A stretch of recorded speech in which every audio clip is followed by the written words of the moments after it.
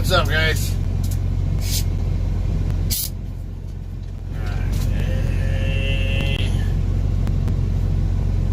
Alright, I'm getting ready to leave the rest area here in a second, but some of my temperature checks.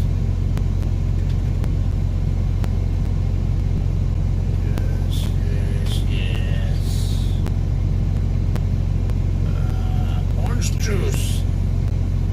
It's orange juice.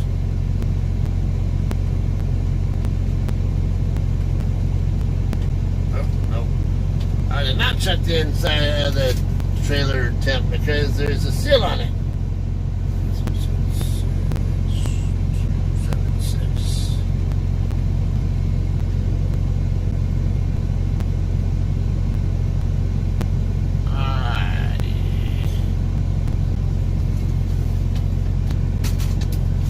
Okay, so at the rest area, westbound I-10 in Arizona right now. What is this, mile marker 54 or whatever the hell it is? I forget.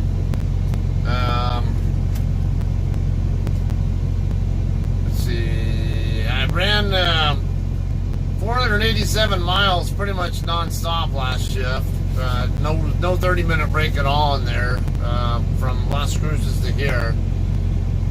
And I stopped here many just for a 30 and a nap, and then I was like, I only had like 3:39 left on my clock, and it wasn't gonna be enough to get me where I wanted to be at, basically at least to our drop yard, if not to my house. So I just decided I'll just do a whole 10-hour break here, get some good rest, and run straight from here to the house, get there a little quicker. I just got a message right before I started, before I came up here, about swapping for a load that delivers in Carson tomorrow at noon.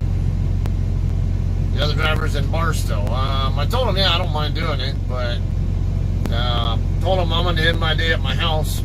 So I don't really care if we swap in San Bernardino or in Victorville, Hesperia, or whatever. So so I asked if they wanted to just have the guy meet me at the pilot in Hesperia or something, because I've got to go by there anyway, and see how that goes.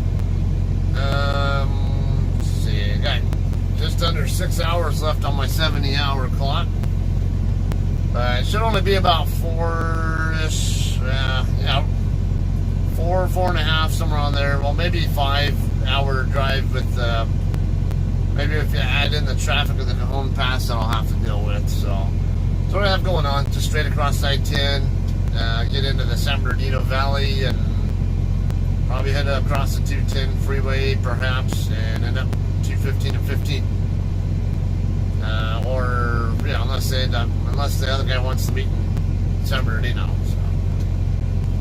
What's that, Rizzo? You still up in Nebraska? You coming back down this way not right now, right? I think you already picked up your other load, something like that. Pretty nice day here. It's 69 degrees, or it was 70. I think this night container truck here took away some of my heat. So I'm wearing shorts and a t-shirt. I'm a happy camper. So I'll be even happier tonight. Alright, so I'll get rolling here in a minute. And I better certify yesterday. Oh, no, it was actually I forgot. It was this morning when I got here.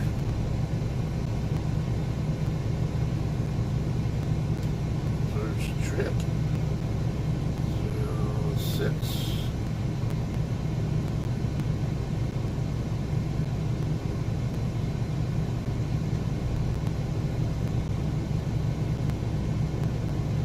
I'll probably make a quick stop at the truck stop right down the road. Give me a drink, whatever, and then run the 200 and what was that, not even 230 miles from here to my place, to San Bernardino. So about 260-ish or somewhere around 265, somewhere around there to my place. Are you going to Barstow? No, I'm not. Come on, Qualcomm, hurry up. That's where he at. No, I'm coming across I-10. I will be going through San Bernardino and Hesperia, but ending my day in Victorville, very close to my house.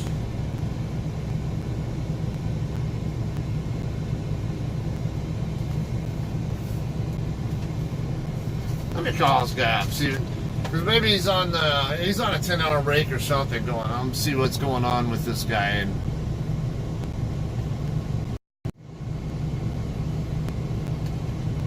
because I want to get rolling, and I don't want to keep Qualcomm email tag whatever to get out of here.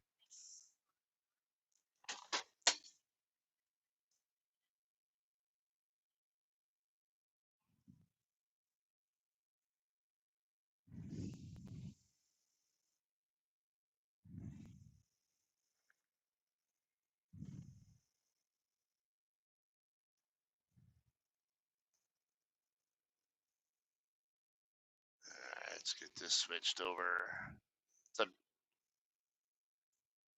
Hello, this is Scott on L3365V. I'm calling for Rob.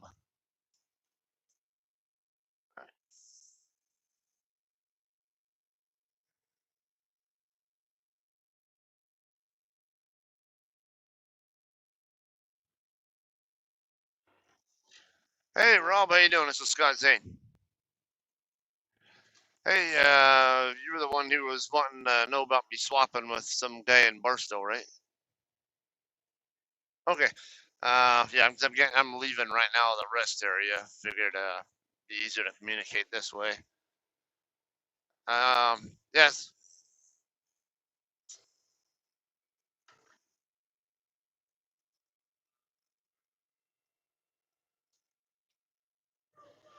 Yeah. What time does he go back on duty?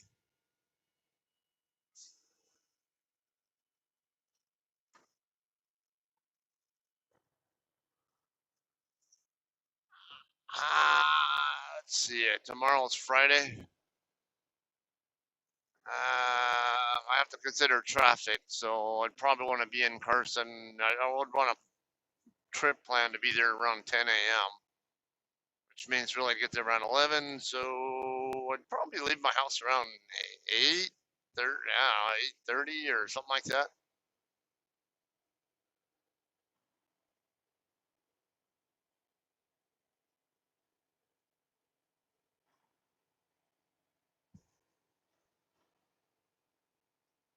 And I'll wanna stop at. Okay. All right. Okay. All right. Bye.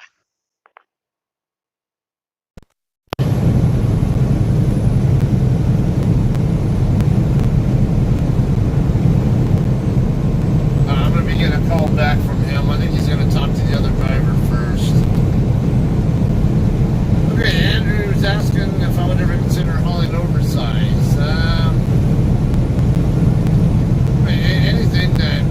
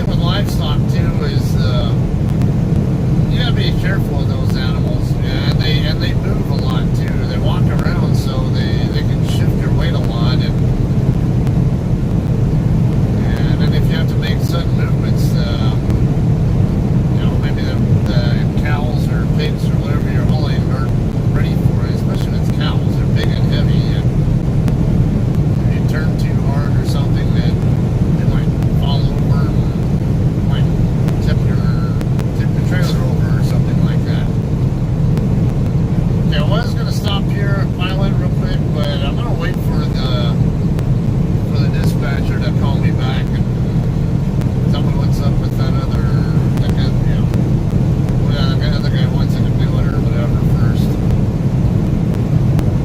Not a big hurry for me to stop for a drink, but I mean, I wouldn't mind getting something to drink before I get into California. Found this Pride place over here on the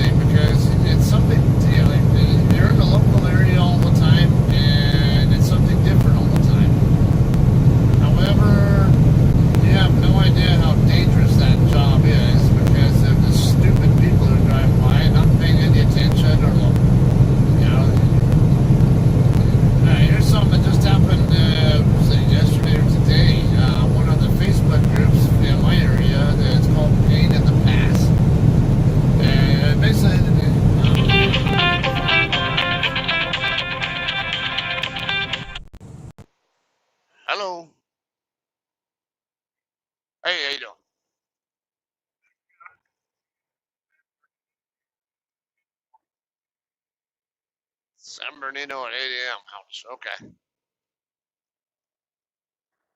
Alrighty, I guess.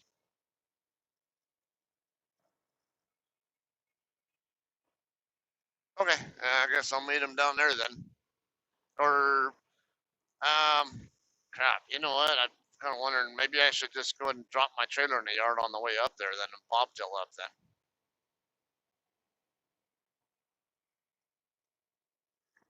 Okay, then,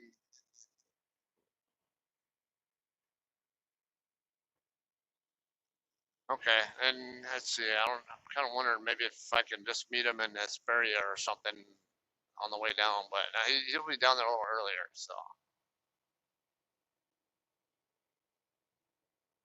Yeah, either way, it's,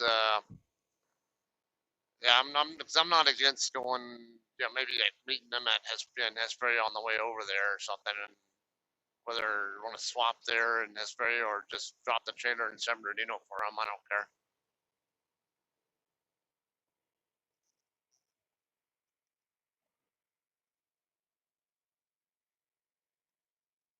One of those kinds, okay.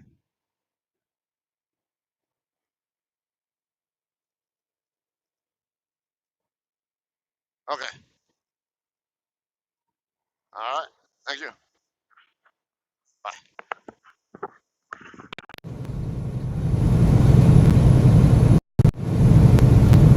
Okay, so verdict is this other driver. It sounds like he's a little bit of an argumentative type, and he's in Barstow right now, and it's just been a little bit difficult. I don't know if it's the fact that he's on his 10-hour break and it's probably just cranky because he wants sleep or something, or if he's just naturally a little whiny bitch or something. So I'm gonna go ahead and just drop this load here in the drop yard on the way home, and then I'll bobtail up to the house, and then I can always just off-duty drive back down to pick up his load from the drop yard tomorrow morning. And take his load over to Carson. Not sure where in Carson his load's going. I don't really care. It might be going to, what is it, Ralph's Albertsons DC, or it could be going, a couple other places down there we do deliveries to. Yeah, I usually pick it up in Carson, but I don't know, K-Pack, I want to say it's technically Wilmington.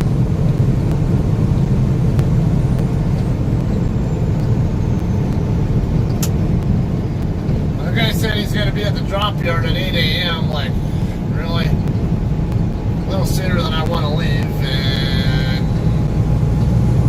I don't want to have to detour over to the drop yard, or back over to the drop yard to grab the load if I can just get it from him right there in Hesperia or something where it's actually along my route.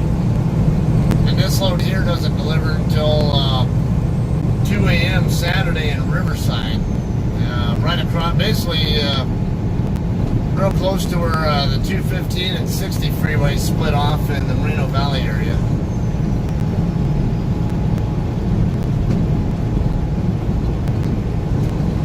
I love getting railroaded.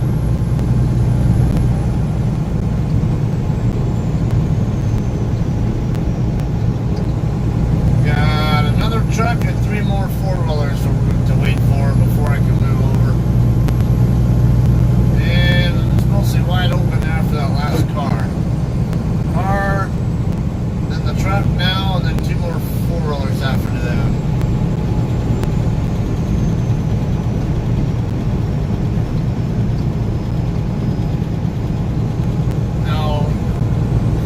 I can't figure this out. Why so many truck drivers are such whiny little snivelly bitches.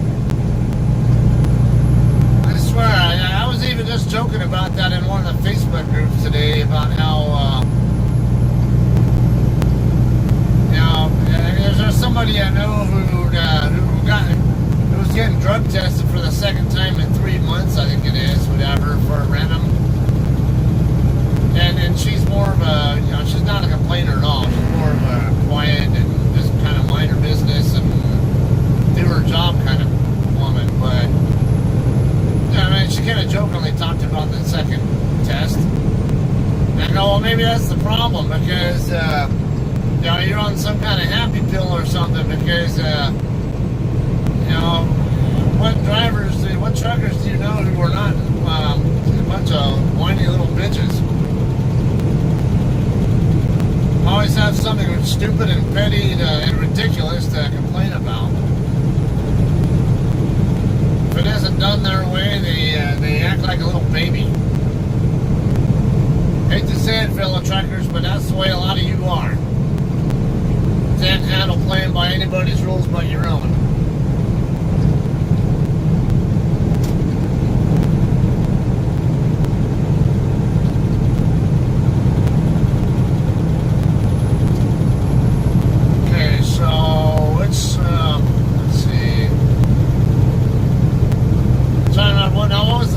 Story I was telling right before the phone call again.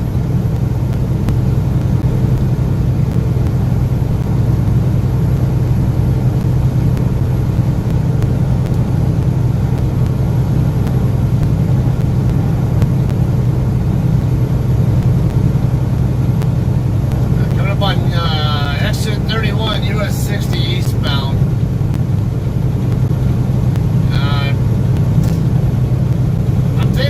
I'm going to probably stop at the Chevron station off exit 5. It's the most convenient for me. I can stop in Quartzsite, which is only about, just over 10 miles out, but I think I'd rather not. Okay, so about the towing thing. Now, thanks for reminding me on that. Okay, there's a group on Facebook called Pain in the Pass. It's mainly devoted for people who commute regularly up and down the Cajon Pass, which I'll be driving up myself this evening and back down tomorrow morning. Okay, well apparently somewhere on Highway 138, they didn't really explain where on 138, but I guess there was somebody who had broke down there on somewhere on 138, and the person who was posting was talking about how their their brother or somebody, their relative, stopped there to help whoever it was who was broke down, whatever. And while they were there, they got hit and killed by another driver who was coming up, and the other driver took off. So they were trying to find anybody who had any kind of information to help them with finding out who the driver was. And unfortunately. And that's something that tow truck drivers regularly have to deal with. I mean, just even look here on the freeways. Sometimes they have to, like for record drivers, they have to hook up to semis and stuff that are right here, sometimes even partially into the lane, and you have to climb underneath the trailer or the tractor or whatever to disconnect the drive shaft, and there's other stuff you have to do. Sometimes you have to be on the driver's side to do, and it's just not safe. And people don't move over. They don't have enough. They don't have enough brain power to back off and get out of the lane, or if they're already in the other lane, they don't have enough brain power or courtesy to allow traffic in the lane to the right to move over, so they are clear of whatever's on the right shoulder. It's just way too many people are incredibly stupid. Even truck drivers are not immune to doing stupid things like that.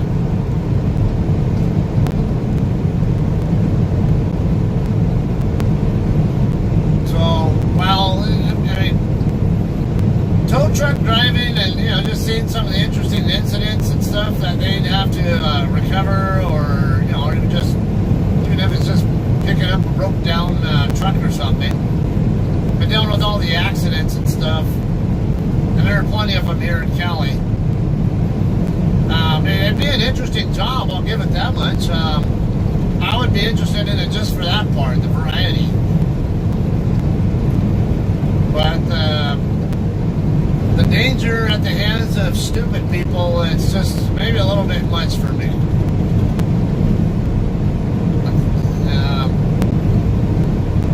I guess on a part, I am between that and livestock and oversize, I don't know. I would actually consider doing tow truck, like record, driving a rotator or whatever, over doing livestock or heavy haul, to be honest with you. But it's the risks that you take, and I'm not sure how well they get paid. I'm just not too sure about that one.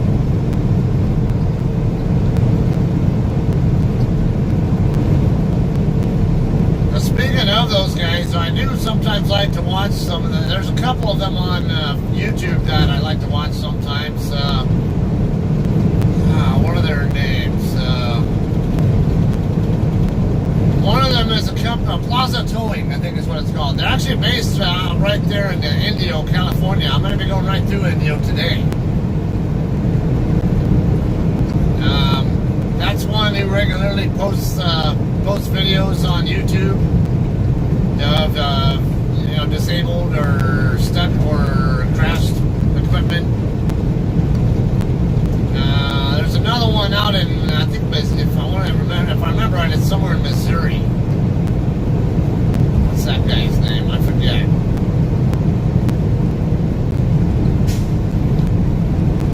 I forget that other one's name, but I know they're based in, I'm pretty sure it's Missouri or something.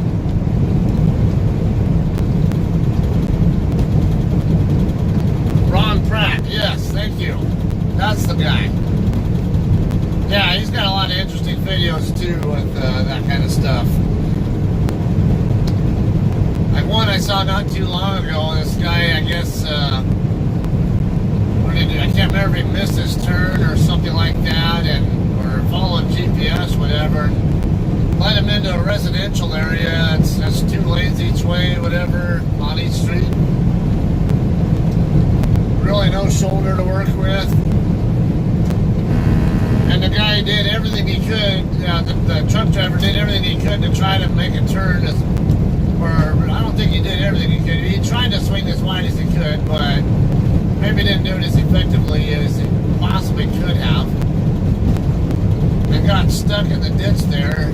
And, I think it's, let's see, I think it was his tractor that got stuck, because he was trying to keep his tractor, his tandems clear of the intersection or something, which I don't think he was able to do. But if I remember right, I want to say it was his tractor that got stuck because he was trying to turn wide. But had I been in that situation myself, I probably would have done something a little bit different. I probably would have tried to do something a little bit more akin to like a jackknife kind of like a 3-point type of turn. Or worst case, call 911, tell the cops, hey, I made a bad turn here, and I'm trying to get myself backed up, and it's not safe for me to back up. I need someone to help do traffic control so I can get off this street that I'm on and do it safely without hitting somebody. That's commonly the best way to handle a situation like that too, where you get in a situation that just looks too questionable.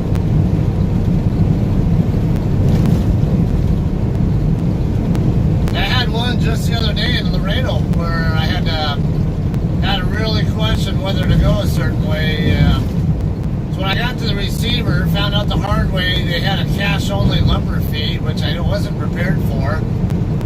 I don't look at I never do the macros to look up the directions for my customer. Why do I need the directions for the customer? And why would I look at the customer's info directions to find out that I need to pay a cash lumber fee?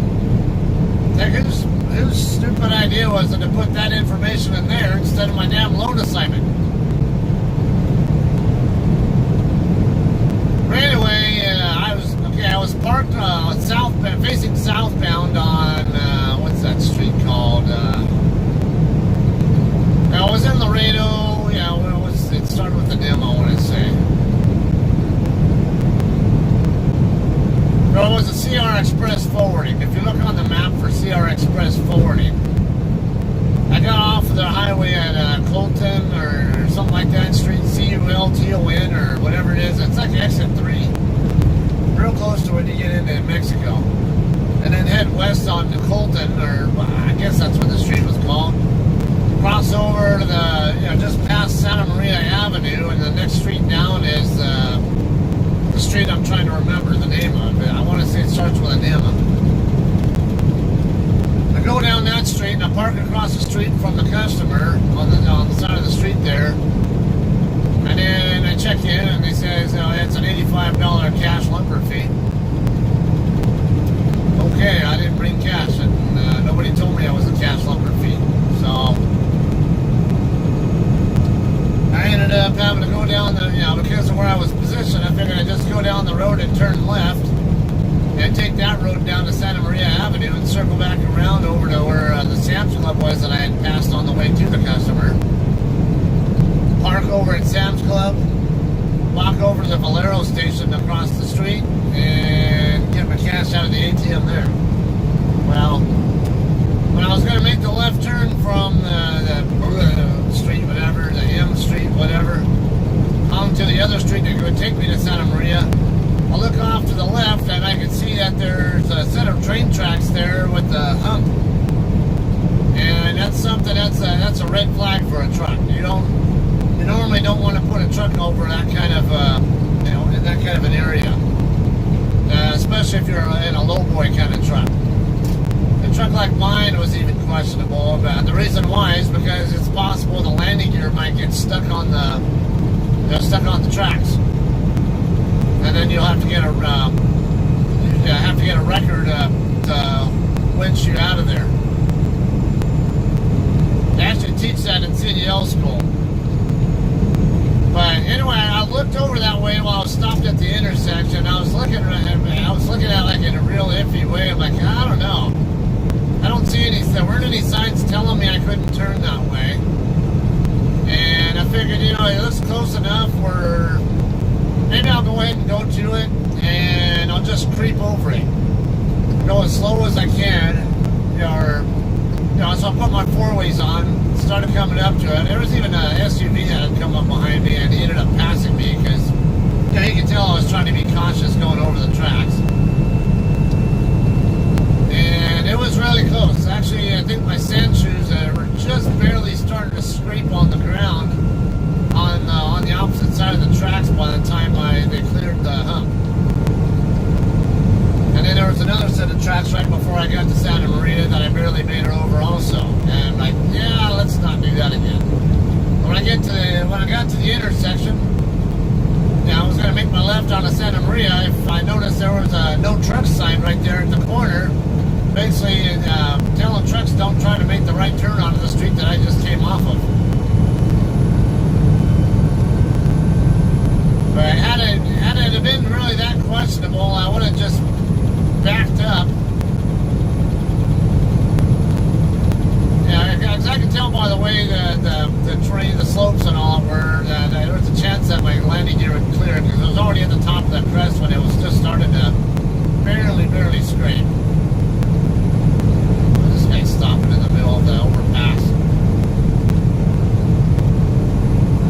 Yeah, that was one of those spots though where if you have to end up at that intersection, you're better off either turning right or, like I mentioned in my Google review of that place, just back up onto the street there that's on the north side of the customer. It's a dead end street anyway. You basically do a 3-point turn by backing your trailer into that street and then nose it back out on northbound onto the street that I was on. Merchant Lane, I think that's the name of the street that I was on. Yeah.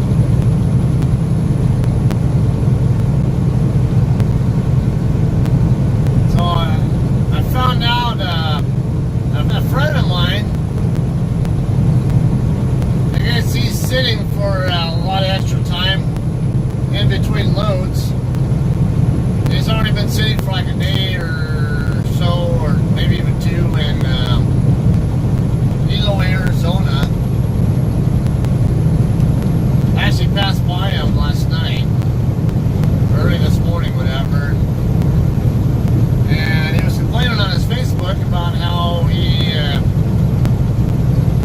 not. Basically, he only got a reload that's not getting him any money because it's only a short load from, I guess, from the drop yard in Tolleson to San Diego or something like that. It's only about 300 and some odd mile load.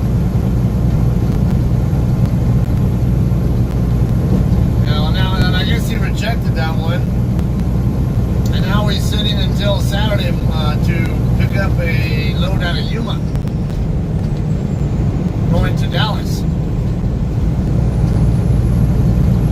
And I find out that the reason why he's sitting is because he actually rejected 3 different loads. I'll wait for this car to go by first. It's coming up kind of fast. I'm trying to climb a hill and it'll take me a little bit of time to speed up to get around this dependable guy. The other guy gets more than enough warning that I'm moving over. Yeah, my phone's getting hot right now, so I'm gonna have the display off.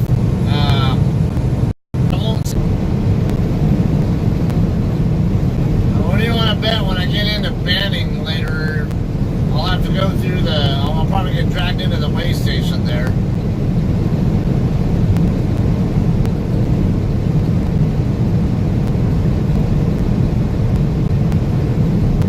For the hill or something. I'm picking up a little bit of speed here. Up to 74, 75 now. I still have I'm just barely down touching the Jake brake, so. And even in 10th gear, it's holding me just fine. It's actually, I'm already back down to 72. Although this is a pretty frequently traveled lane for us. Mainly our team trucks going back and forth between Cali and Florida. Also, sometimes Cali and the Dallas Fort Worth area. Or, anywhere in Texas, actually.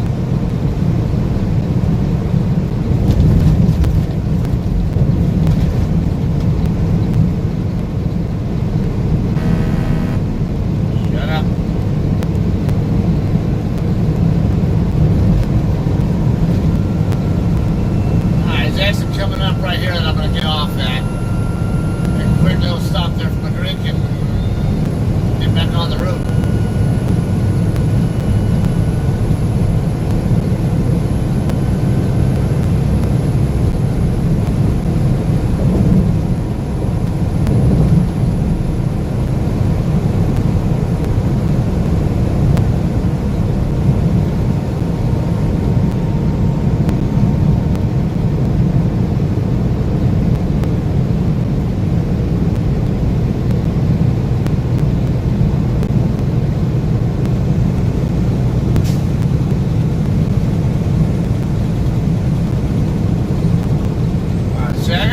Coming up behind me, and he's had someone beside him, and I got my turn signal on and slowing gradually, so he knows way in advance that he should move over. Give him plenty of opportunity to get out of the way so I can slow down without disrupting him.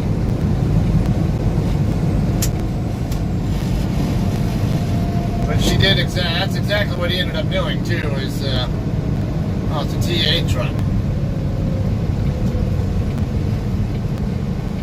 As soon as the pickup that was next to him got around him, he moved over promptly, and the amount he had to slow for me was very, very minimal, if even at all.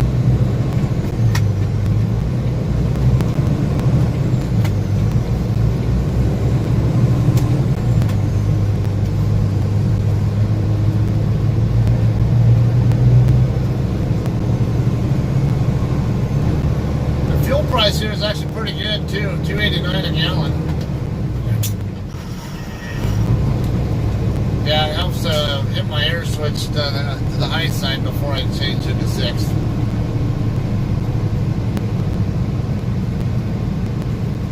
Kind of naturally grab it with my pinky finger on when I'm switching gears, and there's different schools of thought too on that. When you're in a manual transmission truck, some people like to flip to the high side as soon as they're into, like say if they have a 10-speed manual like I have, they might want to switch into 10th as soon as they're in, I don't want he's at.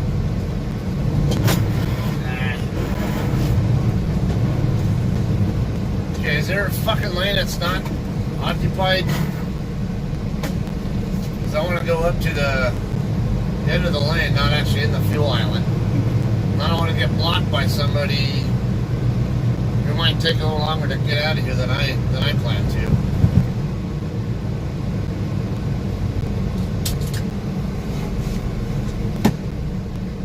Alright. Good enough. Alright. Looks like 4313 is the number I'll be swapping with. His name is William, 505 area code.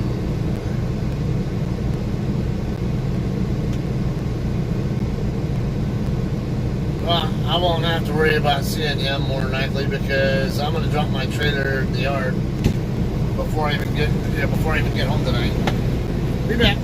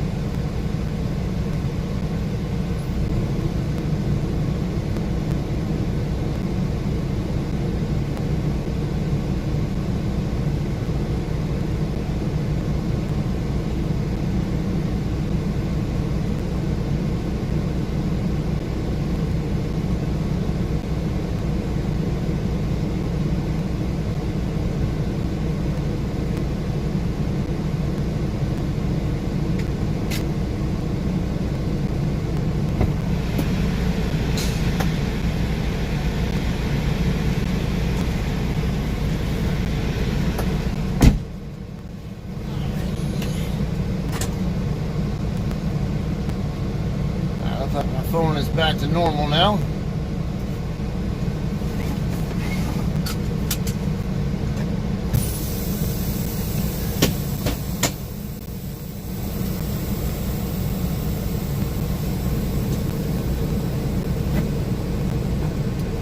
Alright, let's get rolling again. What little 70 and 65 zone I got left before speed limit drops to 55.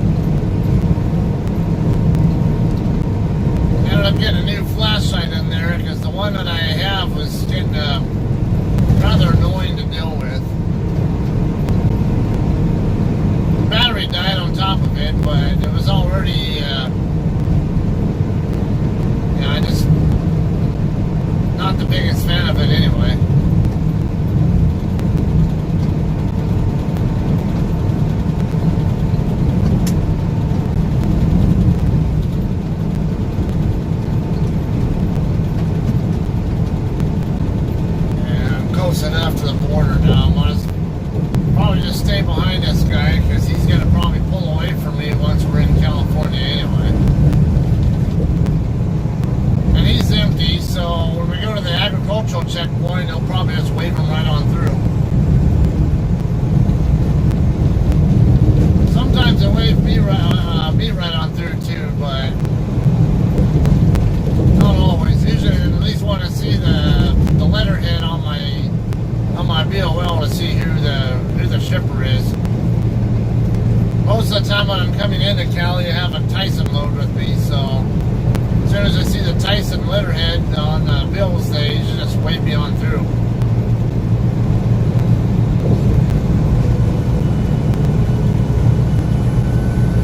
Yeah, that's it.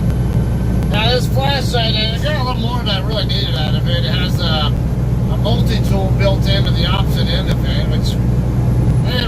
care about. I don't need that. I just want a flashlight that's gonna actually work good and be reliable.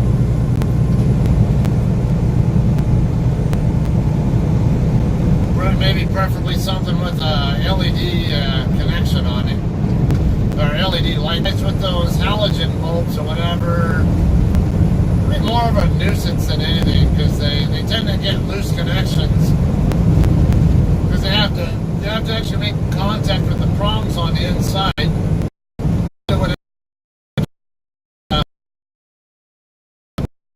Maintain a good connection.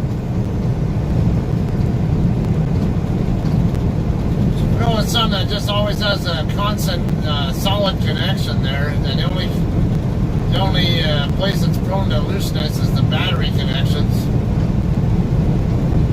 You know, which usually has a spring to push against it anyway. I think maybe it'd be a little bit better.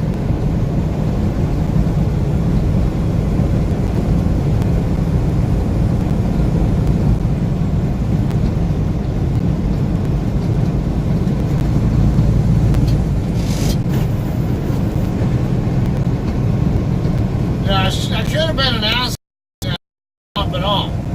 I shouldn't have to go out of my way to the drop yard for especially when I'm probably saving him from not only a late load, but probably preventing him from having to deliver to Albertsons, which is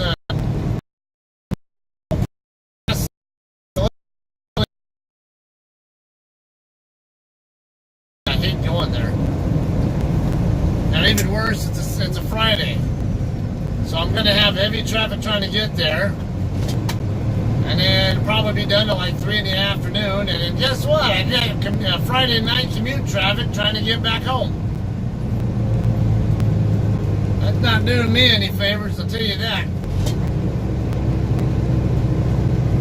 The only favor it does me is I get empty faster.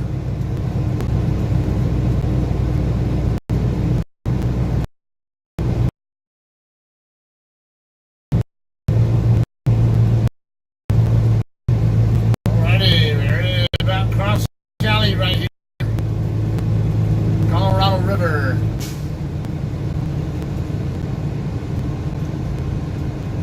The water level looks incredibly high here. I guess it's enough, but it could definitely be a few feet higher.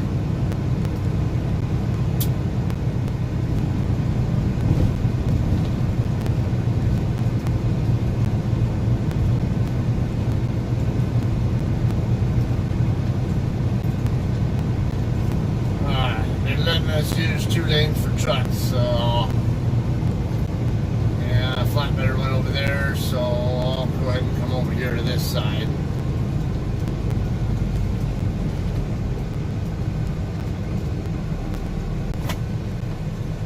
So how long is it going to take you to move over there, Blue Freightliner? You do know that truck's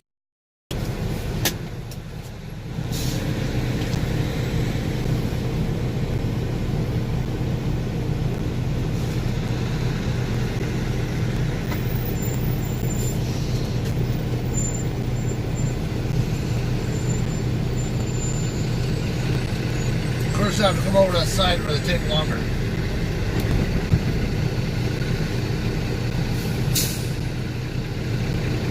I can't imagine this rental truck can take that long to get through here. Get out, nobody invited you. Seriously? This is an everybody inspection. Even 4-wheelers have to stop for inspection. It's an agricultural checkpoint. Florida and California are the only 2 states that do this. And the reason why is because we have such large produce farms. We're the main produce producers in the U.S. See that moving van ended up getting moved over.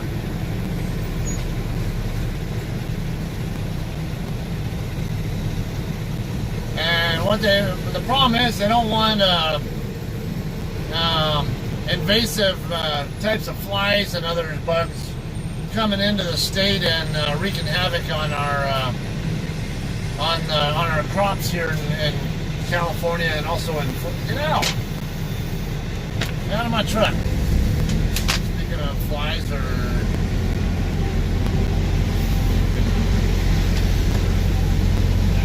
Well, I told him.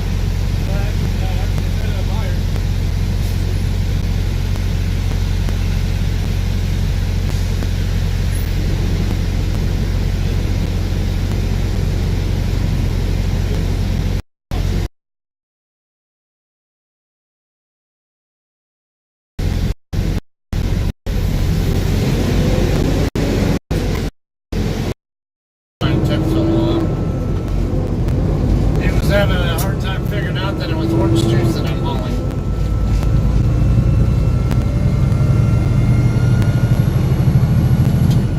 Okay, so yeah, even four-wheelers have to stop and declare whether they have any fruit, any produce in their vehicles with them.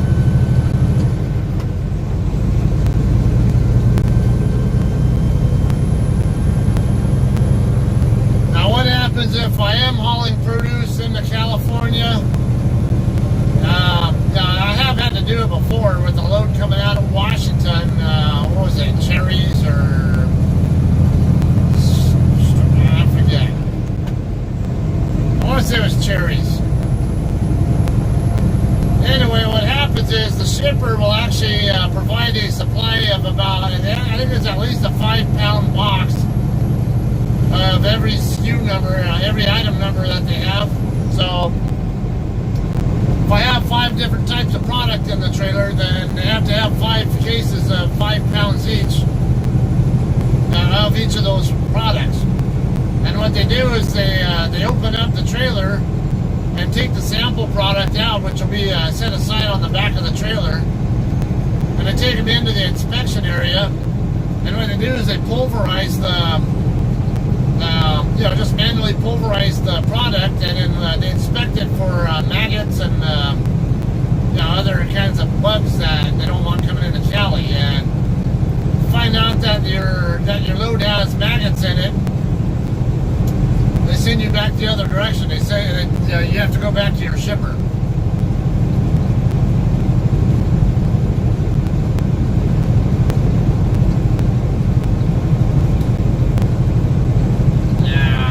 Look like it's getting a little on outside again.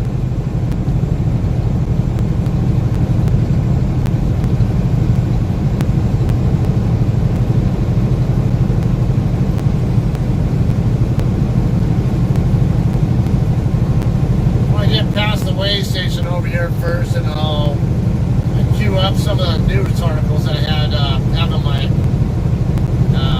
voice aloud queue.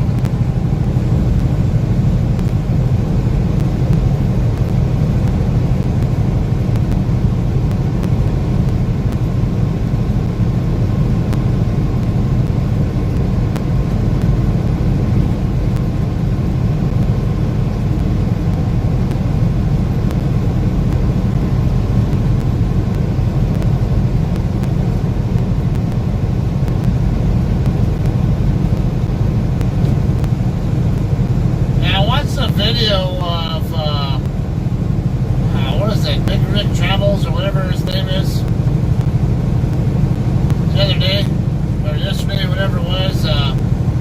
Basically, guy's a tanker driver. He doesn't post live as far as I know. He just posts blurbs, vlogs, whatever, what he's doing about a day after each actual thing. Kind of talking about how for security reasons you don't tell where your load, where your load's coming from, what kind of load you're hauling, or where it's going to and stuff. And then he always posts like 24 hours after, so you never know where he's actually at. You only know where he's already been. That is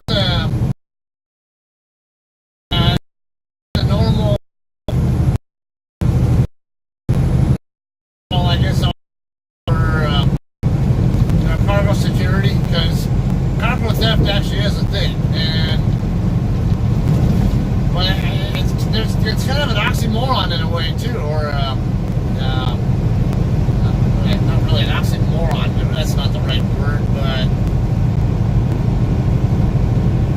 I don't know, kind of a parabola or whatever. I don't even know what you would call it.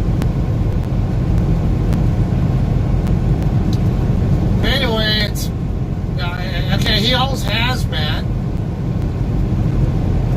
Okay, it's not hard to figure out what they're hauling, because when you have a hazmat load, you have to have placards on your truck, basically on all sides, basically the front, back, and both sides. And there's a code there that tells what kind of product, what kind of item it is. So if it's like jet fuel, it'll say 1863. Or if it's gasoline, it'll say what is it, 1210. A rocket scientist. All you have to do is Google for hazmat code such and such. Like, what is it? There'll be a code for it. You just have to Google for it, and it'll tell you about what, basically what kind of product it is. And if you really have that nefarious plan, all you have to do is look for anybody hauling that particular type of product and hold them up.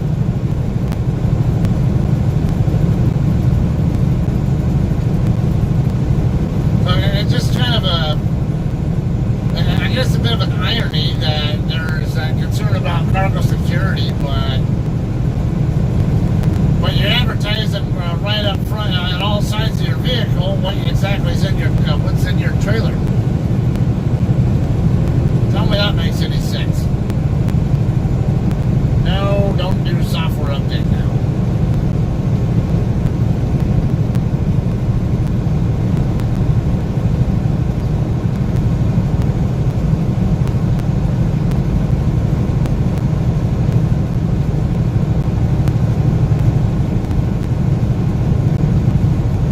Video he was telling about how he got turned away from his customer, and basically what it boiled down to is what happened is his pickup information, I guess, did not match what he was, the load information he was actually picking up. So they basically turned him around and told him to leave, because his pickup number did not match what load he was trying to pick up. And that's not an uncommon thing. I've actually had the same experience myself several times. Usually it's just leave until you have the right information and then come back with the correct information, which, whether it can be a case of if you're dispatched, not someone at your own company failing to update your company's system with the information that is needed, or sometimes it's also the shipper's end or whatever, where they send your company the information but it's the wrong info. It's like I had one that had happened in a pickup in Clearfield, Utah, that was supposed to come down to Mira Loma, California, here in California. Pretty close to, actually I'll be going pretty close to Mira Loma tomorrow morning. But, okay, I was supposed to pick up a load there in Clearfield at like 12:30 in the morning, or 00:30 local time.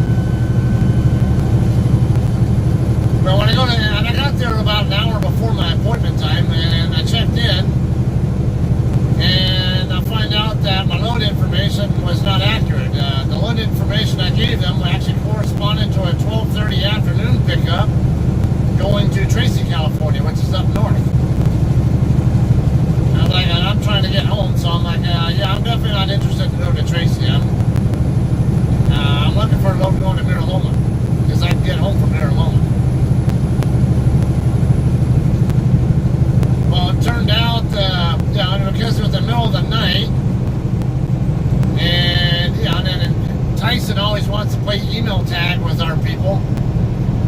So basically, I let our dispatch know, what's going on, that I couldn't check in, and then on top of that, I think the shipper was closed for like a few hours, whatever, something along that, or nobody was in the office at Tyson or something, because it was a Tyson load that was picking up at Americold cold storage facility there. And basically had to wait for our day shift people to show up, our planners and CSAs and all that, and have them play email tag with the Tyson people. And they were not able to get the right information, but then the day shift guy at Americold, they were trying to help me out. They were really good there. I ended up asking him, is there any way you can just, because he found out there really was a load that was supposed to pick up at 0030 from us that was supposed to go to Near Loma, and it had not been picked up yet. So I told him, I bet you that's the load I was supposed to be here for. And I can't get any good information out of my people, and I guess Tyson keeps giving them the wrong info. So I asked him, is there any way you can give me the pickup info for the load that was supposed to get picked up, and then I can give it to my dispatch and then have them correspond with Tyson to figure out if that was actually the one I was supposed to get. So yeah, he allowed me, he went ahead and gave me the information. They're not normally, most places they won't do that for you. So that's kind of a security issue, but they ended up basically going around the circle and then came back around and said, yeah, that's the right one.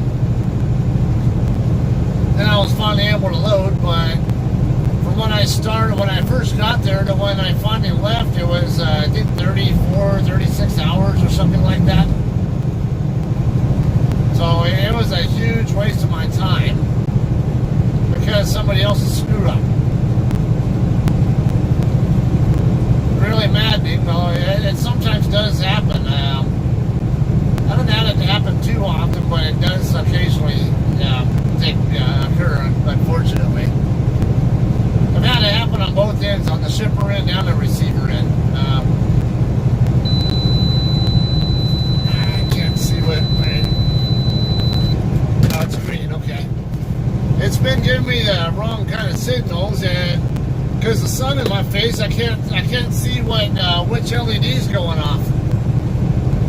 Okay, scale closed anyway, but yeah, with the sun coming off from the left side and front, shining right at my pre-pass unit, I can't see which light is lighting up. And normally I go by the tone if I can't see it, or if I'm not looking, whatever, because it usually makes a distinctively different sound between a green light and a red light. But green light does not normally sound like you just heard. It normally has a dee, dee, dee, dee, dee kind of sound.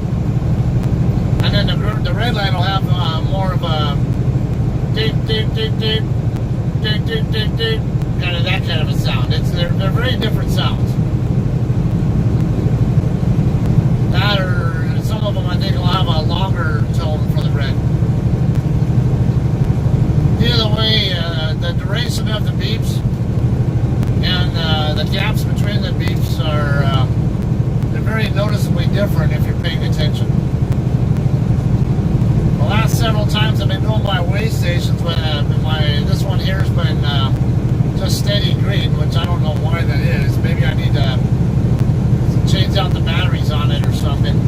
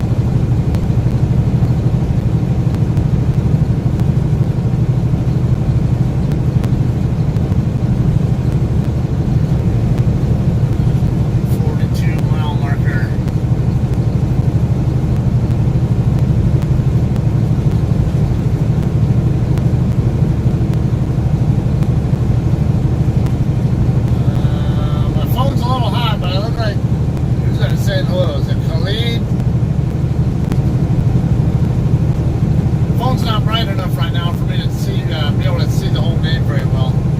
I think it says Khalid. How you doing?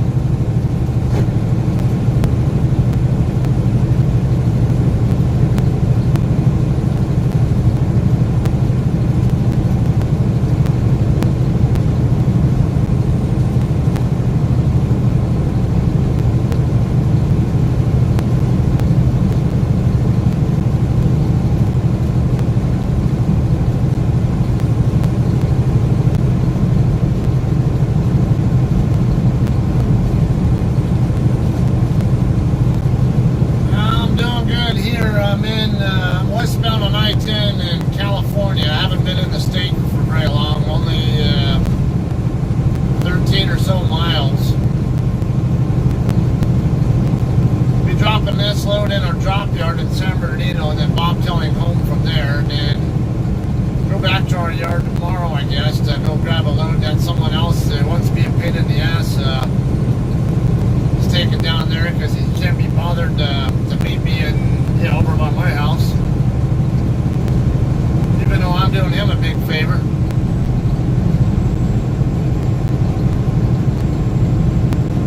I'm tempted to call them back up and tell them either the guy swaps with me in Hesperia or no swap at all. So if he wants to be a freaking pain in the butt, because he's sure not conveniencing me at all tomorrow with having to drive through LA commute traffic both directions.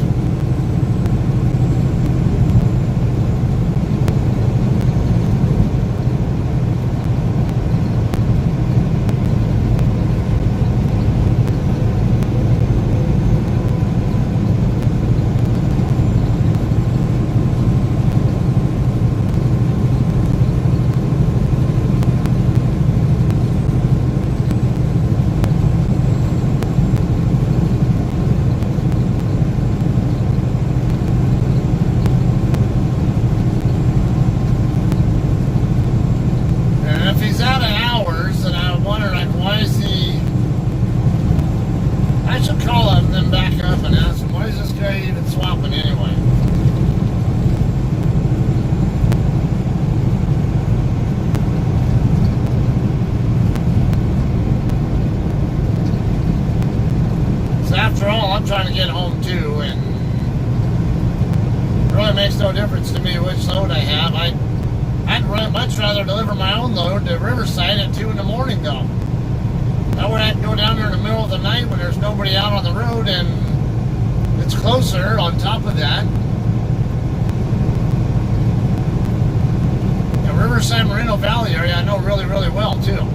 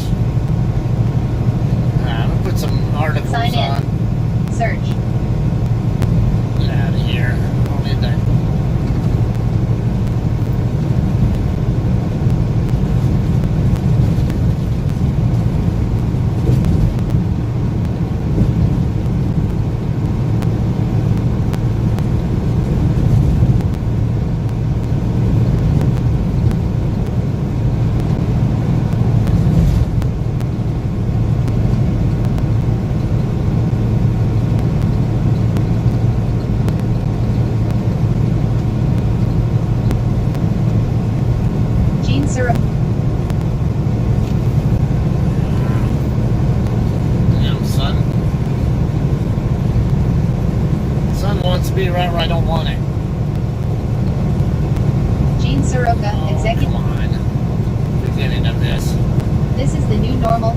California businesses pessimistic on Phase 2 deal. Despite a Phase 1 deal officially signed with China Wednesday, businesses heavily exposed to trade between the world's two largest economies worry the damage has already been done. In California, industries from banks to cemeteries have felt the impact of the trade war and expressed pessimism over the odds of seeing relief under a Phase 2 signing. On Wednesday, President Donald Trump signed a Phase 1 deal with Chinese Vice Premier Liu He. Although the Phase 1 deal steered clear of additional tariffs being applied, it does not remove existing 25% tariffs on about $250 billion of goods. Trump said Wednesday all tariffs would come off when Phase 2 is negotiated, although it's not clear whether that would occur before the 2020 election. In the meantime, effects are still being felt in California, which itself would represent the world's sixth largest economy by GDP. The Golden State is also home to America's largest port by container volume and cargo value. In November, the Port of Los Angeles saw exports fall over 9% year-over-year, the 13th consecutive month of contraction in U.S. goods shipped abroad. Gene Soroka, executive director of the Port of LA, says a Phase 1 trade deal is encouraging, but doubts that its signing will restore export activity at the docks in San Pedro. Soroka said that China contractual agreements to buy soybeans from Brazil make it unlikely that export activity will recover instantly. There is not going to be a lever we can pull once this Phase 1 is designed and all this cargo comes back, Soroka told Yahoo Finance. Movies and cemeteries. But even outside of industries directly tariffed by the trade war, business relationships between the U.S. and China have been fractured amid China's crackdown on capital outflows. Chinese movie studios, for example, have historically provided large sums of financing for American movies to find films for export to the Chinese market. They also hope to learn from American movie studios about how to create international films of their own. Los Angeles-based East West Bank, EWBC, the largest Chinese-American bank in the country, is one of the biggest players connecting Chinese investors with U.S. movie projects looking for financing. But East West CEO Dominic Ng told Yahoo Finance that not a drop of money from China flowed into Hollywood in the last year. Broadly, Ng said cross-border investments from China into the U.S. have tightened up since 2017. Politically, it's just not appropriate when you have the parents fighting, Ng told Yahoo Finance. East West Bank Chairman, President and CEO Dominic Ng speaks at a luncheon last year in Shanghai. Courtesy, East West Bank. Ng says he has steered clear of many Chinese-funded commercial real estate projects in Los Angeles, but noticed that fewer project proposals have come across his desk amid reduced investment flows into the U.S. In another effort to channel investment back into the Chinese economy, Chinese regulators in 2017 imposed a RMB 100,000, about $15,530 cap on the amount of cash that users can annually withdraw from Chinese bank accounts while in other countries. One industry that's been particularly affected, funeral services. Service Corp. International, (SI), one of the largest publicly traded death care stocks, owns 483 cemeteries in the U.S. and Canada but points to Rose Hill Cemetery, in the eastern Los Angeles city of Whittier, as one of its largest. Yeah. I'll call a home guru guy again and just want to find out what's this guy. Why is he even needing a swap?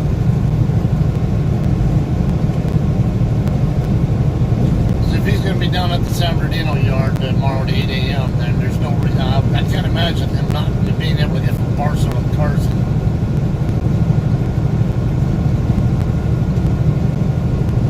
This guy wants to be a pain in the ass. On Amia's trailer in Hesperia, so I don't have to go out of my way.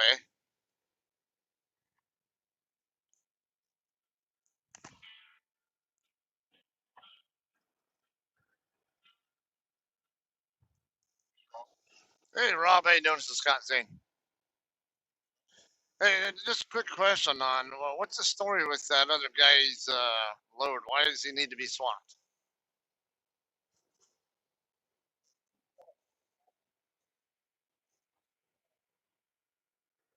Okay, so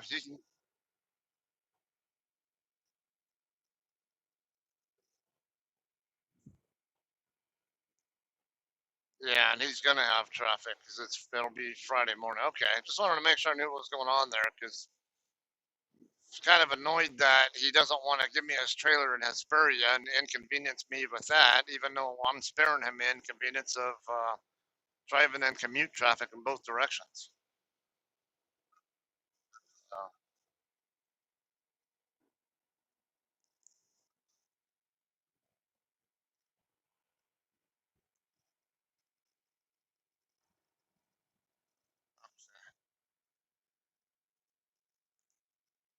okay, yeah, I'd rather swap with him in Hesperia, to be honest with you. I don't mind dropping my load in San Bernardino, but if he's gonna go right past my home anyway, it's because I have to go off course to go to the San Bernardino yard versus how I'd go to Carson.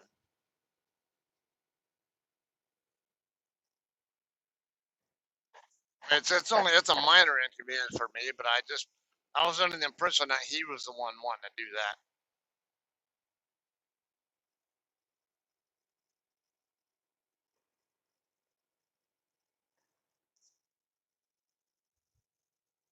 Man, if it makes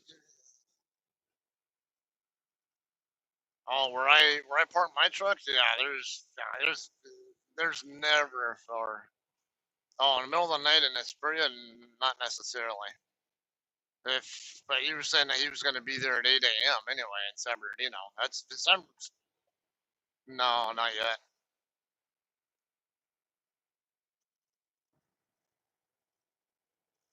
Yeah, I mean, I'm okay with meeting it, getting it from the San Bernardino in the ass or something.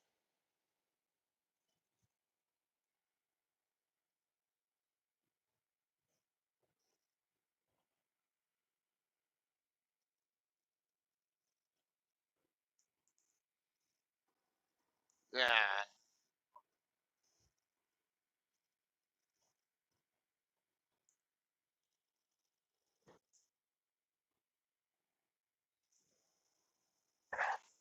yeah, because I have the hours to work with, and I can get there. I have hours to spare to get there, so and he can.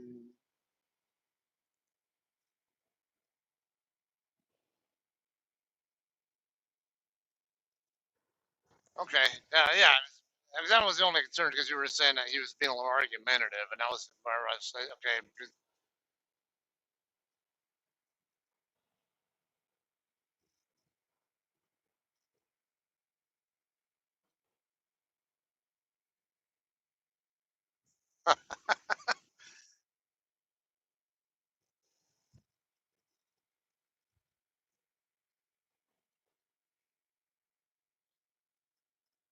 Oh, then in that case, in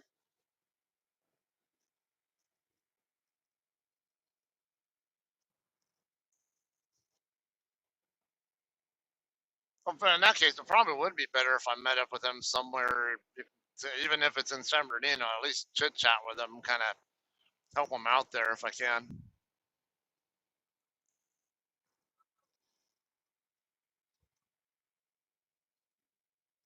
Yeah, that'll be fine for me.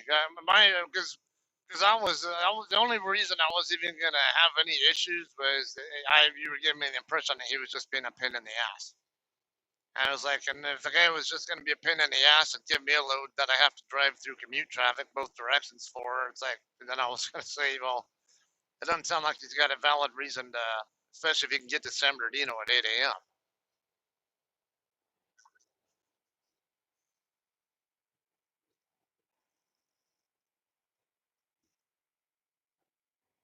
Nah, he's not gonna make yeah, he won't make it to Carson then because I've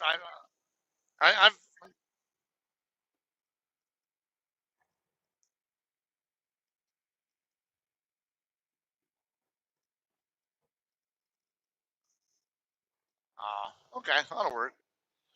Yeah, if he doesn't even have an hour on his 70 and he's only getting barely two tonight, he's not gonna have enough to reach Carson. I can guarantee it. It's I've had time where it takes 3 hours just to get from my house, which is 30 miles closer to Carson than Barstow, and it's taken me 3 hours to get down there. So all right,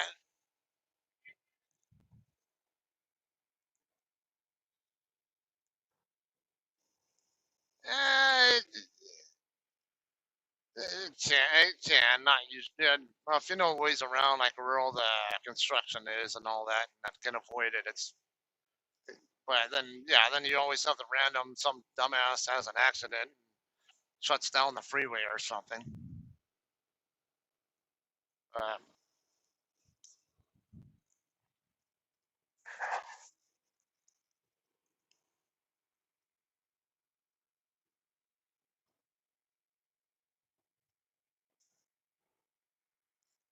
Possibly, yeah. I know it don't.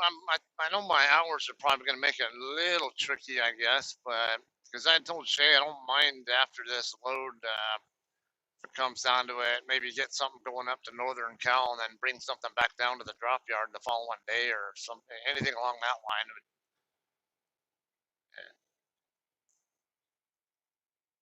Okay, yeah. If it's all right, yeah. If it's not too much going on, it doesn't bother me to sit for the weekend at home. So, but if there's something going on you guys need help with, I don't doesn't bother me at all.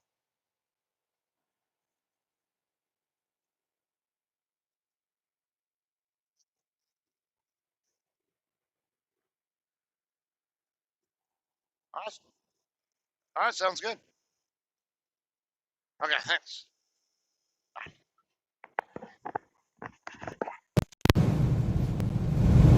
Okay. Yeah, and I'm kind of glad I called the home Rob first.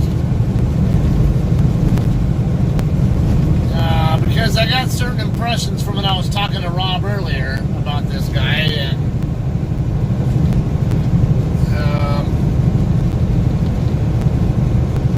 okay, so this guy I'm swapping with is a new driver. He's new to us. I don't know anything about the guy. He's just new to the company. Which he's got a brand new truck on top of it. Hey, what's up, Matt? Also, look like Khalid. Is it Benatti? That's right.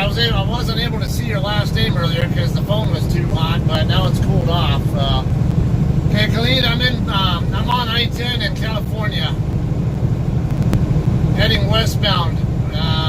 Gonna drop my trailer to San Bernardino drop yard and then just bobtail from there back up to my house.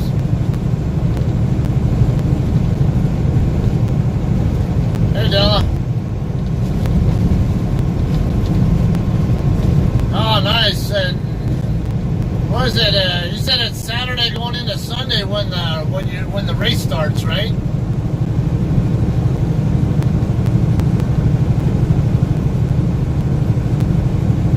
Okay, so anyway, this driver, he's in a brand new truck, the 4300 truck number, which is brand new.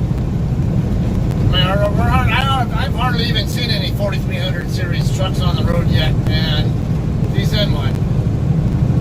And he just started with the company recently, and I guess it sounded like from what Rob was telling me, the guy was under the impression that there are local drivers available to, like maybe he could drop the load in the San Bernardino yard, and then like a local driver can pick it up from there. Well, yeah, I'm local, but I mean, usually what happens is the local drivers, the ones who actually do work permanently out of the San Bernardino drop yard, they usually get tasked to take stuff up to Northern Cal or Central Cal or whatever, maybe make a delivery, and then the next day they'll come back down with another load and drop it in the drop yard.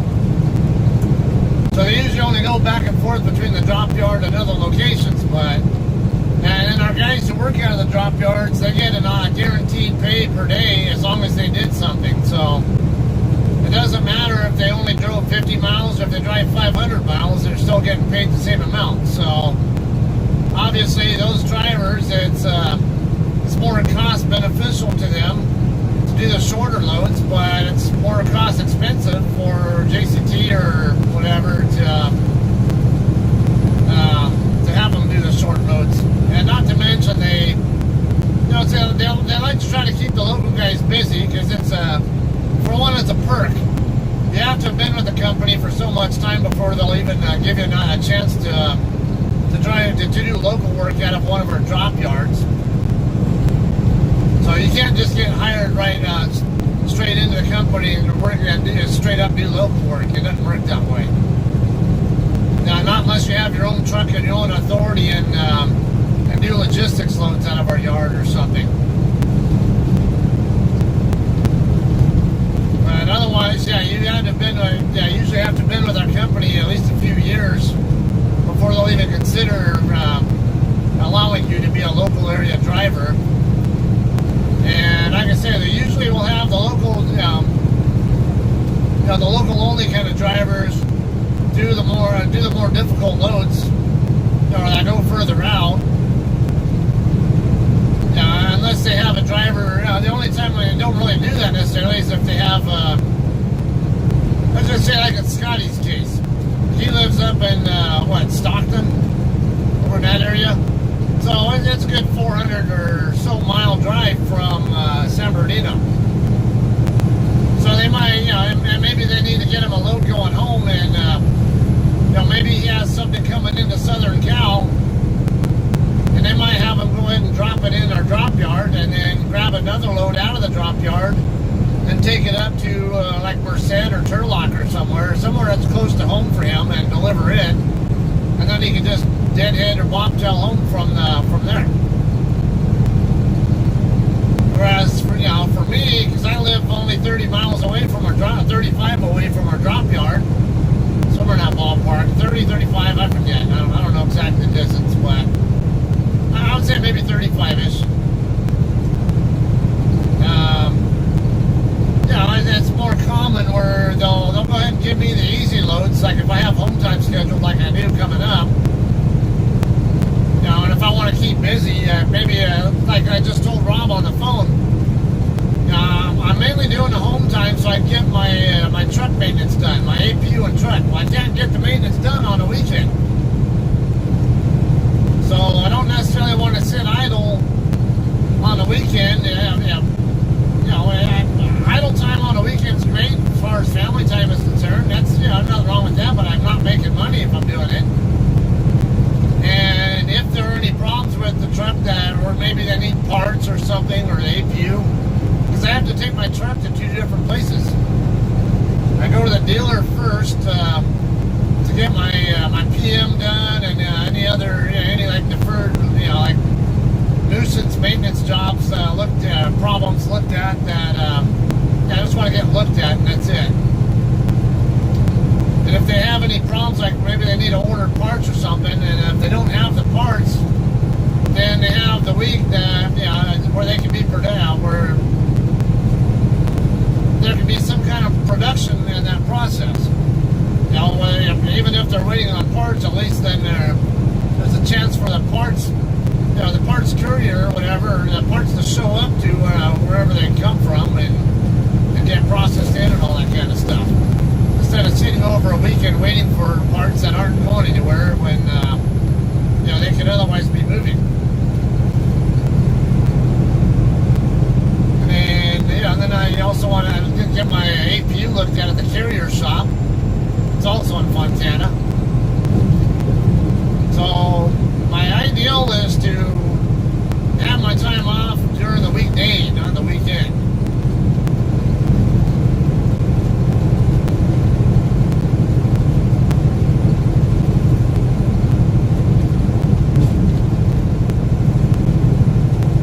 Better off dropping the truck off on a Monday, then you have all week to get parts and stuff, etc. Yeah, now I might end up having to spend maybe a handful of hours at the dealer, which I don't want to do. So that's the other thing is I don't want to hang out in the lounge there for who knows how many hours, and then possibly be told, no, we need to get order a part or this or that, and then find out I need to go home anyway and wait for the part to show up. So I'd rather just drop the truck off, let them do what they got to do, and then maybe head back up the hill, and then maybe the next morning or something, go back down, get the truck, if it's assuming it's done, and then take it right across the freeway to the carrier shop, and have them do the work on the APU, and then go back home and go back down and pick the truck up. And maybe have a day of relaxed time at home, and then after the third day, get on the road. That would be the more ideal scenario for me, I think. And anyway, going back with this swap, though, the guy's new to the company, and I guess he's under the false impression that you can always just drop the load in the drop yard, and local drivers are always available to take it. But the problem is, we only have so many local drivers, and sometimes they're busy doing other stuff, and they're not. They can't always. And it really is a good thing that they are swapping them out, because according to Rob, the guy has basically down to nothing left on his 70-hour clock, and he only has about 2 hours left coming in tonight. So I was telling him, if that's all he's got, he's not going to make it to Carson. Now he might barely make it there in the best traffic conditions, but going down there on a Friday morning dealing with commute traffic, he's got no chance in hell of that happening.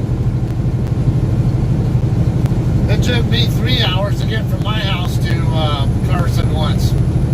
Or I think it was the Carson. Somewhere down that way. Right in that area. I think it was in Carson. Just, I don't know exactly where in Carson this load's going, but I have had times where the traffic's that bad, and it's only 80, 90 mile drive from my house to Carson. Normally it only takes me about an hour and a half under normal conditions, and it actually took me 3 hours to cover the distance. So that's why I plan to leave my place, at least, be leaving my place around 7:30 in the morning, head down to the drop yard, and then meet up with him, and I don't know, maybe I can chit chat with him and kind of help teach him a little bit with some of the ways things work with us, or see if he needs any other kind of help in any other ways. Hey, Anthony.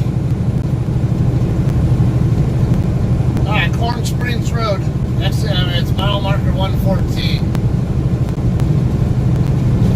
So a little bit less than 2 hours to the San Bernardino and Riverside County line, which is, if you look on a map, right where Yucaipa and Calamasa meet up on I-10.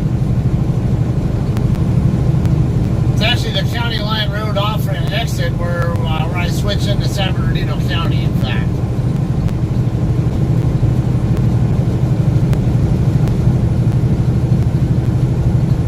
So I'm doing about 60 right now. It took me just about 2 hours. Factoring in climbing Kiriako Pass over here, which I'll be climbing before a hell of a lot longer. That'll slow me down some. Maybe not as much as when you're coming eastbound climbing up it.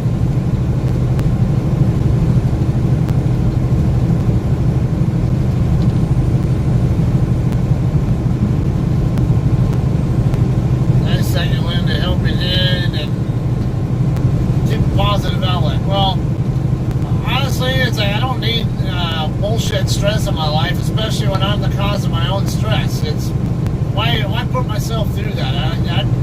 I'd rather enjoy my life and then just use my brain and analyze situations and get a better understanding of the big picture of what's going on. And I get that sometimes things aren't going to necessarily work out in the way in your favor all the time, but and honestly, if you can't work in a team environment, this isn't the place to be. Go drive in a small company, or go get your own authority and drive if you don't want to work as a team with other people.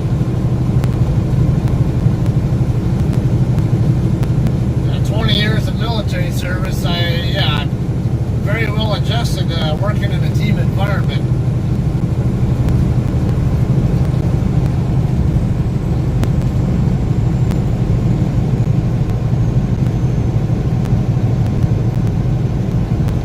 Unfortunate thing too, like I was talking about with I think you were not online yet, but I was talking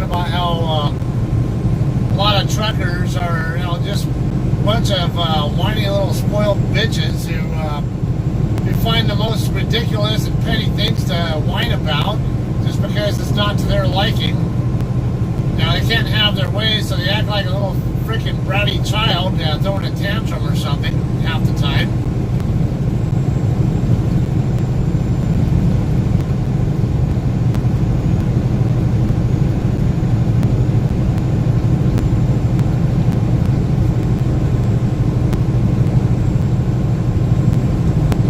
Become a truck mechanic.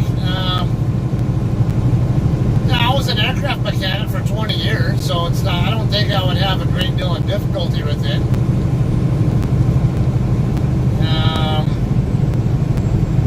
Not sure I'd want to go through the certification process and all that, because you got to be ASE certified to be a diesel mechanic, and I got a family and all that, and honestly I kind of like driving for I like the adventure and the relaxing atmosphere here, where I can drive as hard or as easy or lightly as I want to drive, as long as my load gets delivered on time. Nobody cares.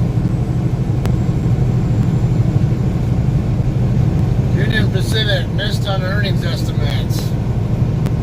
Yeah, that doesn't surprise me, because the manufacturing sector has been in decline recently, and transportation companies tend to be more reliant on manufacturing companies and our sector companies than they are on services sector companies. So that doesn't surprise me when trucking and railroad companies are reporting some difficult earnings performance this quarter. That was a friend of mine who one of my fellow admins for my TSP group that I run. He and I both track earnings of all the S&P 500 companies, and he was just giving me that update.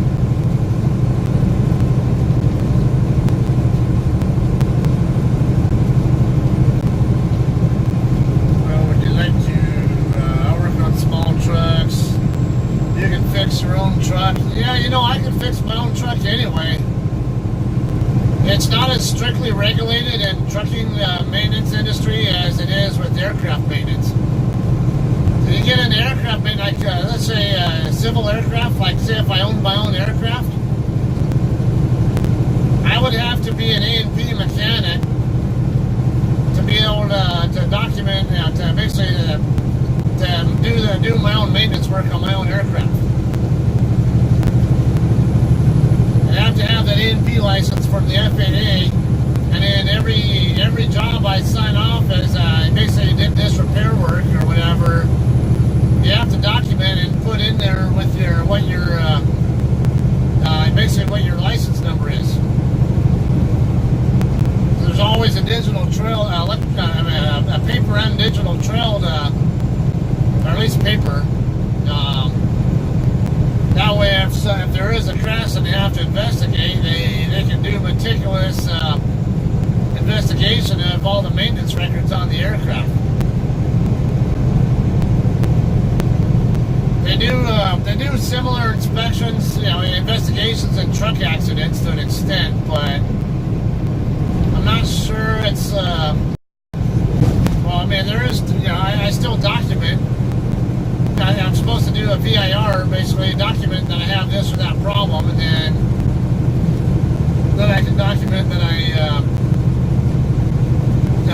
did certain repair on it. So yeah, there is that, but do I necessarily need to have an ASE license or certificate, whatever, to do the repair work on my own truck? I wouldn't say not necessarily. I know a lot of drivers who do their own maintenance and who don't have ASE certifications.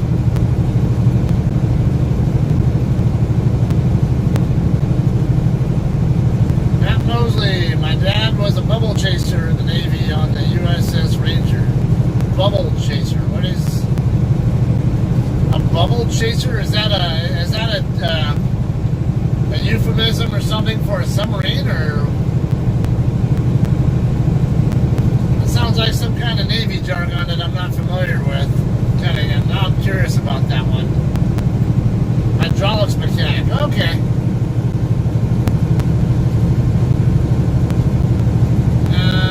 What are we? We have nicknames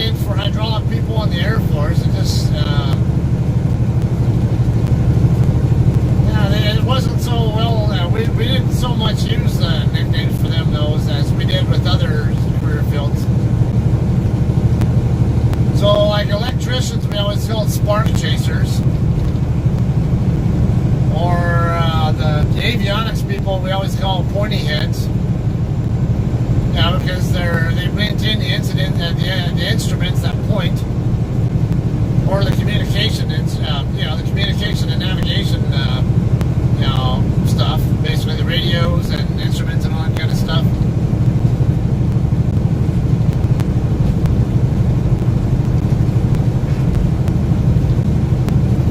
That damn sun's right in that spot. I can't do much with. Again, it's just on the right side of my A-pillar, but my visor doesn't go far enough over that way where I can do anything with it.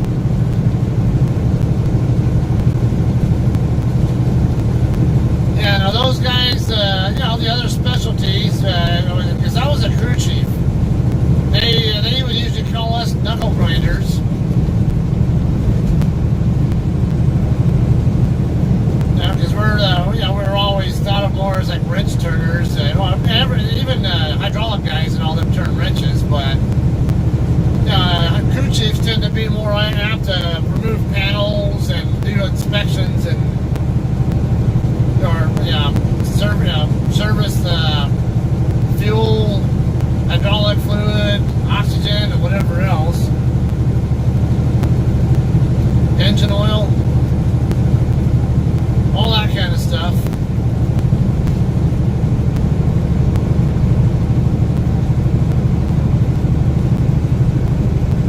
But we would also do a little more of the heavy maintenance too. It's like when I was in the specialty repair shop, where we had to be a crew chief by career field, but it was a specialty shop. We didn't work the flight line normally. We worked in the back shop, and usually most of our work was on hangared airplanes, either rigging flight controls or removing flight controls or landing gear or stuff like that. Bigger jobs. And of course you do a lot more wrench turning with that kind of stuff. So they would call us knuckle grinders.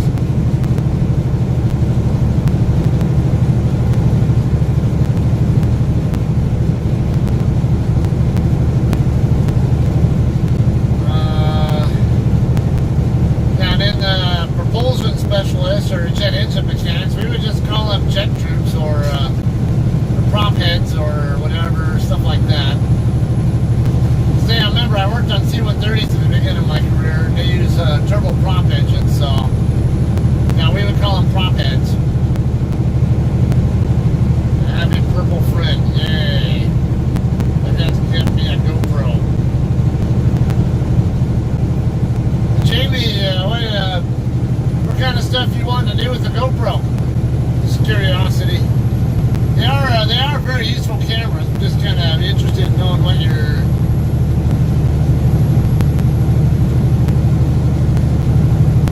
You call them Sparkies for electricians. Yeah.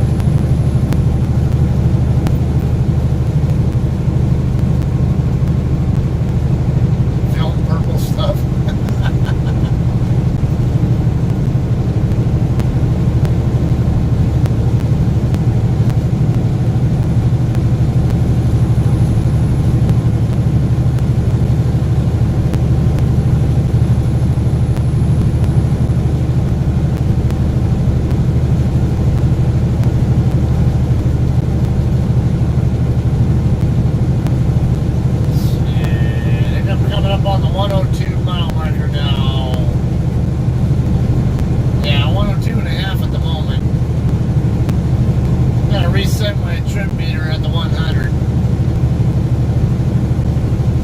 Hate the mile markers here in California because they aren't always there. And when they are, they're white with black writing, and they're impossible to read at night. You just want to be like Scotty, okay? You know what, Scotty? I think his main use for that GoPro though is when he has it on his hat. He puts it on the back of his hat, and he wears his hat backwards, so. When he's streaming live, you're not watching the GoPro, you're actually watching his phone. And he's had some other ones that I just saw more recently where he's got rear-facing stuff, and I don't know what's going on there. I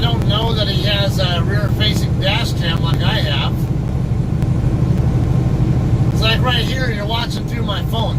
But I do have a couple of dash cams too. I have one, my older Garmin 45 that I actually have turned around and facing me. That way, when I do my backing videos and stuff, get the interior view to see where I'm looking and steering and all that kind of stuff when I'm doing the backings.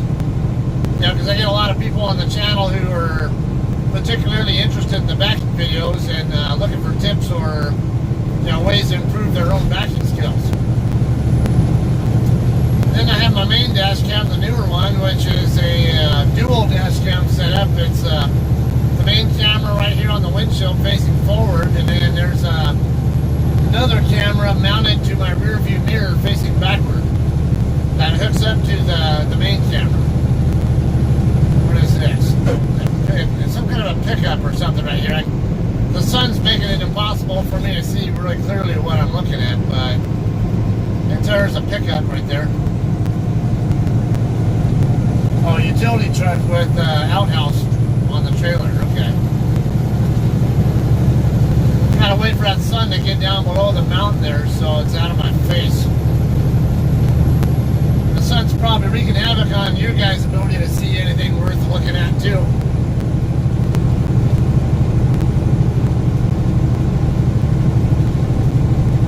Jamie Boy says, I wanted to be a truck driver, but my health is a little bit not okay. Oh, that's not good. Now, there are some health issues that you'd be surprised you'd be able to drive a truck with, but I'm not going to get all nosing into your personal medical business, but I've had health problems too. Actually, I lost my thyroid to cancer barely 6 months before I got my CDL. And actually, that was the second time I've had cancer before. I also had Hodgkin's disease back in 2002.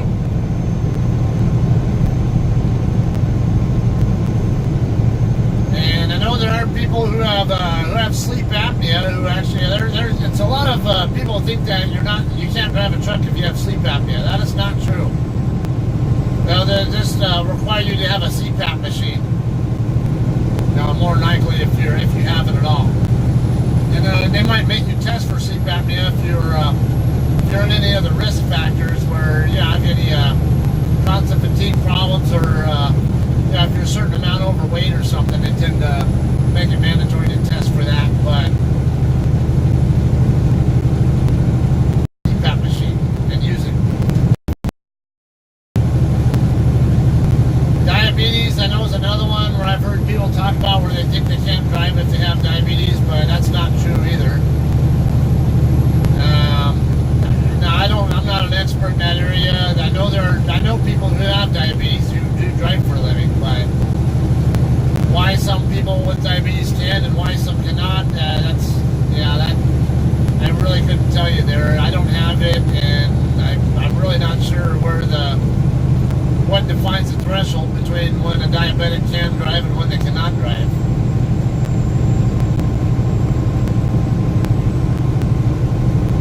What, the second time? Sorry to hear that, Scott. So when you're going to head to Florida. Florida's a little bit more irregular for me as a solo driver. I do go that way once in a while, but it's not like an every month thing. Like California, I come into California usually at the very, very minimum at least twice a month. And quite often, I come into California every week. So I get to be home a lot, even without taking time off. But now most of our loads, they basically branch out between different areas of the country and the Midwest. Our central states like between Texas and on up into Missouri, I'd say.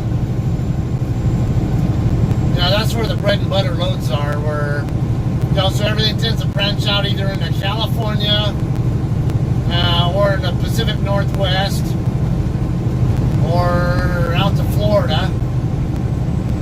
Now we do have a good number of loads that go from California to Florida, but most of those are team speed loads, so you got to have a co-driver in the truck with you for those loads.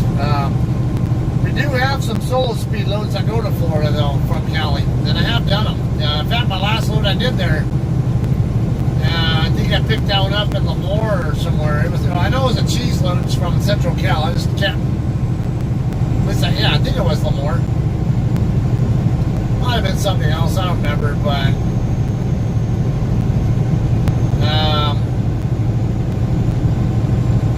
yeah, I remember that one was going to Orlando, and I ended up dropping in our drop yard there in Davenport, which you may or may not know is in between Orlando and Tampa, off by where US 27 and Interstate 4 meet up. Now go south on 27 a few miles. That's where our drop yard is. I've done loads over to the Jacksonville area. I've done loads down all the way down into the Miami area. But again, it's not the most common. I do loads out that way, and I think part of it also is the fact that the JCT does try to give loads to drivers from that area, so they're you keep a driver happy and able to get home more frequently and more easily, and and you get a driver who's more likely to stay with you. Oh, thank God the sun's finally going behind that hill. Now I can raise my visor. You guys get a little bit better view at least. And we do have a number of drivers with us who are from the Florida area, so more apt to see drivers from that area get the loads to that area. Now, but every so often I do get loads going that way. It's just it's a lot more unpredictable for someone like me who's from Southern California.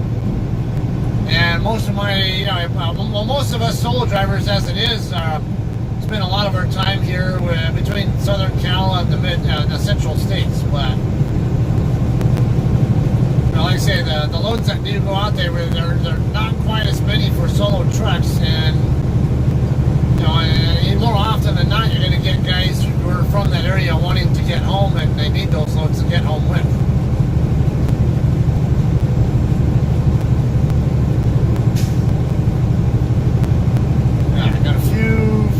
There's another prime, a purple prime truck. I'm telling you, Lisa, I've been seeing a lot of prime trucks that are purple lately. It's an unusually large number lately. Like they're getting a whole bunch of new ones. Hey, dear.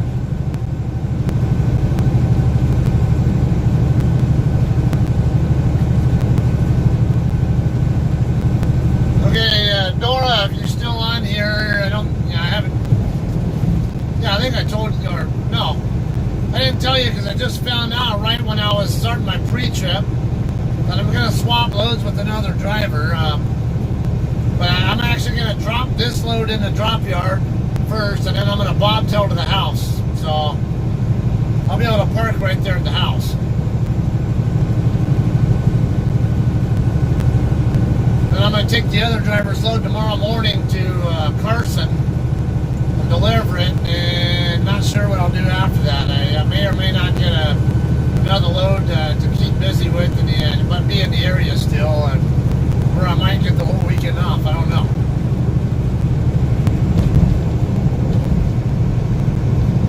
Hey, Tom.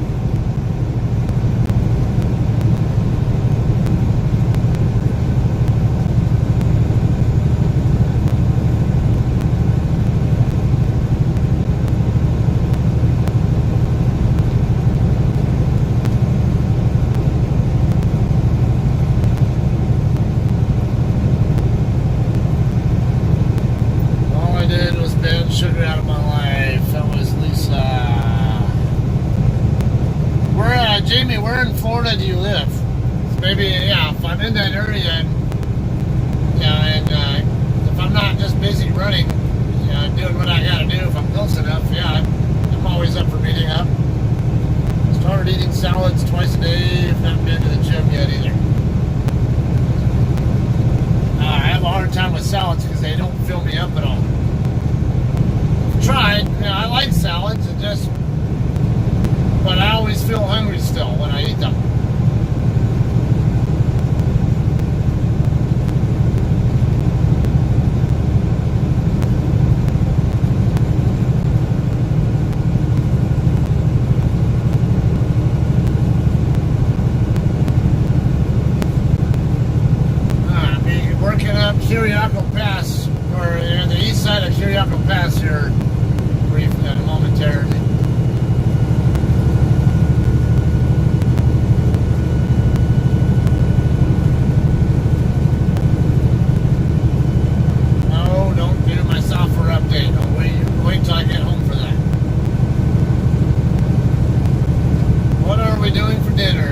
question. What do we have at the house that you don't necessarily have to go shopping for to prepare it?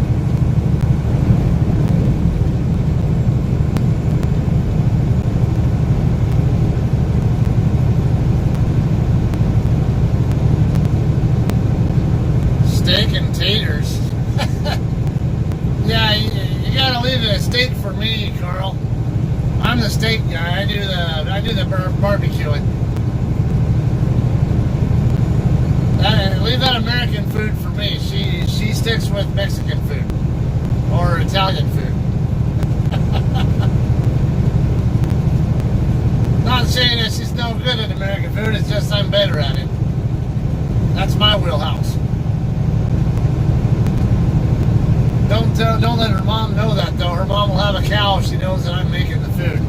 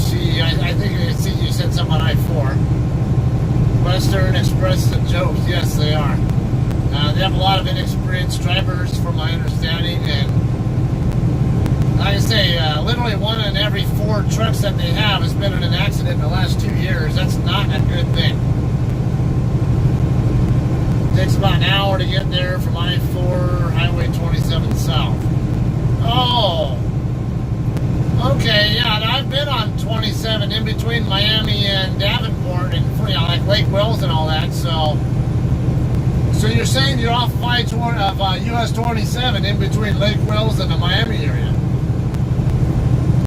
Yeah, I actually have been through there. Because when I do deliveries down in the Miami area, usually my reload is going to be up in Lake Wells or Auburndale or somewhere up in that region. So, and I will sometimes take US 27 up to get up there.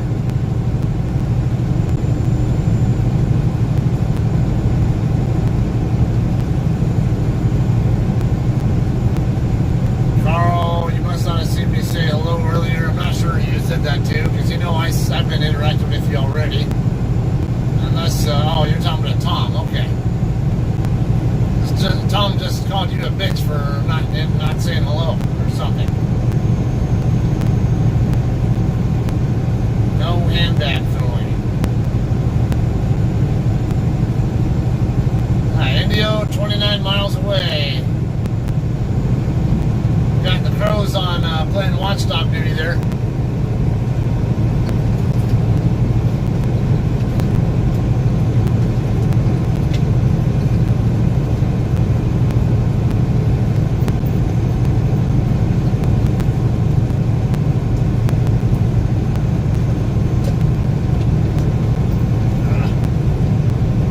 Forgot to throw out the cup for my Frosty last night. I stopped for fuel at the Pilot in Avondale, Arizona last night, or early this morning, I should say, and got a Frosty from Wendy's while I was there.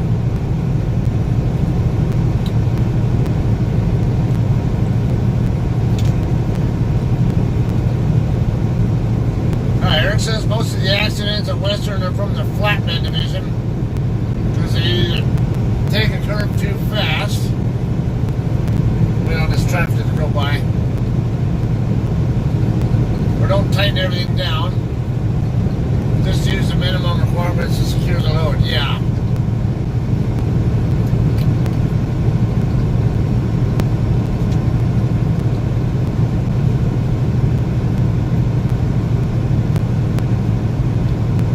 I'd imagine it's pretty common with flatbed freight in general.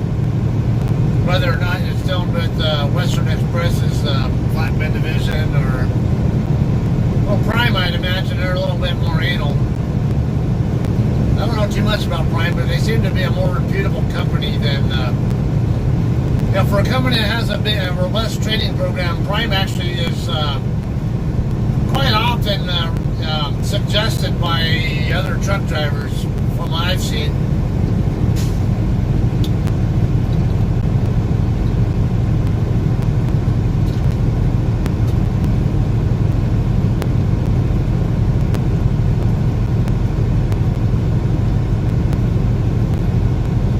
Flatbedders will also give other flatbedders a hard time about the way they tarp their loads too.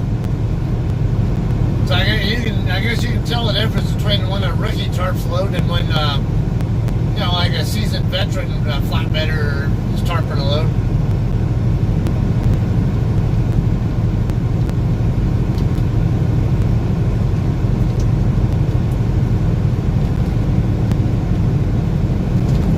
Update all those numbers and then post a video on that so you guys can see where all the bigger companies rate in relation to each other as far as the DOT reportable accidents are concerned. And then anybody who has some other company and they want to see added to the list, I can always do that.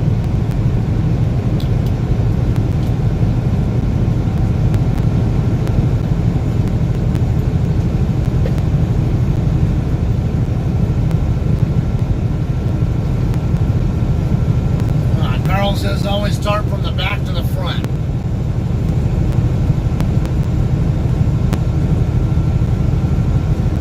Might have to, Carl, you ought to do a video on that sometime or some kind of post about it. I think it might be a little bit too lengthy to really discuss here. So I'm kind of interested in that, what the rationale is for that. Because like I say, I don't have flatbed experience, so I'm sure there's a good reason for it. It's just might take a little bit more than what we can really interact very easily with here to effectively educate me on that.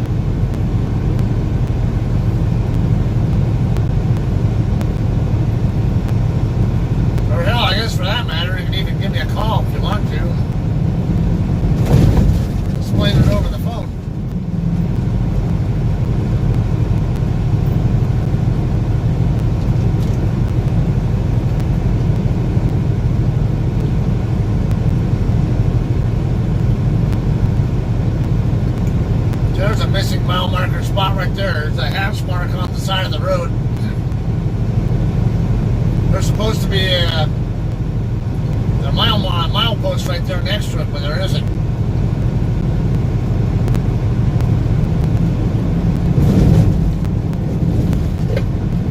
Look like I'm at the 80-mile marker.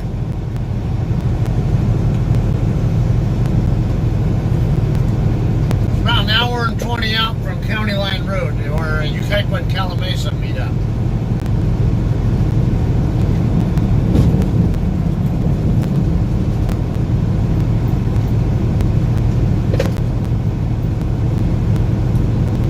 So there's a class structure between flatbedder.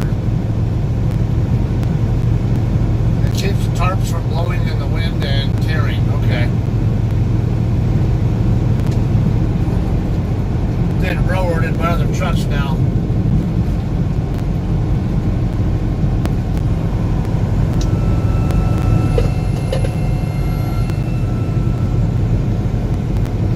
And I got some four-wheelers coming up behind this truck that's passing me now. Lovely.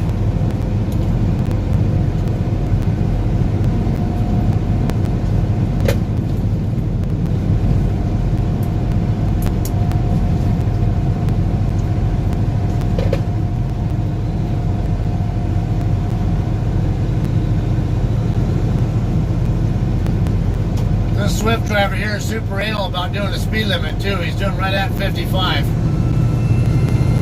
As you see, nobody else does.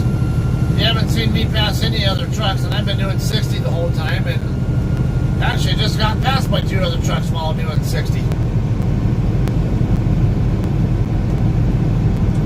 This guy's owner op or something. I don't see at least a Swift on this thing. There's another Swift coming the other way, by the way.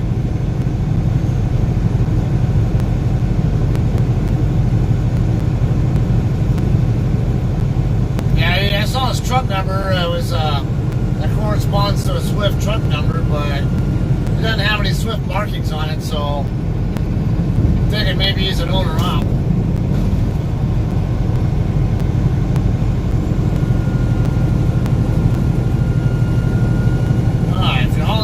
You want to stop after the first 50 miles and check chain tension. Now, one of my friends started. He'd done a little bit of driving for flatbed with, I think it was rail. So he got taught all that stuff with load securement.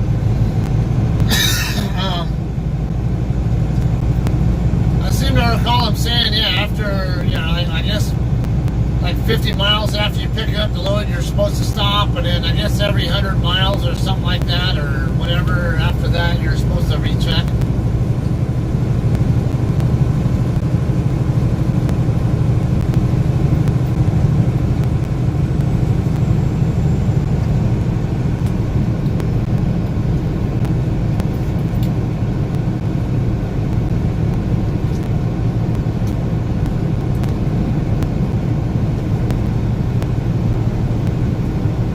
People say they hate, they don't like doing coils. I guess it's kind of the safety thing with them.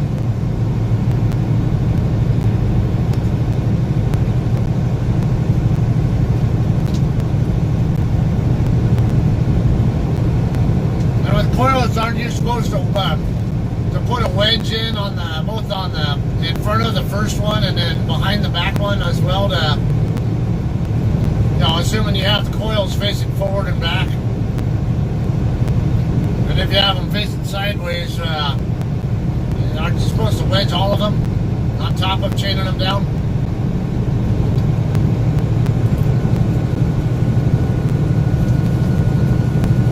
No, they're like buses. You see one, they all appear. Yeah, pretty much.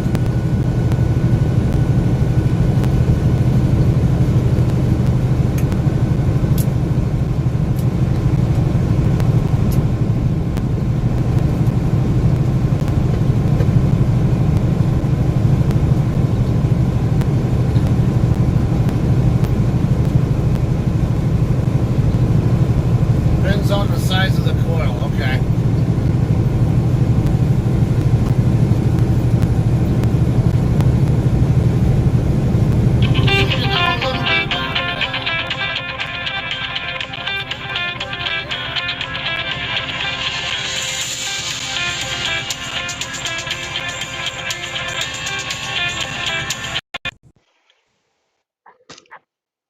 What's happening? Hey, hey, hey. Ah, hmm.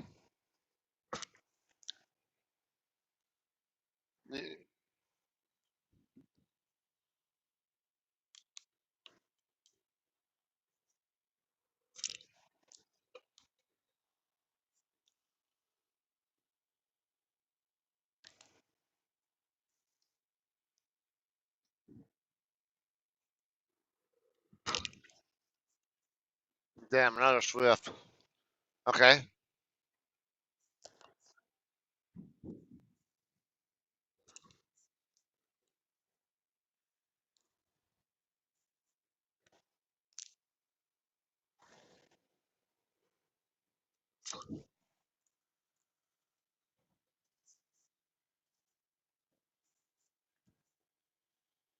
The eyes to the side.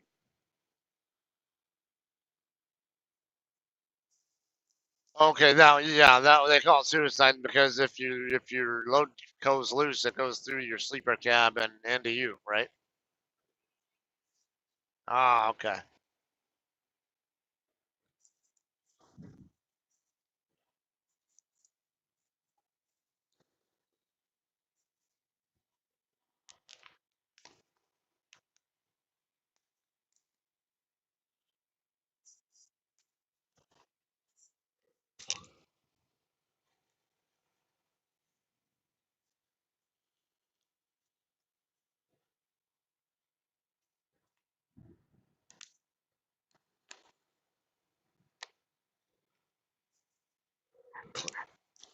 Then you're gonna need at least 10 of those chains, aren't you?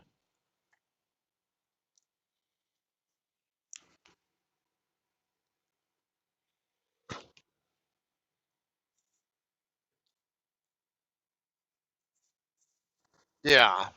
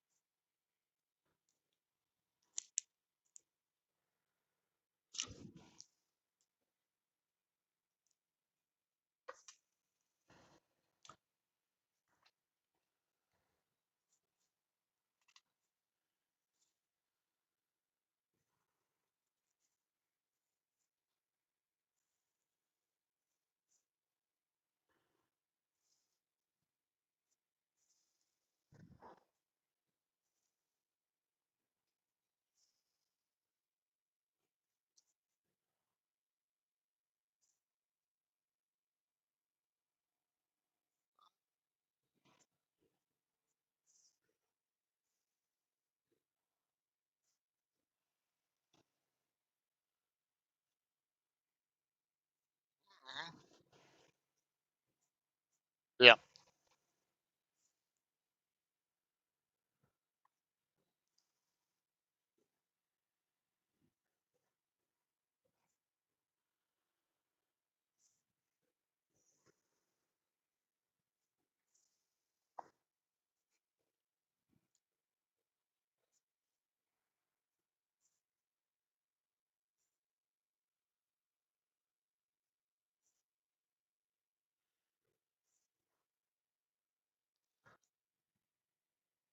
Okay. Now on the chains that you're talking about, the 5/8 inch chains. Okay. What? Now when I worked with chains on the on airplanes, they basically had a 10,000 pound capacity on each chain. So yeah,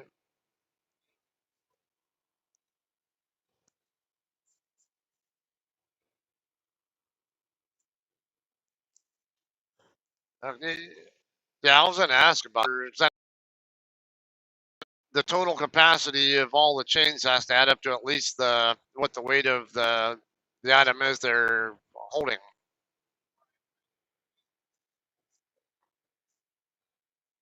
Yeah.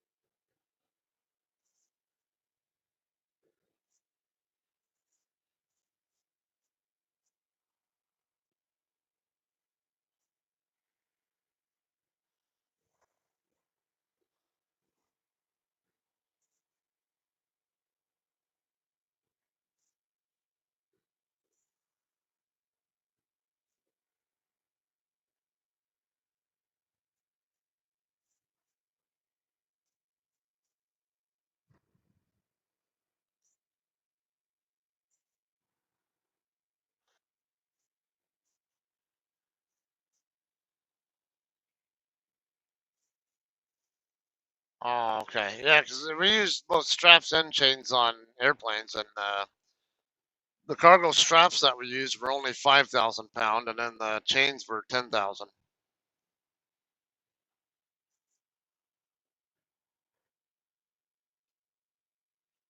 Mm-hmm.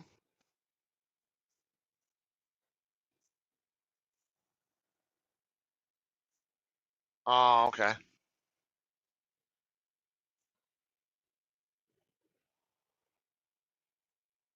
Yeah. Wow. Oh, I bet.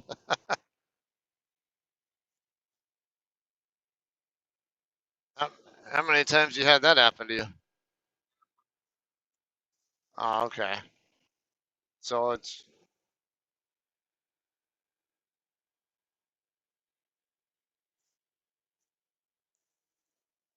damn.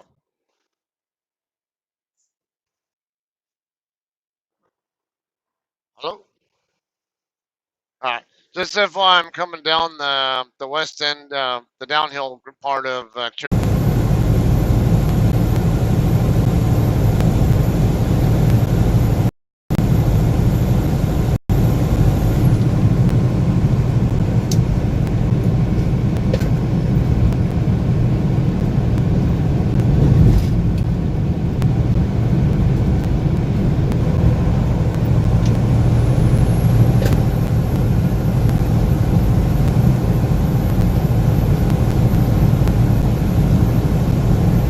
yeah, it's me who lost signal because I'm going through the canyon here, here in Kiriako Pass.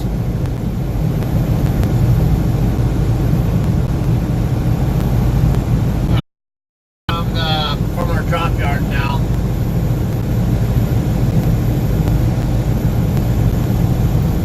So it should be, I don't know, about 6:45ish, and then somewhere in the ballpark of that when I get to our yard. Just drop the load and then head up to bobtail up to the house by my personal conveyance.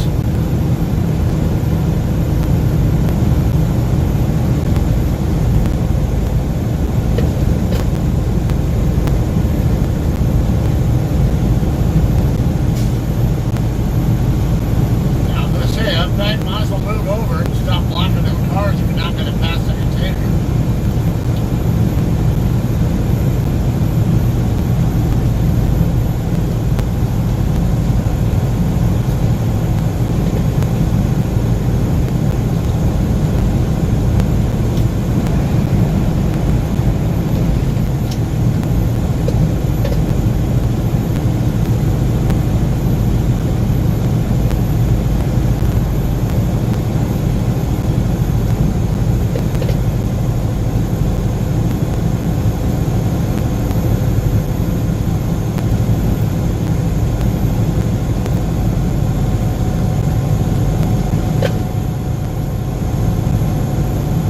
Yeah, definitely not a good time for Swift versus JCT because I've been seeing a lot of Swifts, and I only saw one JCT earlier before we even started counting.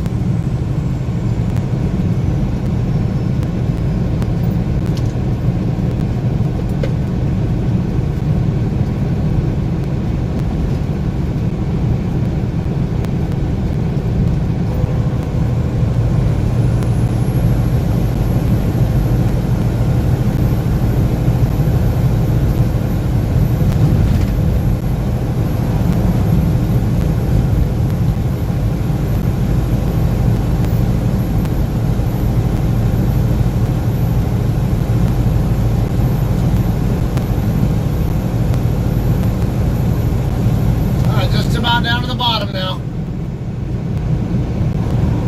Just a couple more miles will be bottom over here where the Loves and TA truck stops are at.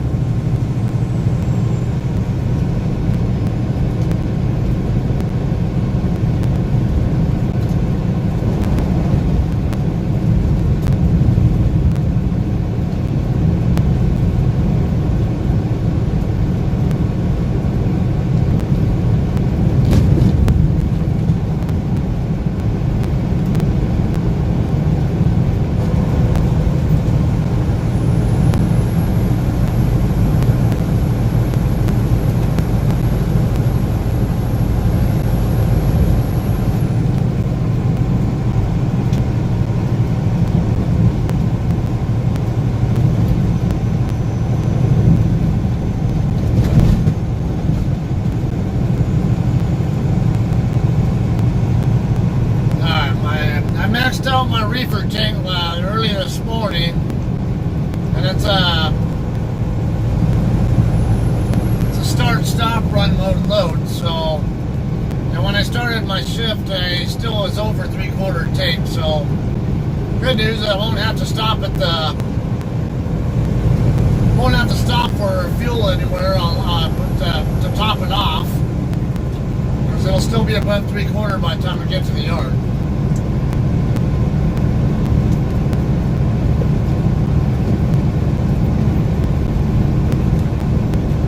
Just getting into the town of Coachella, 40,000 people. Current temperature is 70 degrees.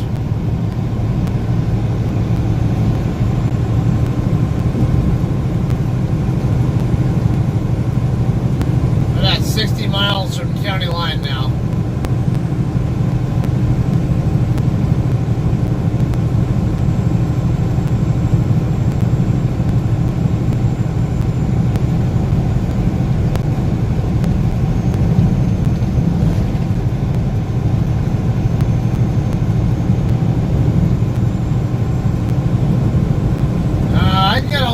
See if he wants to meet up with you, because I can get in touch with him.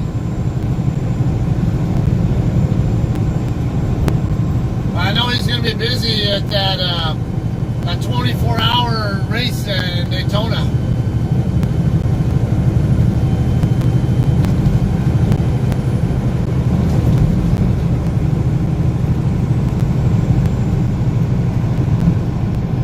Yeah, it's definitely nice. I'm wearing shorts and a t-shirt right now, actually.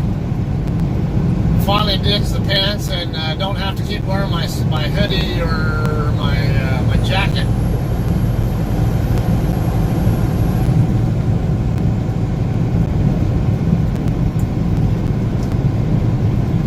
Freshly showered and got the pilot there in Las Cruces. So yeah, time to start wearing the shorts.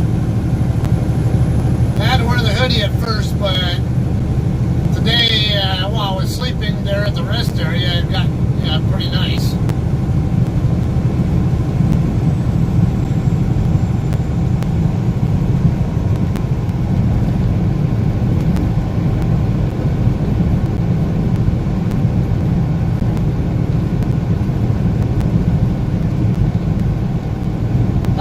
Tom, how can I be a bitch when you're my bitch?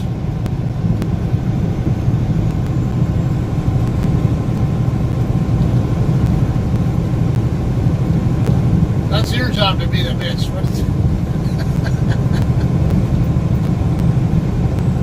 I'm a laid back, easygoing guy.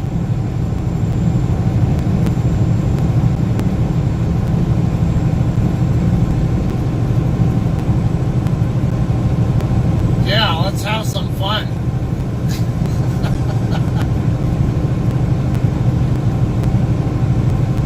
Oh crap, I better be careful. My kids are probably listening to my wife's phone.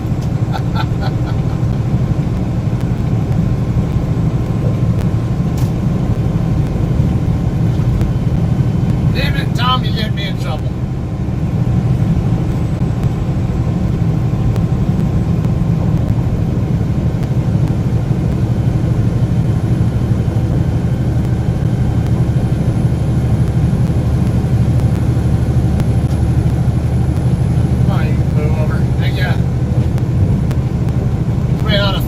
Pickup to move over before I committed it coming into this lane.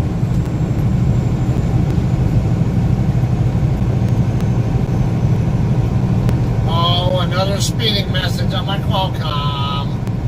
So what?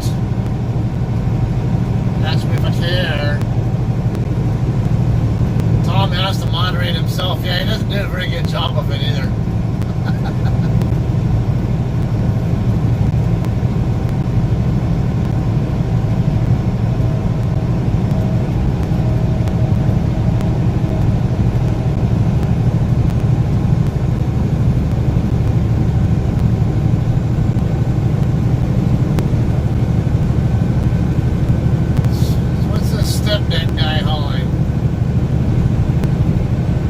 What the hell are those things?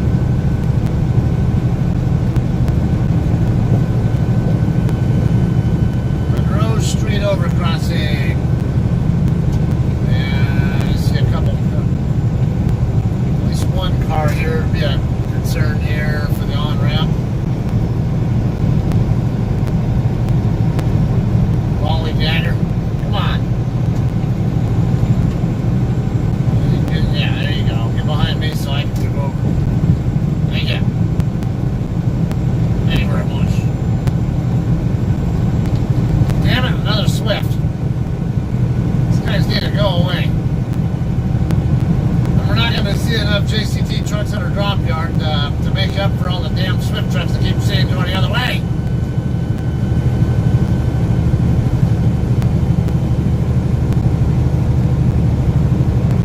Whiskey driver.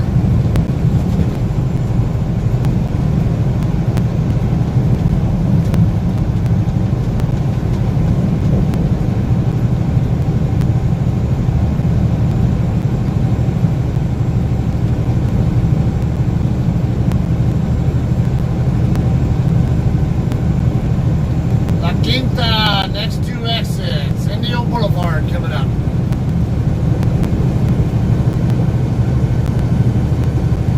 Temptations and the Four Tops, January 18.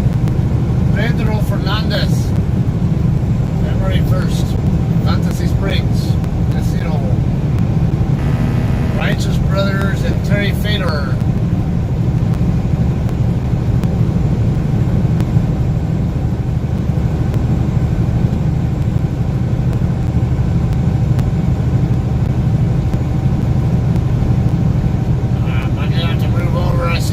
Traffic on that Cloverleaf. Yeah. I'm gonna move over. See constant flow of traffic on that Cloverleaf ramp there.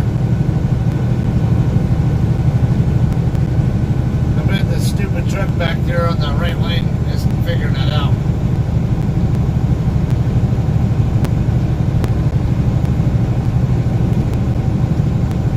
Yeah, it looks like these guys might not be a problem.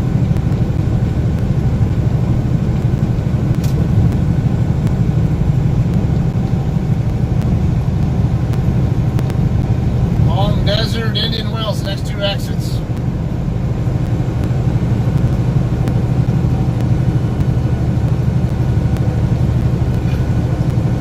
Best burgers in town. Burgers and beer. La Quinta and Rancho Mirage. Don't they all claim that they have the best burgers in town? Who really does though? That's such a subjective thing. That's like In-N-Out versus Whataburger. Some people swear that In-N-Out burger blows Whataburger away, and then other people say it's the other way. So whose opinion really matters? The only one that really matters is your own.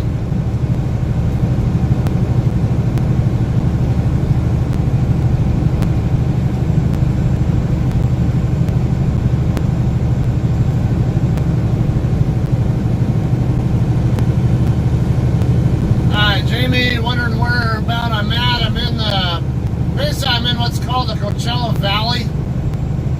We're basically over on basically where Palm Springs is at. I'm east of Palm Springs though.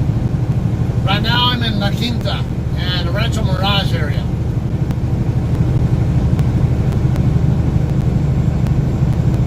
Before too much longer, I'll be in Palm Springs and Desert Hot Springs.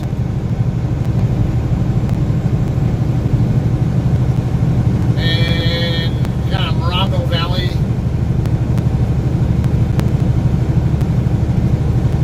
And it's another town up, further up called Whitewater. So you got 1,000 Palms is 6 miles away. Definitely best if you look at a map, go where I-10 and Highway 111 meet up. That'll be right by where Palm Springs is, and go east from there by I don't know, but call it maybe 10 miles. I don't know the exact mileage, but it's not too far off.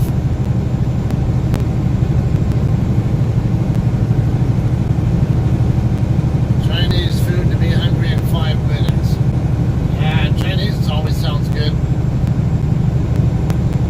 Costs about $8.50 per person.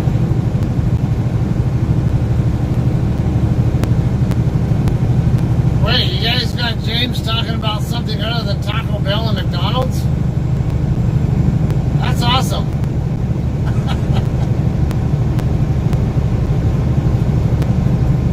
So James, you like Chinese food, right?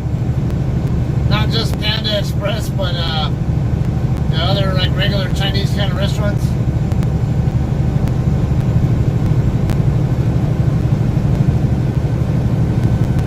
Yeah, I used to live right on the other side of the mountain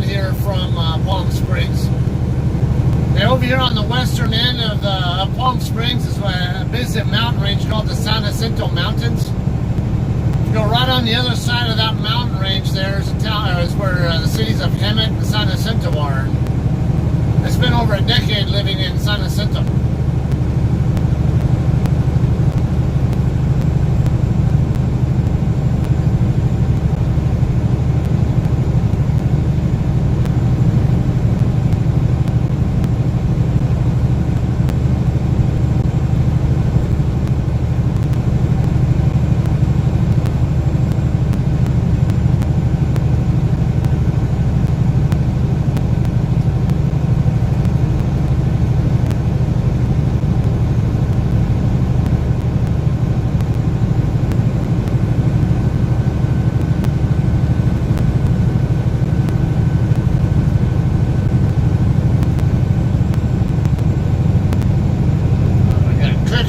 Coming up next.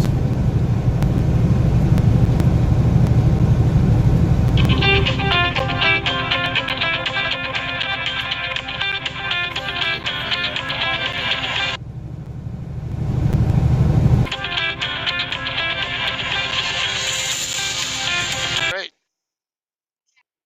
Okay. Sounds good. No, taquitos will be fine. Be great. Um, okay. Okay. All right. All right. Love you. Bye.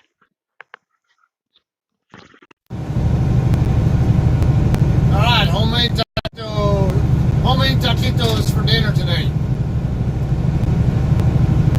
Yummy, yummy, yummy, yummy, yummy.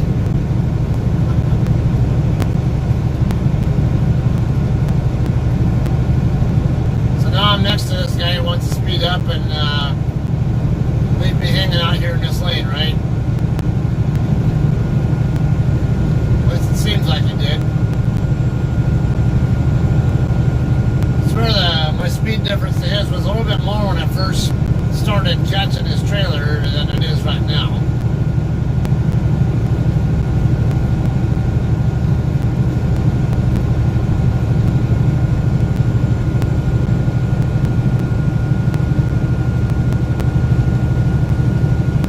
Daughter had a school dance Saturday. She wants something, blah blah. It went off screen. I didn't see it all.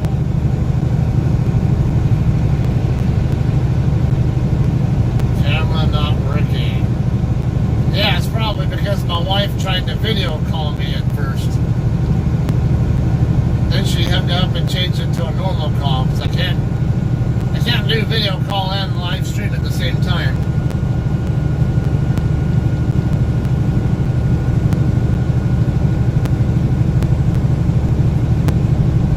Haven't had Chinese food in a while. Are there very many Chinese food places there in England, Lisa?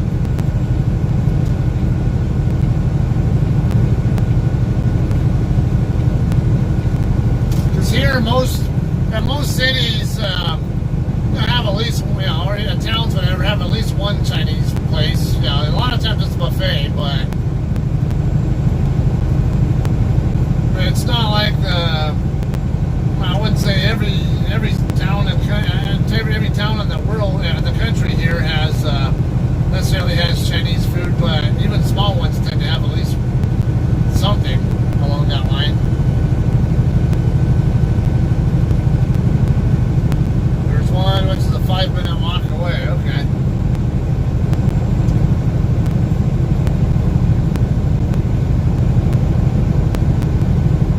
Bob Hope Drive coming up. That's there's a Flying J truck stop there off that exit.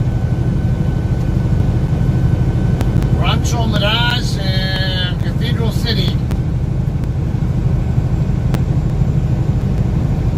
Those are the towns that are the cities here that I'm going through.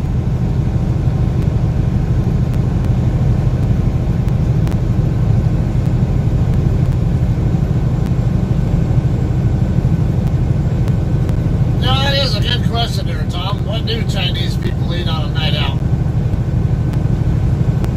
And what do they tend to like eating when they aren't eating traditional Chinese food? If they have a particular preference for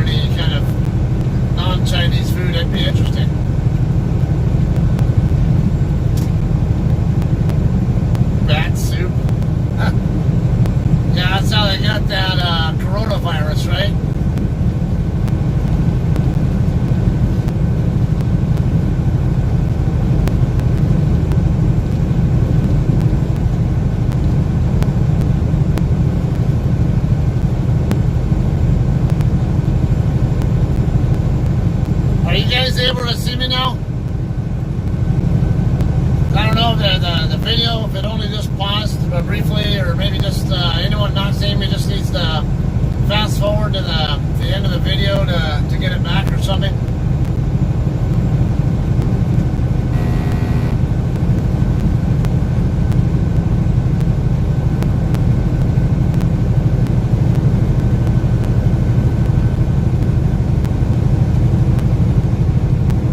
So you got no video, but you do have chat. Damn it. Yeah, I may see how I can cycle this. Oh yeah, I see how it, yeah, it did look like it was froze up when I was looking at it. I didn't realize it until you guys were talking about it, because I only glanced just long enough to take a quick look at what you guys are saying.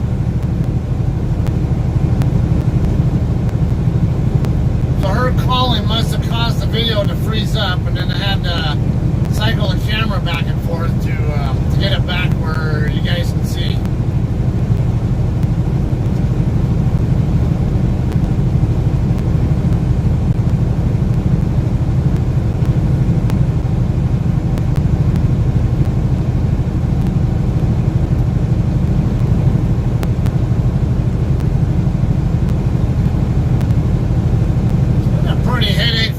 So far,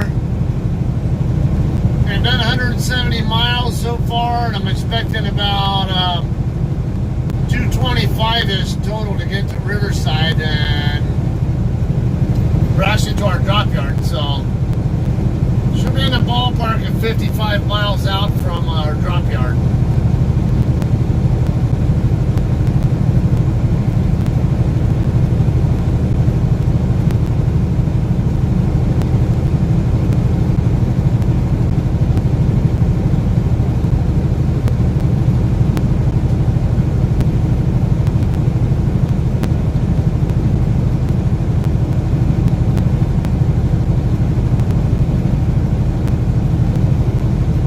Traffic out here right now.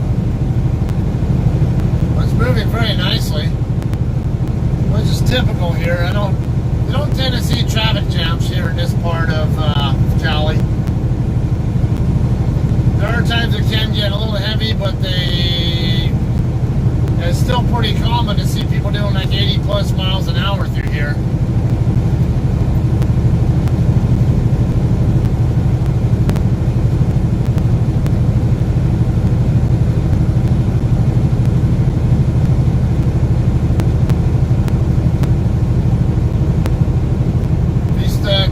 Road, next exit.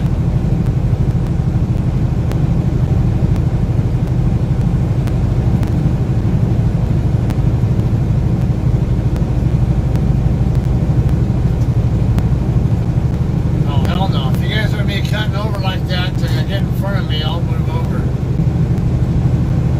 Yeah, I'll go to hell if you're cutting me off to get off the freeway.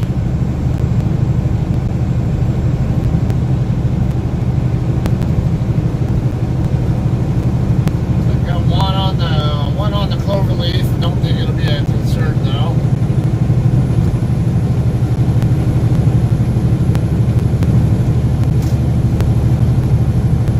Hey Tara, how you doing?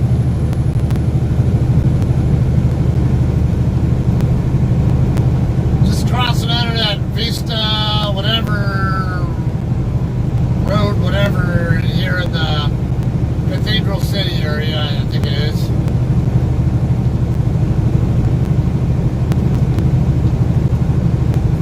Stopping at the drop yard in San Bernardino, dropping my load, bobtail to the house, and then I'll come back down to the yard tomorrow morning to pick up another guy's load. He's currently in Barstow doing a break.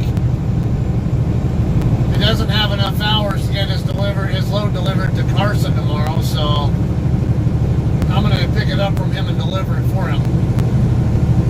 And then he'll take my load to Riverside, which is not that far away, or not that far away from San Bernardino, so.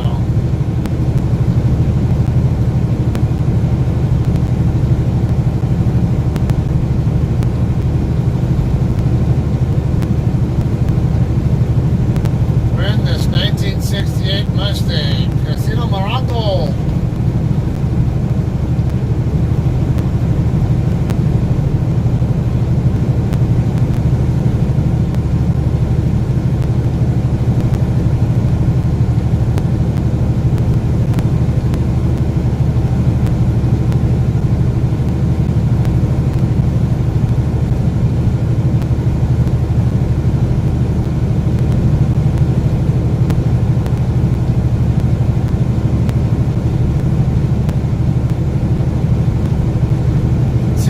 blinking red lights up there that are basically the tops of all the wind turbine farm, all the wind turbines over here on the wind farm.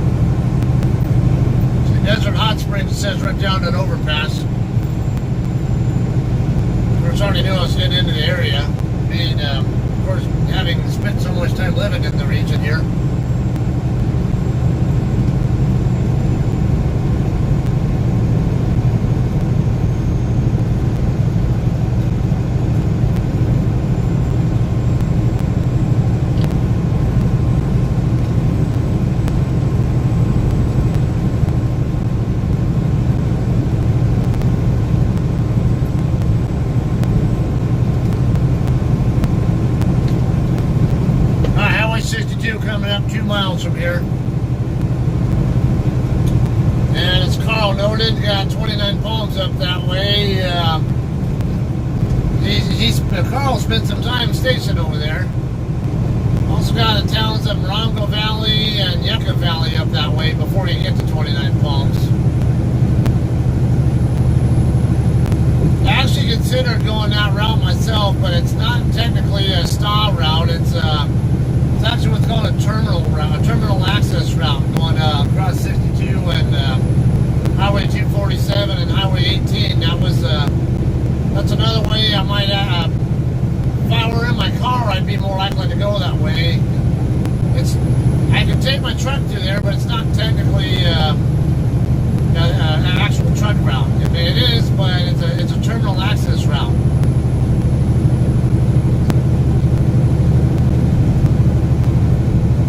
By terminal access, I mean it's only intended for you to use that highway just enough to get to and from terminals or customers, and not really use it as a through route.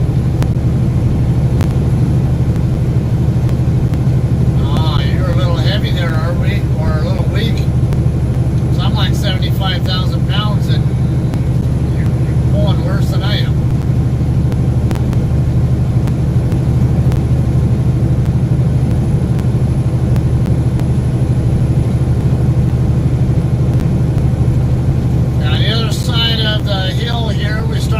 The other side will be the town of Whitewater.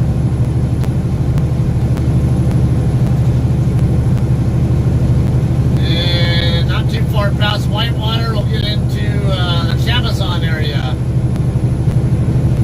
And over by Casino Morongo. There's a Morongo Indian reservation over there too. In fact, that casino's on part of the reservation land.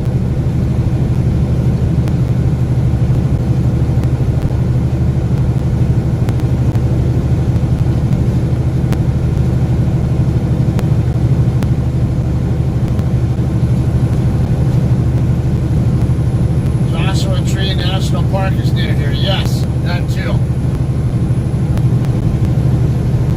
One of my favorite places to visit in the cooler months. Yeah, you can do a lot of hiking and stuff out that way.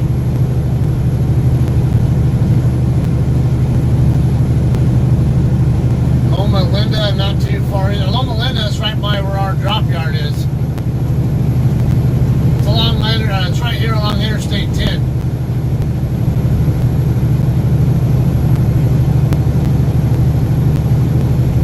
Loma Linda is right next to Colton and San Bernardino.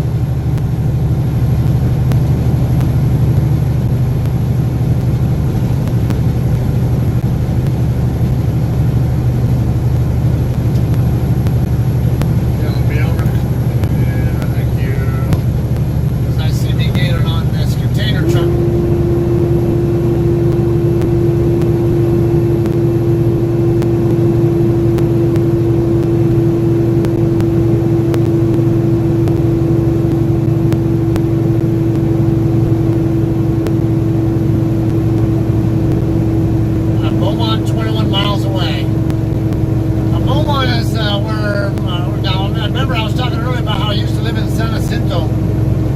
Straight down Highway 79 from Beaumont, that takes you right into San Jacinto.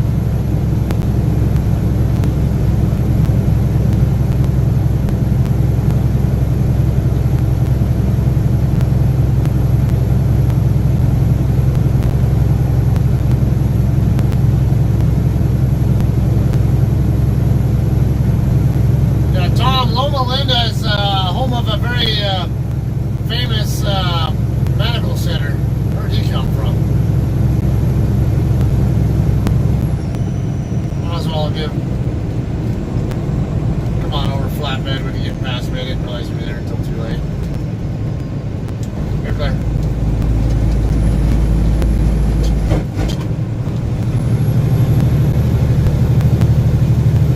Alright. Yeah, he was coming up fast. I was gaining on this other truck, and that's why I'm over here, but I lost my momentum trying to be nice to him, though.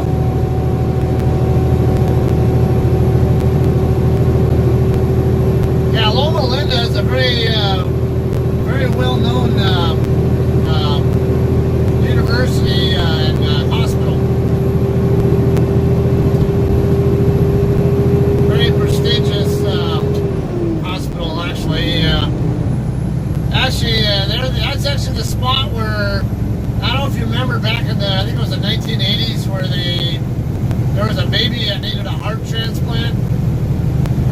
baby Faye, and they ended up using a baboon heart to transplant into her.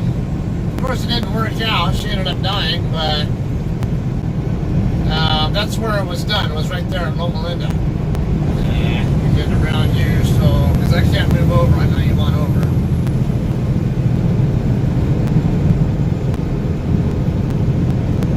I guess speeding up to almost 70s, just as bad as going out of lane, but I'd rather stay in lane and clear the lane for him than move into another lane and make it too obvious what I'm doing.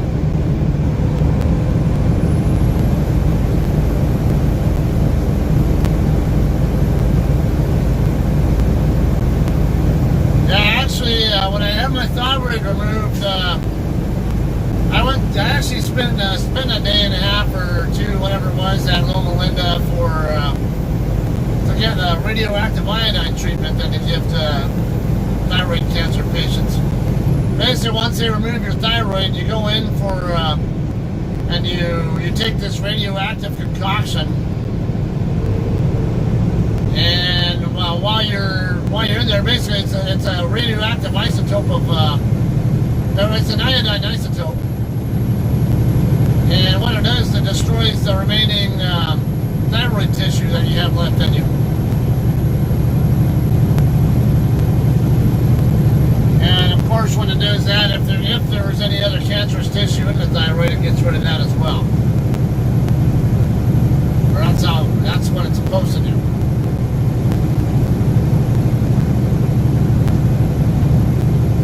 Hagen, Lehman away, 1 mile.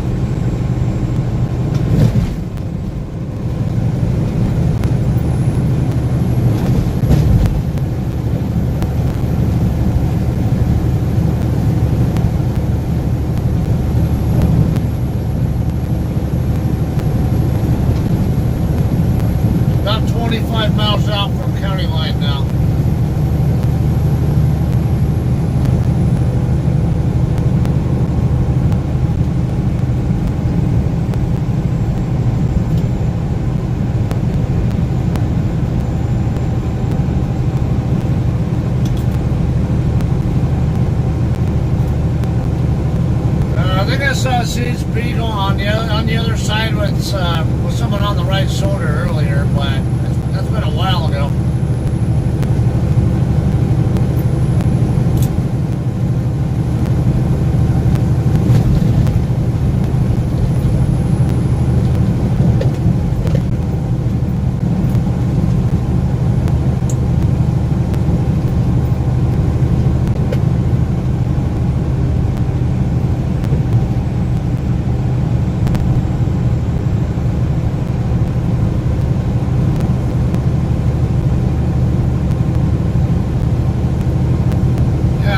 Yes, I do have to take medicine every day for the rest of my life because of the no thyroid.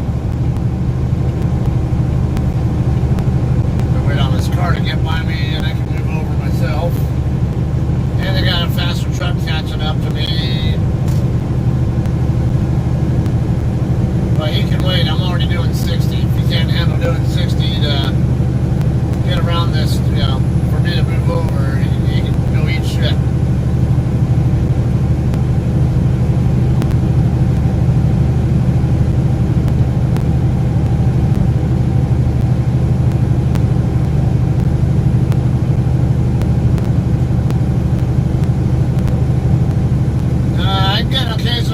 Side effects from the hormone replacement medicine, but that's about it. I tend to get a little more issues with heartburn, like bloating, where my food won't digest so well, and it'll sit in my stomach longer before it actually goes down into the intestines, and it starts creating a gaseous feeling in my stomach, and I tend to have difficulty trying to get rid of it.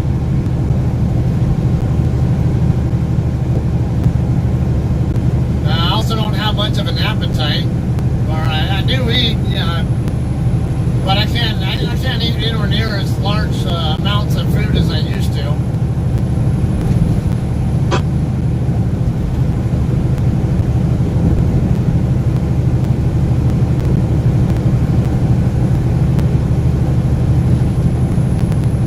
Otherwise, yeah, I don't have any real issues. Now, when you get a thyroid removed, there is always a risk that they'll do damage to your vocal cords or the nerves that are there that control some of that, all that. So, but I didn't suffer any permanent effects with that. My voice was really, really raspy and hoarse, whatever. I couldn't barely even talk when I had the surgery done, but yeah, after a couple of months of healing, or a few months of healing, whatever it was, it gradually got back to normal.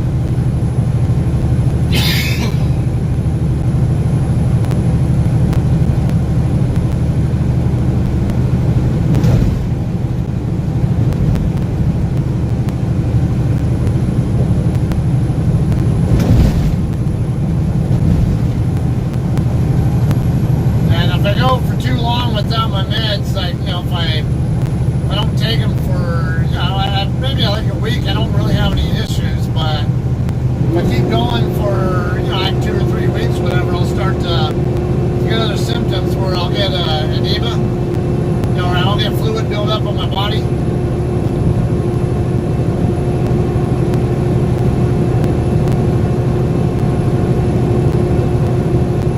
And if I go for meds, and yeah, eventually I can end up comatose and even die eventually, but as long as I take them every day, I'm fine.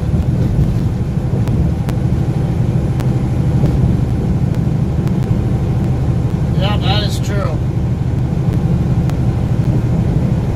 I just got into the Cabazon area in Casino Morongo, and Morongo Indian Reservation.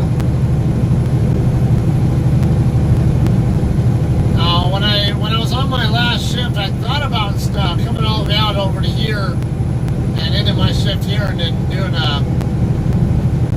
doing my 10-hour break here. But decided now, after I'd already stopped for a couple hours, I'll just go ahead and do a full 10 there instead of a 30, and then I'd get home a couple hours sooner.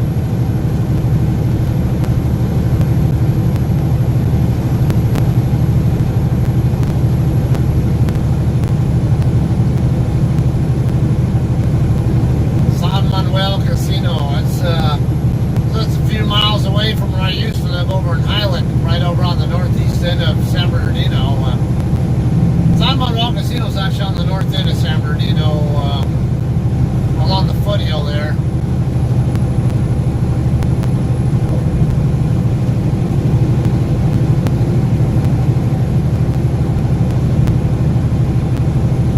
Right up here on the right, that tall building is Casino Morongo.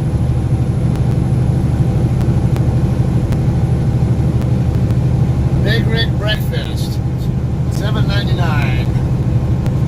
Next exit. Yeah, they have a big truck parking area right over here, right behind the casino. Well, actually, there's a hotel that's over there. The casino's right here in front of me on the right. They got a bowling alley there too.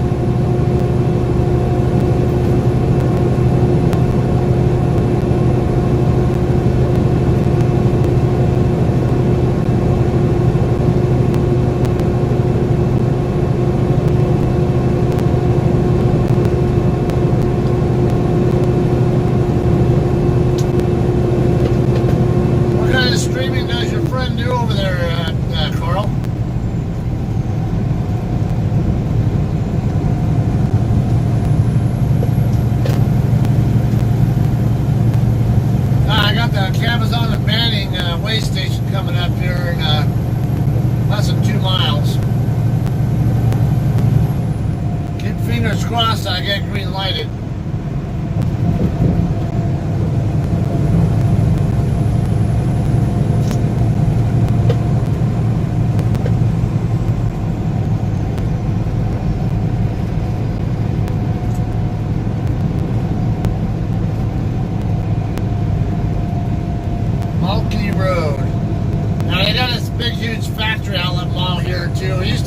coming here when we lived in San Jacinto. It was only like a 25 minute drive from my house to here, or when I lived there.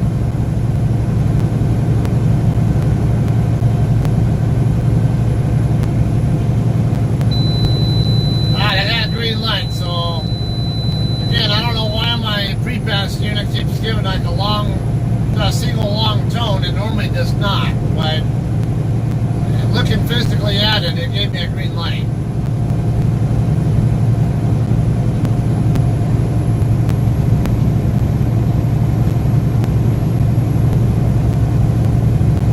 I'll try to pass on the right car. Because you guys are stupid enough that you would do it.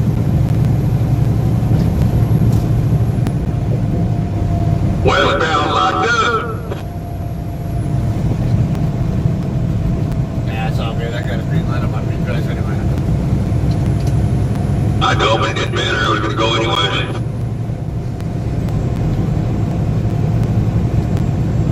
Always nice when the ramp is so full, they close it up for a minute, though. Sitting out here hanging out on this fucking shoulder. Bullshit, it's going to be like 45 minutes before you get to the scale. Oh, it's in the fucking speed limit at 3 miles per hour come through this bitch. Yeah, exactly what they're saying. You got a half hour to 45 minutes before you get to that scale. Yeah, then it seems like every other truck that goes across gets pulled in for inspection, too.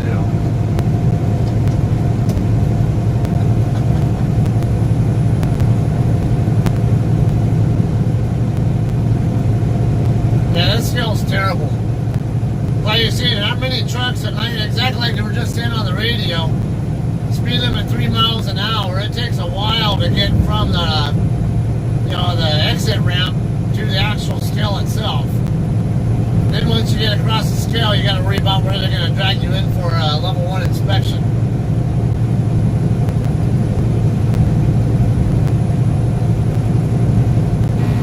So basically, they close the station up for a little bit, and once the line into there dies down, they'll open it back up. Flashing traffic info. I'm not worried about it. I'll wait on this truck to get around me first before I finish getting up to 60 again.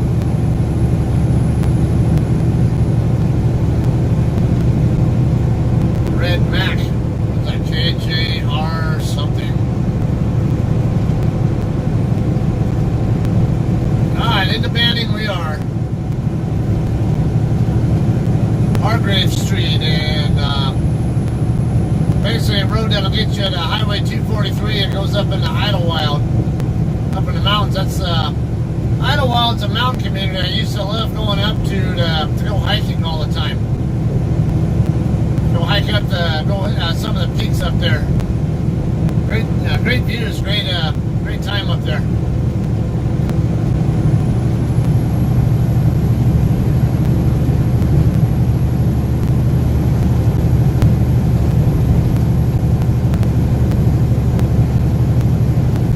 Probably should have more lanes in there if they had room.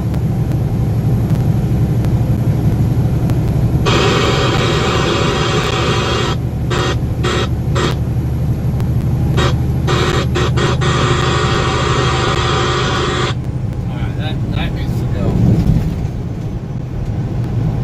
I'm about 14 miles now to County Line Road.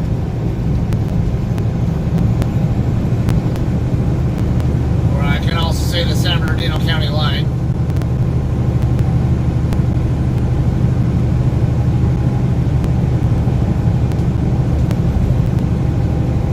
Should be what, 22nd Street or something, or 6th Street, or forget. Yeah, that's just 240, Highway 243. That's the one that goes up to Idlewild. 8th Street, that's what it was, and then it's 22nd.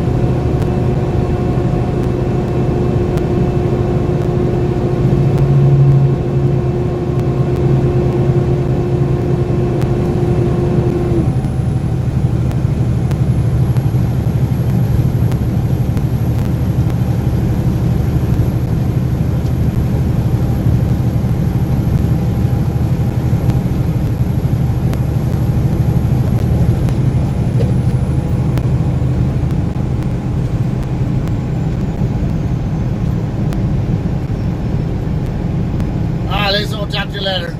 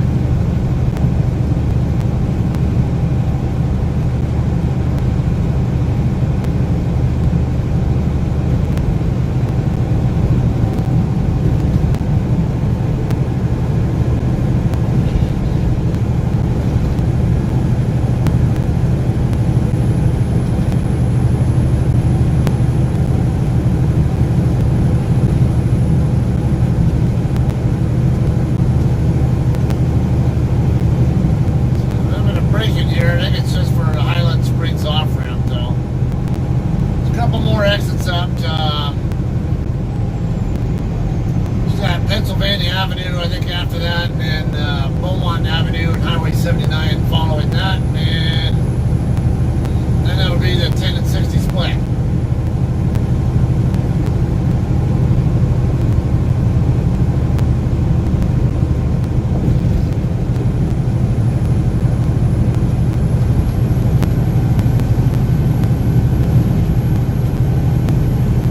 Number of people here on the off-ramp. There's a neighborhood over here off Highland Springs, over on the east side of Highland Springs, kind of across from where the CHP station is. So a couple of neighborhoods, as well as over there, right along the frontage road, I forget.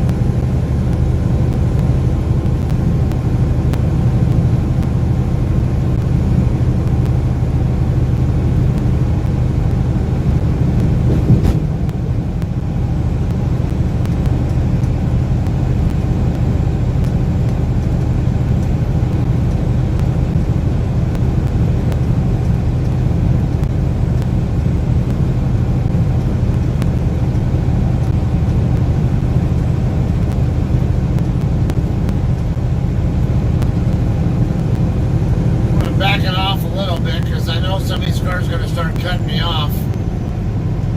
It's Highway 79, we're going to get plenty of people trying to get off the freeway there. In fact, might not even a bad idea to move over to the next lane. Then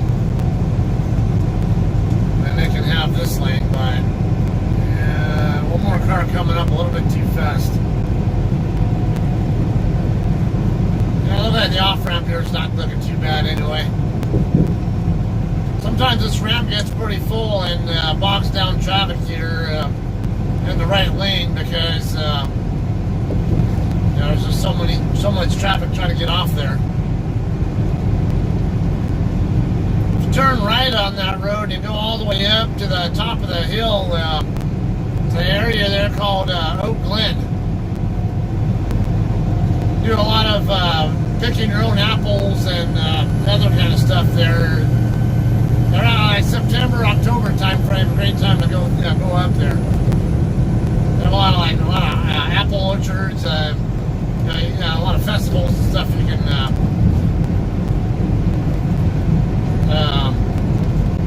check out up there.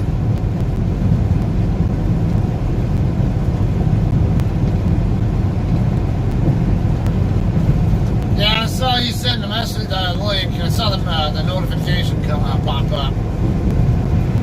Check it out when I get home. Alright, come on, minivan. Hurry up. Come on, speed up. You got that other car I gotta worry about behind you. I can't go anywhere because you won't go anywhere.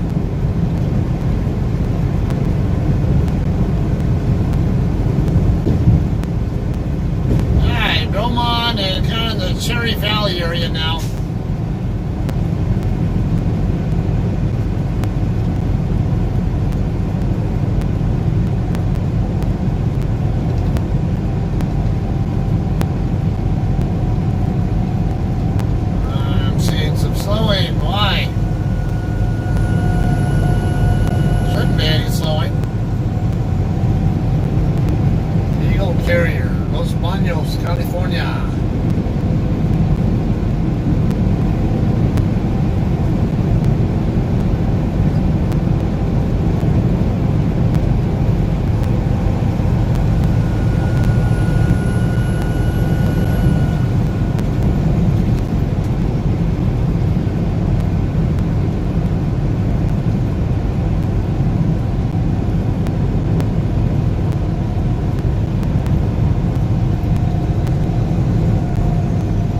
getting slowed down here for something.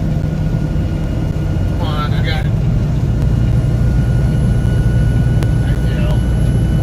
Couldn't tell it was just that one truck for no reason. I don't know why he's going so slow. It's a prime truck, that's why. It's probably a rookie overreacting to the traffic. You do not slow your truck down. You let the traffic adjust to you.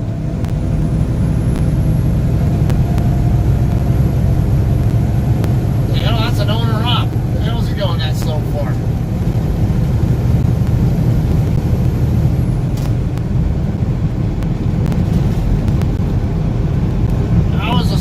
I figured I would see a regular prime truck there with, or you'd more likely find a student driving it. Alright, Calamasa.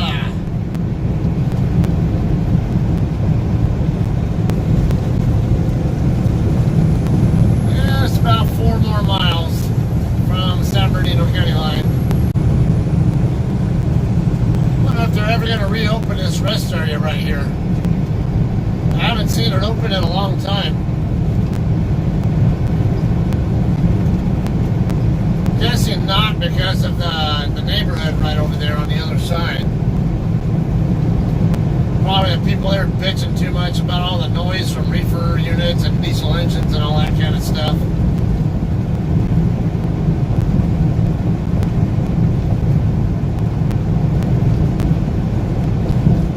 I bet that neighborhood probably has something to do with why that rest area is closed.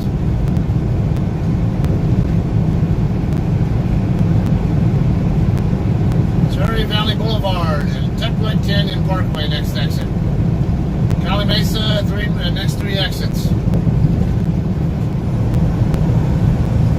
And after Calamasa, you got Yucaipa. After Yucaipa, got Redlands.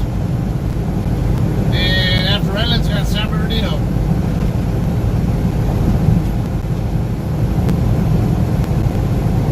Singleton Road coming up next.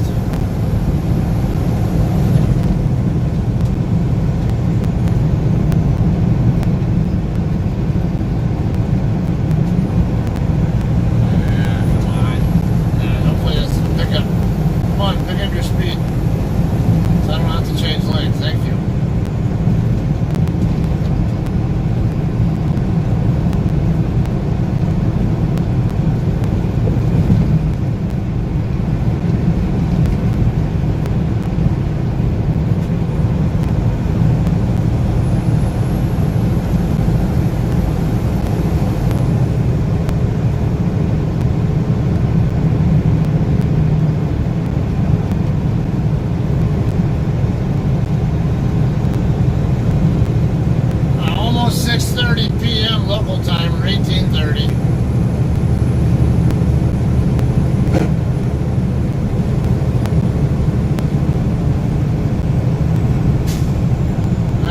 My drop yard is in San Bernardino, just on the west side of San Bernardino Airport.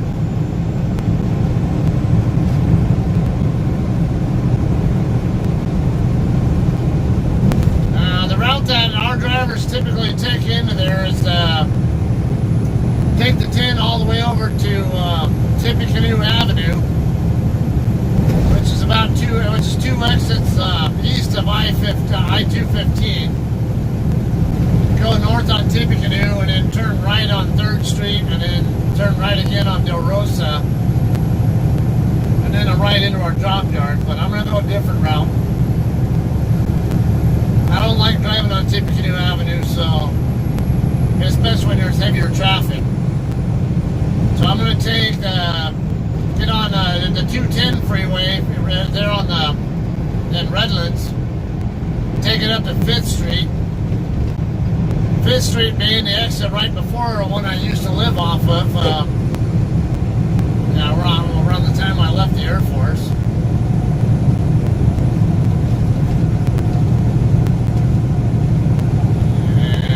And I'll take 5th over to Palm Avenue, which Palm Avenue also turns into Alabama Street that basically runs down to I-10. And then I'll take 3rd Street across from right there at Palm Avenue.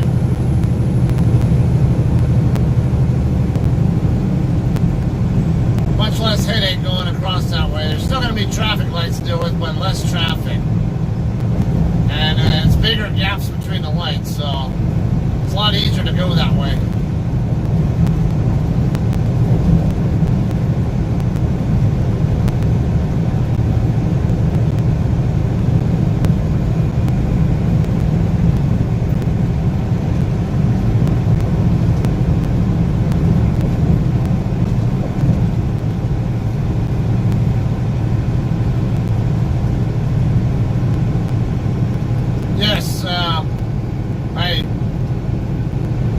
It's not far off route for going home,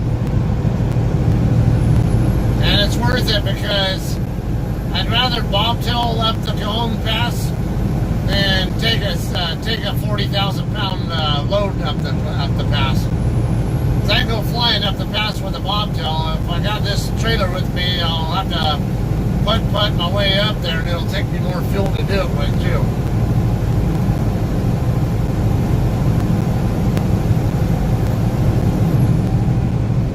Definitely a worthwhile thing there where I can drop it in the drop yard.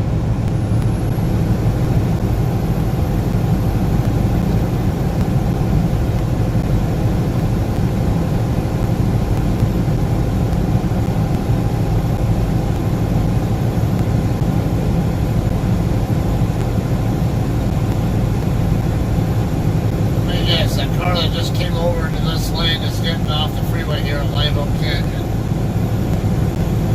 They are too. Not really even supposed to be changing lanes against a solid line though.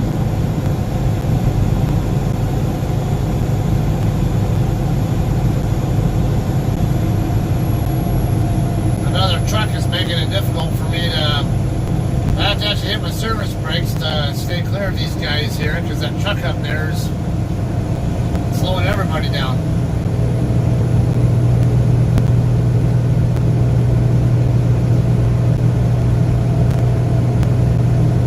I got to worry about how many more of these guys are going to cut me off trying to get over here to Oak Glen Road.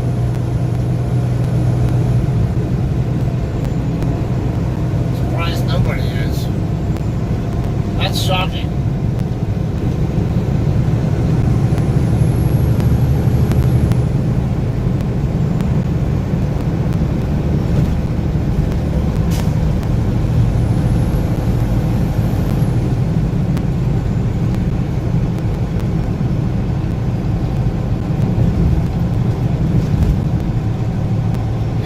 Side looks a little shitty because it's still starting to get into the commute area.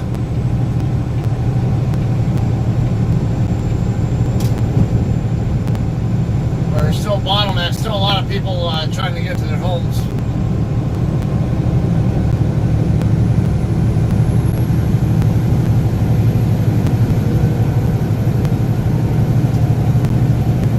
Come on, car, are you serious?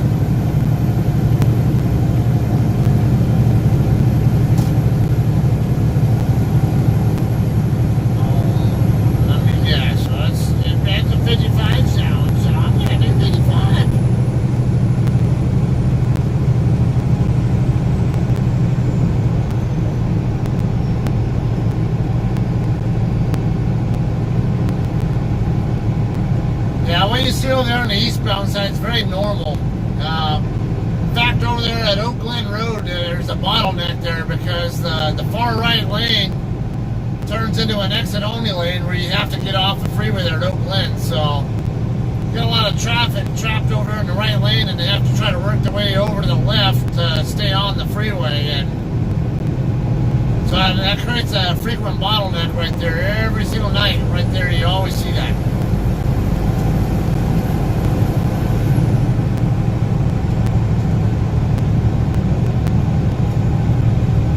Might get a little bit of a bottleneck on the 210 freeway too. As soon as I get on there over by San Bernardino Avenue, tends to be a little bit of bottleneck there too. But once you get, it tends to be once you get past San Bernardino Avenue, it gets a little bit better, and then it clears up more once you get past 5th Street.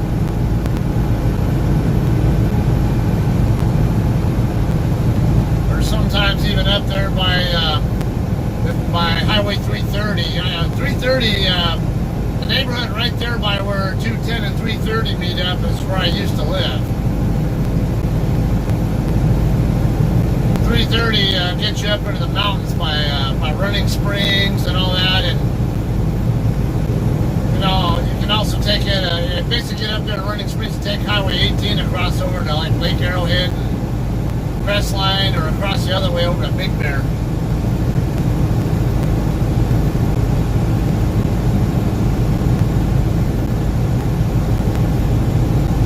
I'm not going to Riverside anymore, but the Lotus doing Riverside on Saturday morning at 0200.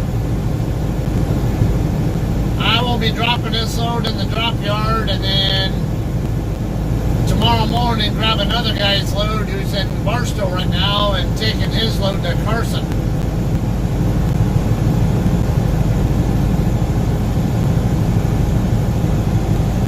Redlands Boulevard and 4th Street. We're on the east end of Redlands now. There's a nice area.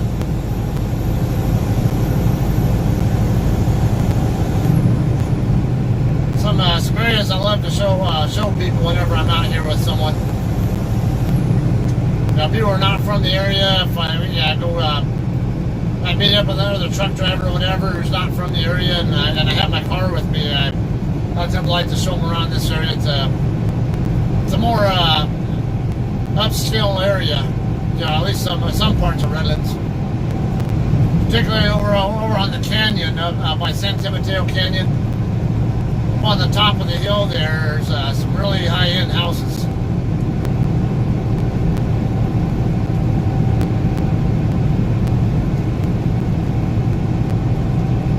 Not too far away from the 210 freeway now.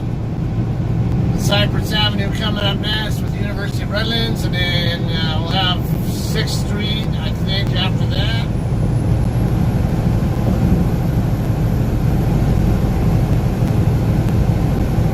And shortly after 6th will be the 210 freeway.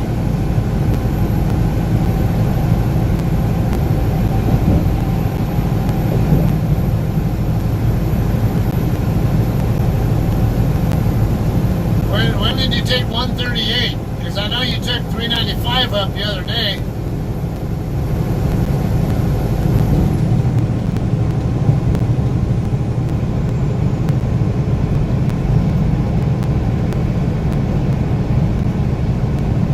I got 6th Street and Highway 38 to Big Bear right here coming up.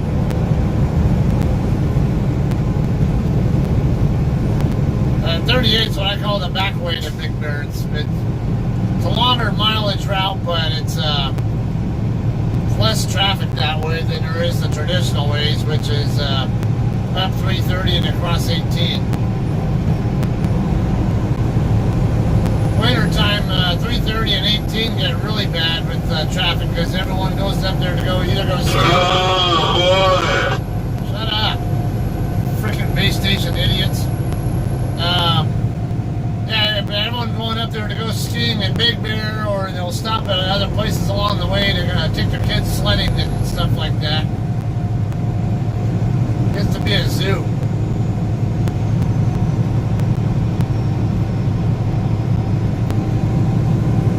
And when we were in Highland, we'd sometimes go up that way to go hiking too.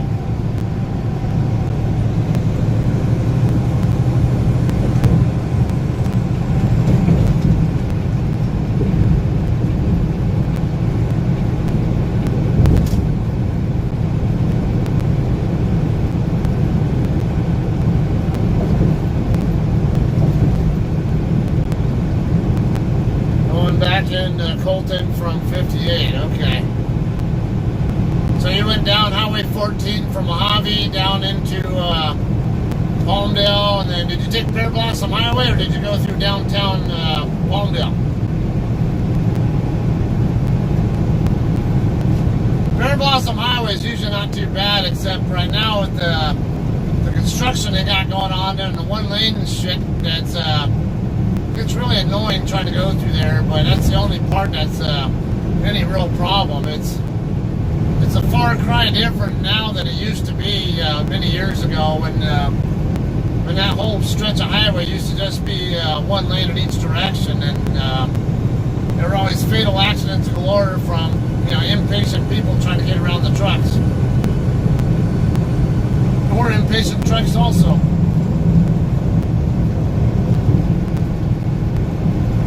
Alright, so far, actually 210 looks really nice. Maybe not. Did I speak too soon? It looks like it might be alright. I don't really see any. Yeah, it looks like we're doing pretty good here on the 210. Now I can actually take either way. I can get off here at San Bernardino Avenue and cut across over to Alabama and go up. Or, come on, car. Our lane's heading. Piss off. I usually take 5th Street though, because it's a shorter trip from 5th Street to 3rd than it is from, I'm gonna have to back off here. Now we're getting some traffic. Getting all this on-ramp traffic here at San Bernardino Avenue adding to the problem.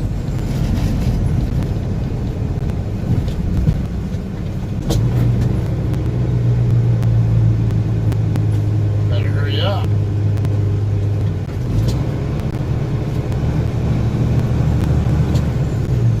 And normally it backs up by the time I'm even at San Bernardino Avenue, so it's not as heavy right now as I normally expect it to be, or as I'm used to it being right here. Got a little bit slow here for the bottleneck, but that's about it.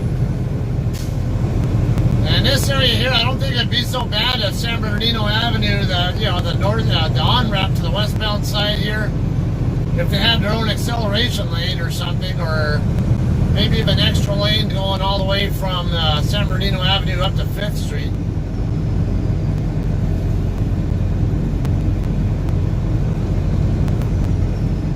Because the 210 here is usually where there usually is never any problems. And on the westbound side, I attribute it to mainly the fact that 5th doesn't have, there's a lot of traffic that gets on the freeway at 5th, especially when you got Citrus Plaza there, and then a lot of traffic will from the neighborhoods over there, not to mention Highway 38 turns into San Bernardino Avenue, so you might get people who live up in the foothills or actually up in the mountain that'll come down and might want to get onto the 210 West from right there.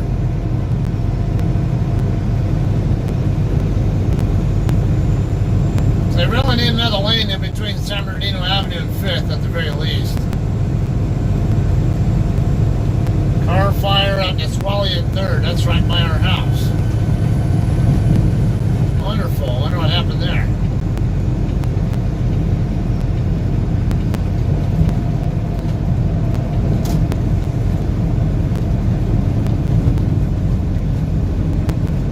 Oh, I got 2 left turn lanes. I need the outer left.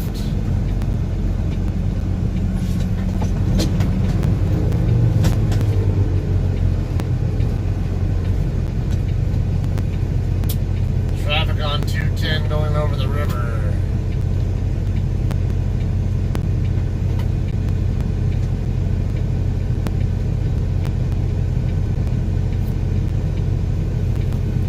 Alright, just gotta go a couple of lights down on the other side of the freeway to get to Palm Avenue or Alabama Street. Then I make a left onto that, and the very next light over is 3rd Street. Then I can take 3rd all the way down to where our pretty much where our yard is.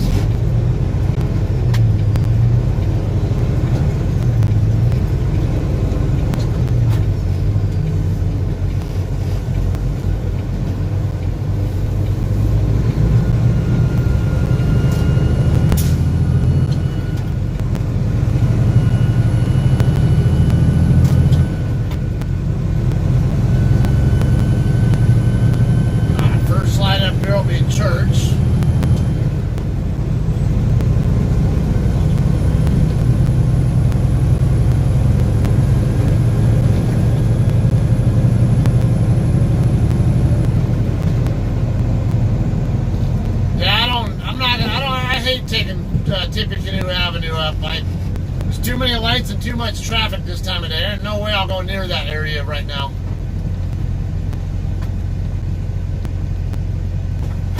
And this is the part of town I used to live in, so yeah, I know how the traffic and lights are over here. It's a lot more tolerable.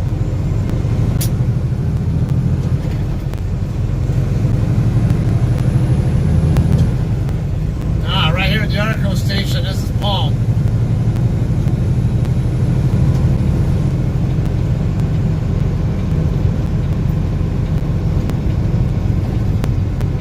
Make a left here, and then just a short distance down the road is 3rd Street and turn right.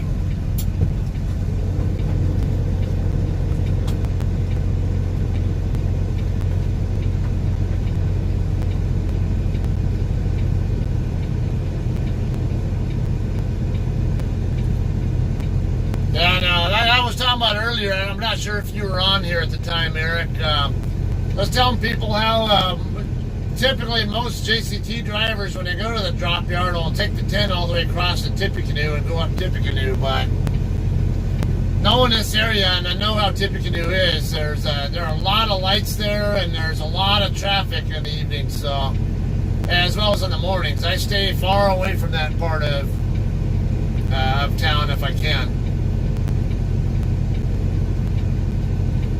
And like I mentioned also, when you go across 3rd from over here on the Highland side,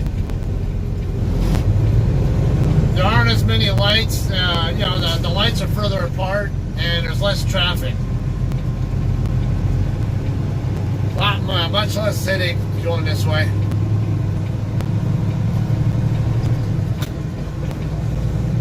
Of course, go right by the drop yard we used to use. I wish we could still use it, but it is what it is. I'm sure Eric agrees with me on that. Alright, this is 3rd right here. Making a right.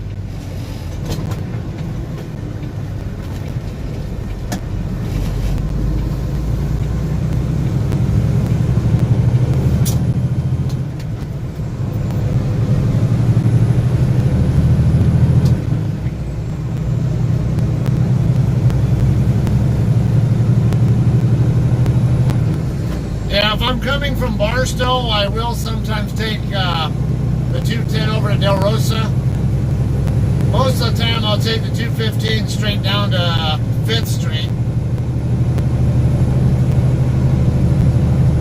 And then I'll take 5th all the way down here to Del Rosa, and then take Del Rosa down from there.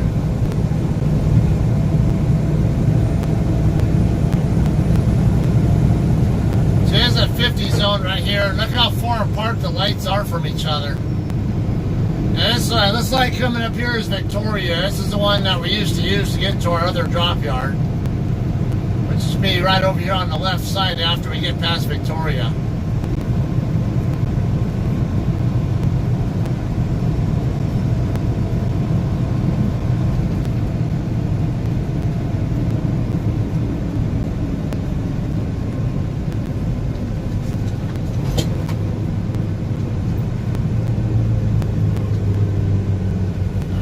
Not too much traffic here on Victoria, so the light, yeah, see, it doesn't stay red very long here.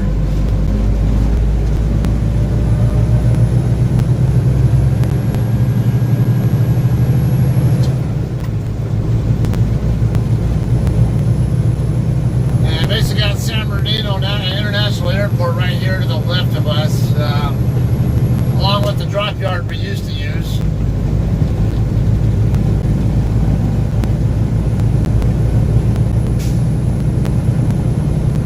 Yeah, this yard is so much better than the one we're using now. So much more room. It's just, I can't see much, but I do see a lot of, what are those things called? Those graders or whatever?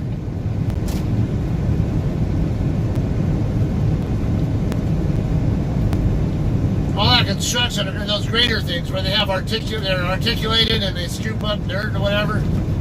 Down the middle part scoops up dirt, whatever those things are called, a planer or a grader or whatever. I forget what the hell those things are called.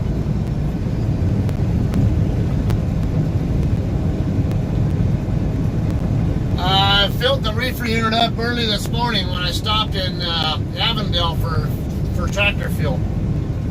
And it was still in between 3/4 and full when I started my shift. So, yeah, I'm good. And it's in start-stop mode, so the unit's not running too often right now.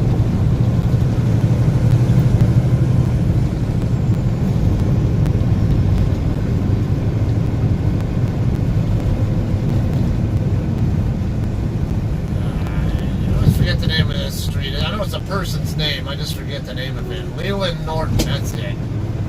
Yeah, because San Bernardino Airport used to be known as Norton Air Force Base. Used to be a big C-141 base. Back in the day, it used to have over like more than 60 C-141s stationed there. And it was the same C-141 unit that I worked, that I was in when I was at March. After the 141 unit here got bracked, basically, because they shut down, they closed down the base. They moved most of they either retired or reassigned most of the 141s, and then left about 20 of them, moved around 20 of them over to March. And that's where I worked on them.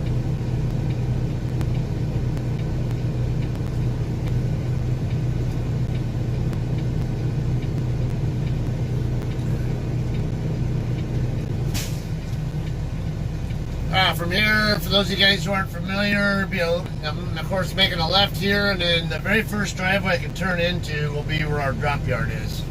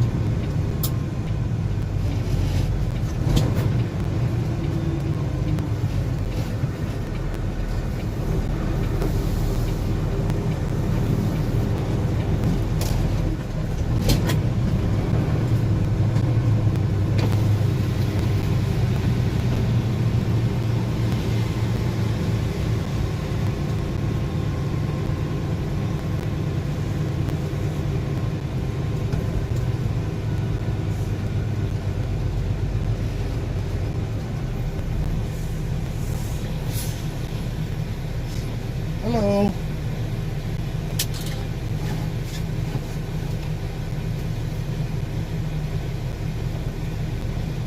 Name? Scott. Loaded? Yep. Oh, yeah. So you pull up for a second to seal, please?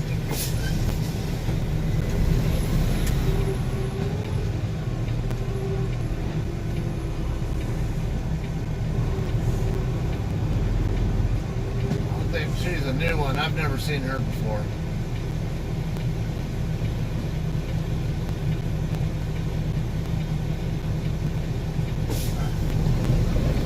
Let's go dropping now. Please tell me I'm not going to have a pain in the ass time getting out of here like I did last time. See all these trailers parked right here along the fence? Makes it very difficult for two-way traffic to get through here. Last time I had to drive up the curb. And see, I already know there's someone coming down there by where our drop trailers are at.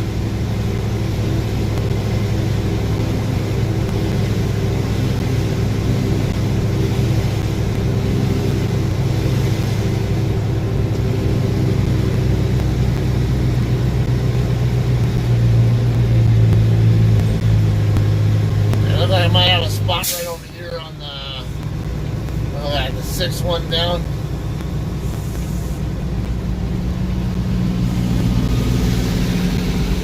Oh, that's our Thermo King guy. Probably Tim. Yeah, there's room there. Yeah, it's Tim. It probably is him. It looks like it's his truck. So it's so much nicer when we don't have freaking people parked in Parked in front of trailers here, though. Waiting on this. Come on. I was waiting on the dash cam, the interior dash cam to boot up. I didn't have it on yet.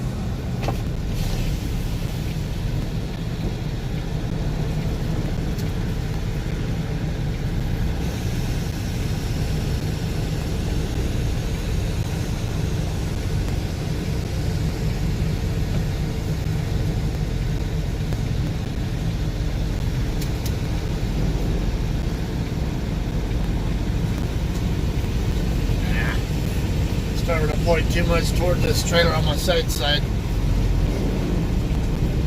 Okay. Alright, now I come straight back. The other two trailers are like a bit of a wedge pointing outward, but as long as the other guy can get to the landing gear on this thing. Alright, here we go. I'm lined up with the other guy. Let's get off duty now.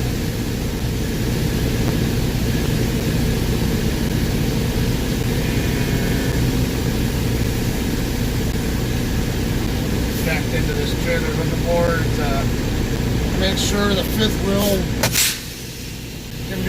can be released.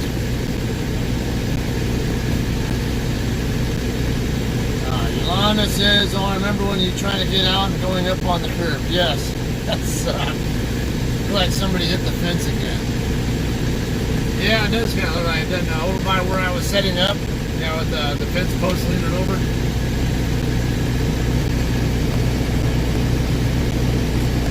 Alright, time to disconnect. I'll be right back.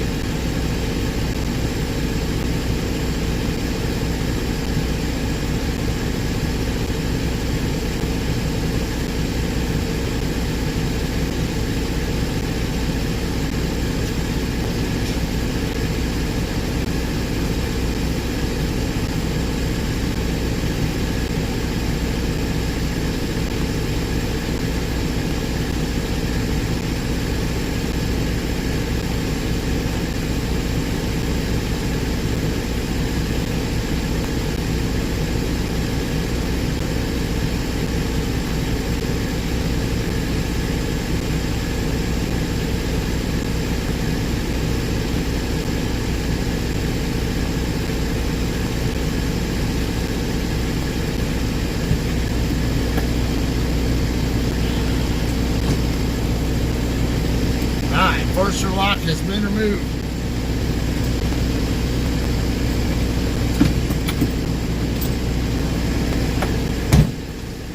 Now, that way. I had to grab a Ziploc bag to put my bill of lading in.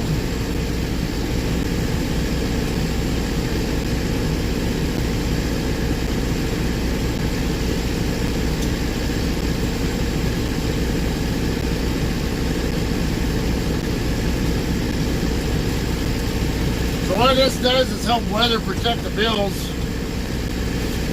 You never know. It's they can get wet.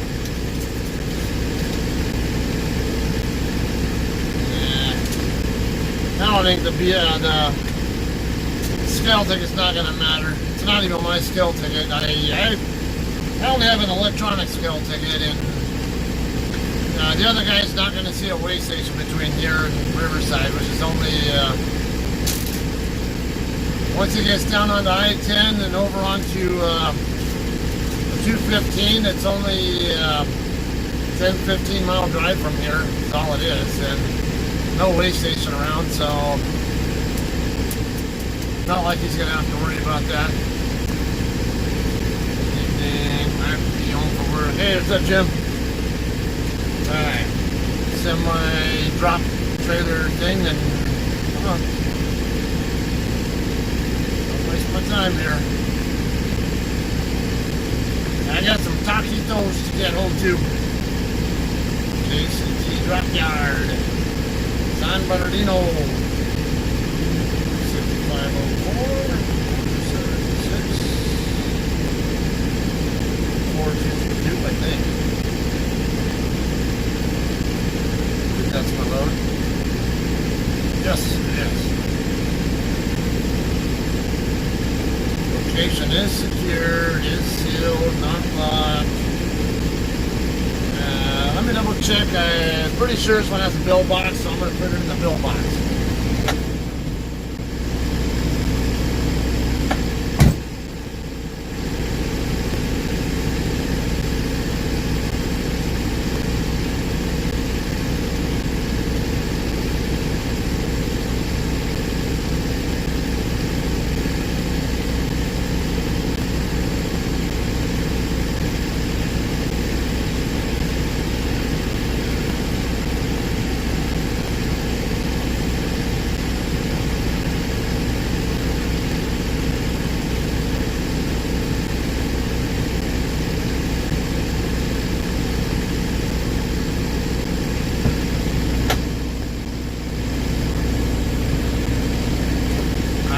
Driver who apparently is not aware that we're not supposed to be staying hooked up to trailers here. They even have a sign over at the guard shack saying it's a drop hook only yard for us.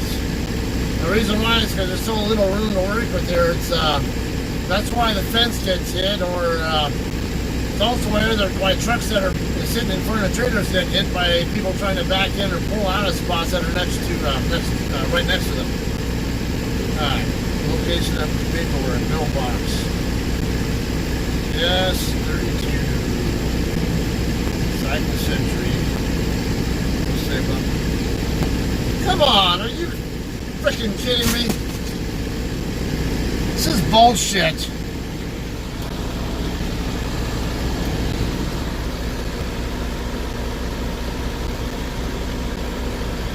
You gotta be freaking kidding me.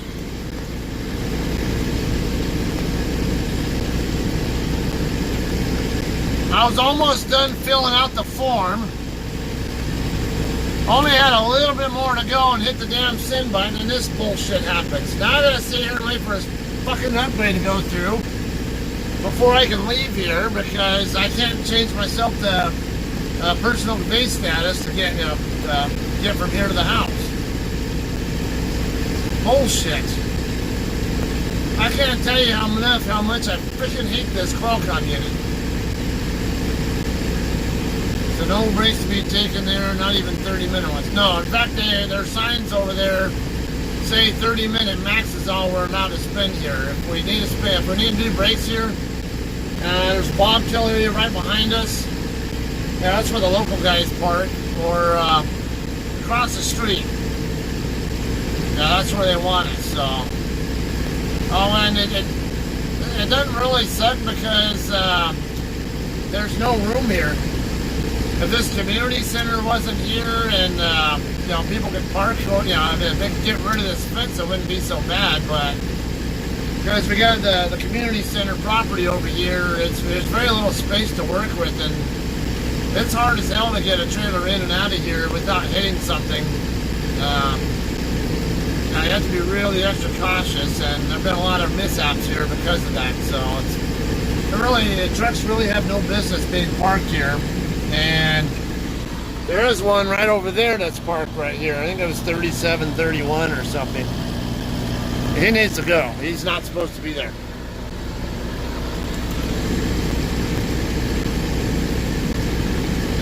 Come on, you stupid thing. Don't want that, damn. Alright. Okay, so I could be a jerk and tell the guy, hey, knock on his door or whatever and say you can't be hooked up here. But not really my problem. I'm not trying to park over there by him anyway, and if he was out there like up in his driver's seat or something, then well, then again, if he's in his driver's seat, I'd have reason to think he's just dropping or picking up or something. But I'll probably just tell the guard over there that it looks like he's camping out underneath the trailer there and let him know, and then let them worry about whether to let him know. It's not really my problem otherwise. I say it'd only be a problem for me if I was trying to park next to him or pull out of a spot next to him and he's not supposed to be here. Then I would go ahead and disrupt him and tell him to get out of there. I gotta wait for this stupid thing to upgrade still before I can get out of here. It's just bullshit. I can't believe the thing did that to me. I was trying to wait for and every hour it had been asking me to do an upgrade, but like, I'm busy driving. You're not going to do my update when I'm in the middle of driving my truck. You know, last time they did that to me, it completely screwed up my logs and all that.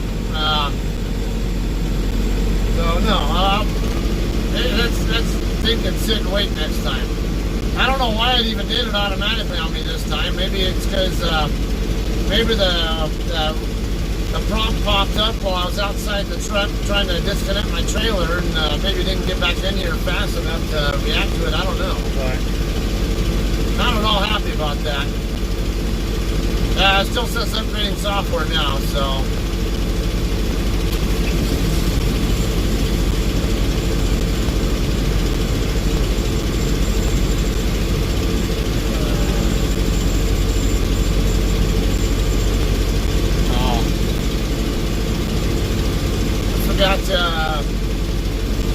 Forgot to save the recording on my main dash cam, but I can always.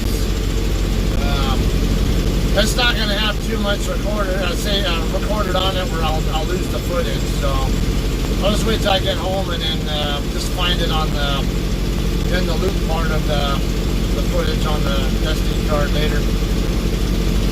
Hey John, how you doing?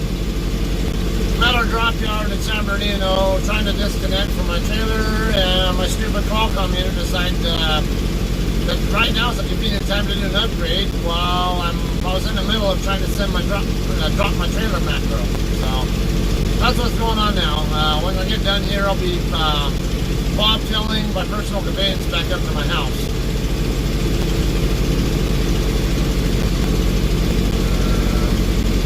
This thing really does not do me the least bit of any favors by doing this crap. What do we got coming out of here now? The white Kenworth, again, we're just coming out of a spot right now.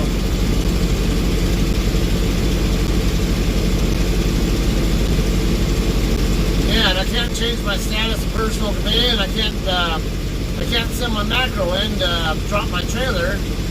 And the shitty thing was, I was in the middle of sending my drop trailer thing.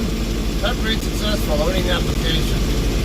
I was almost done, almost to the very end of it, and yeah, I was just trying to get rid of the on-screen keyboard, and then I was going to hit the send button, and it would have been done. And then the stupid thing, before I got a chance to hit the send button, frickin' shut down to do their upgrade on me. Yeah. Got this other guy getting rid of that by me right now. 3973.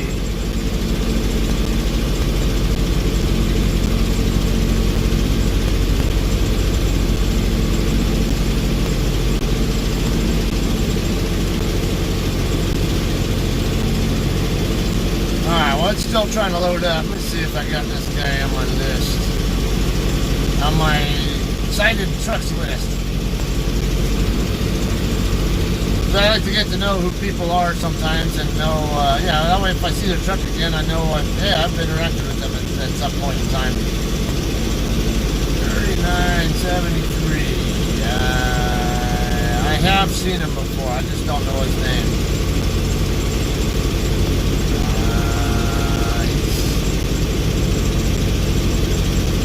I like his blue lights. Those are good.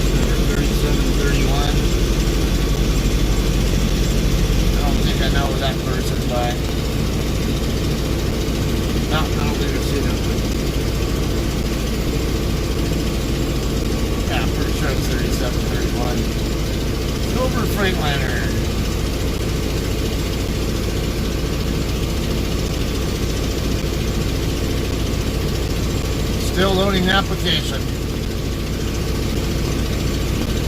All this freaking time wasted because this stupid computer wants to do its own thing.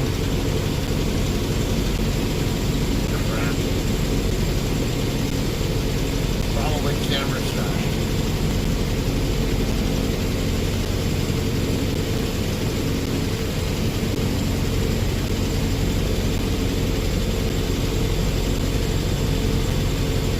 Well, nice. I guess the consolation is when I start heading up the Cajon Pass, there shouldn't be any traffic to worry about, or it should be easy to get up there.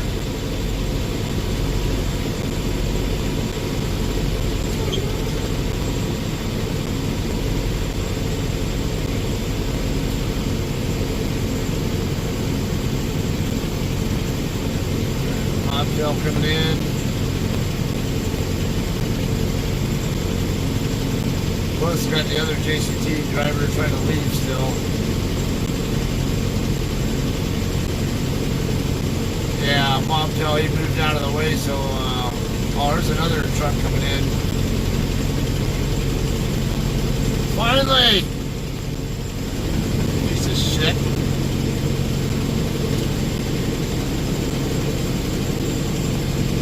Hey, how about get the pop-ups out of my face so I can do what I gotta do?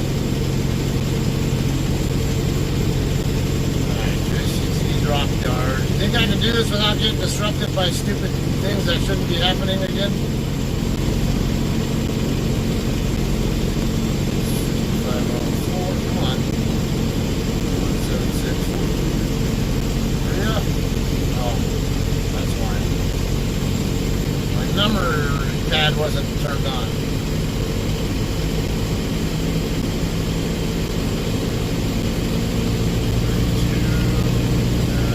6, I'd say, 2 road laps.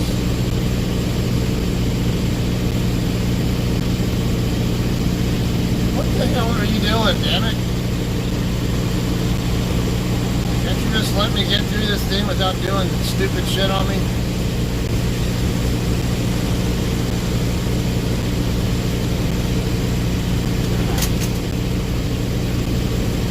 Alright, finally.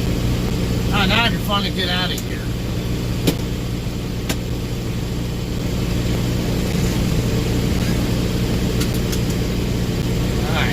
Rolling.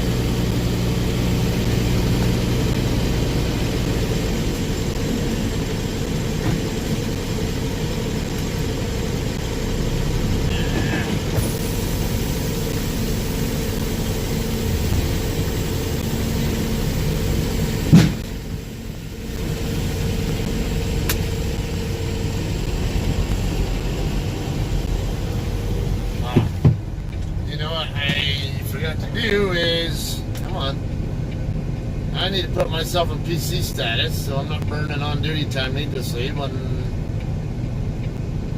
there's no driver action. So get out of my damn way. Just let me do what I gotta do without giving me stupid shit to deal with. Damn it, I'm tired of this.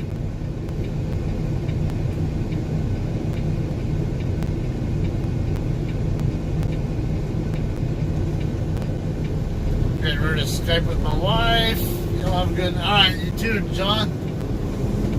Talk to you later.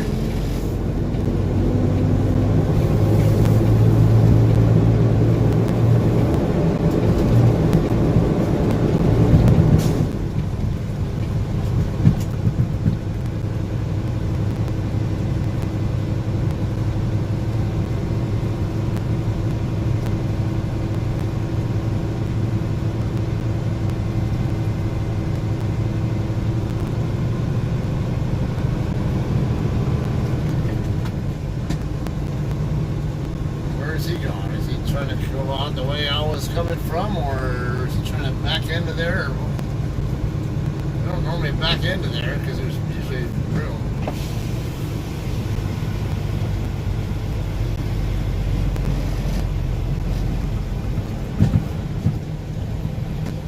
Yeah, FYI, because I know we're drop hook only in our line. There's one of our guys look like he's camping out underneath one. All right, figured I'd let you know. Alright. Have a good night. You too.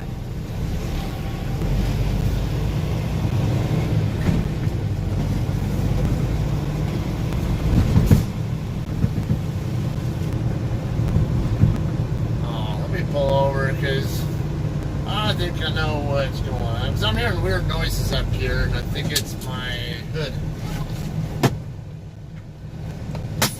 Double check, make sure it's secured.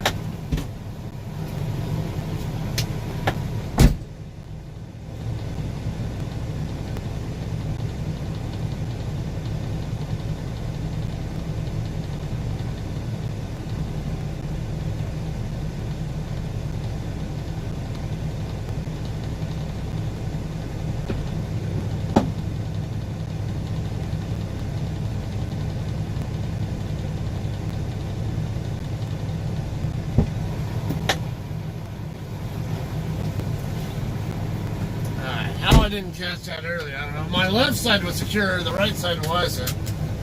But also, I've been having a problem with my my deer guard. The right side, the latch on it has been very difficult to operate.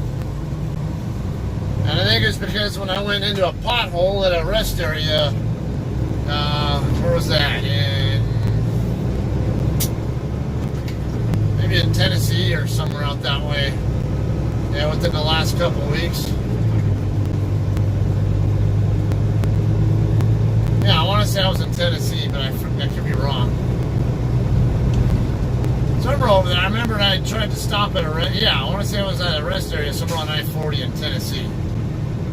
There was a big pothole. I was just trying to maneuver the truck and didn't realize I was going into a big pothole, and heard the deer guard scrape on the ground. Did a visual, didn't find anything that looked like any concern. Until I gotta do a pre-trip and I can't get the damn thing to open up very easily.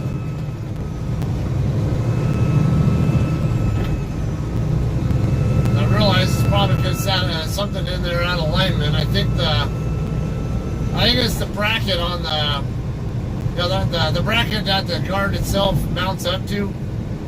Yeah, that comes out of from the fender, and where it hooks up to the framework under behind the fender and comes out to where the deer guard actually hooks up to. I think that might have gotten bent.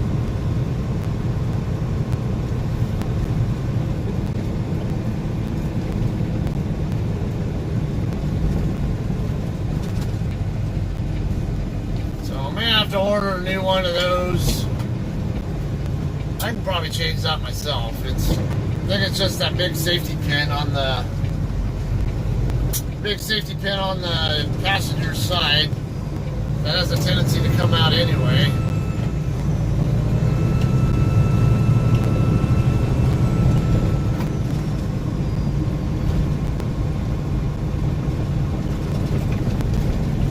I think once that pin is out, I can probably just pull that entire bracket out, and I'll probably just gotta order a new bracket for it.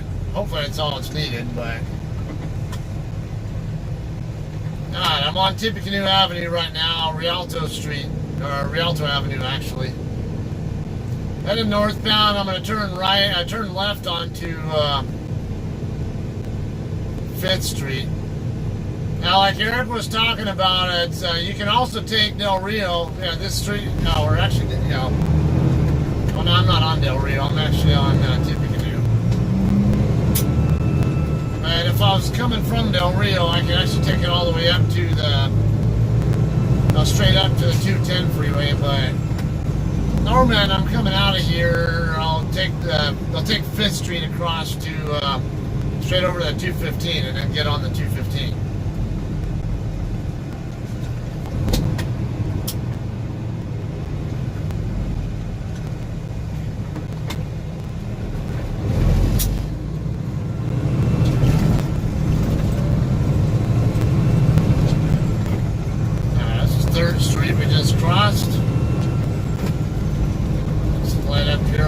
And then making a left.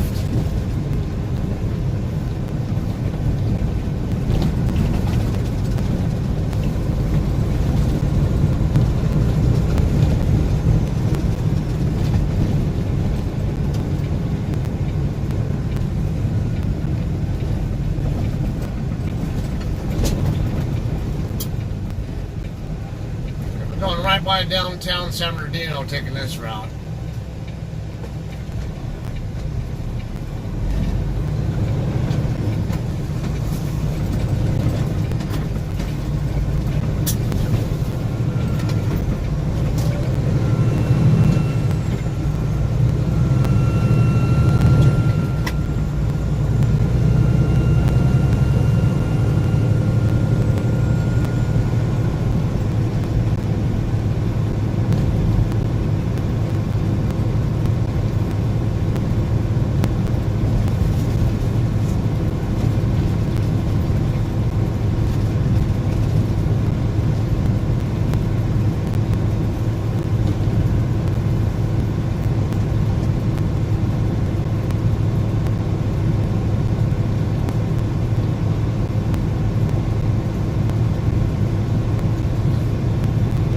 That's another JCT truck right there going the other way.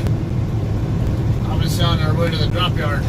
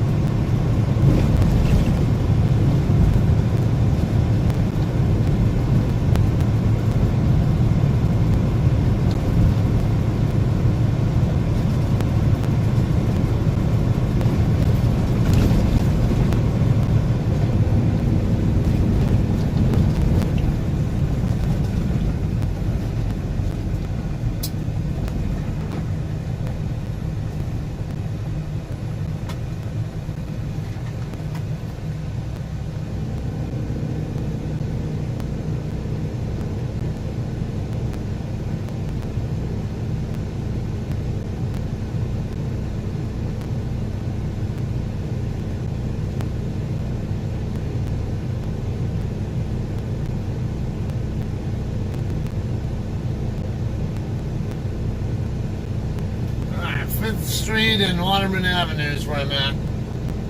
Waterman's another main drag. Waterman actually turns into Highway 18. Get up to that Crestline and Lake Arrowhead area.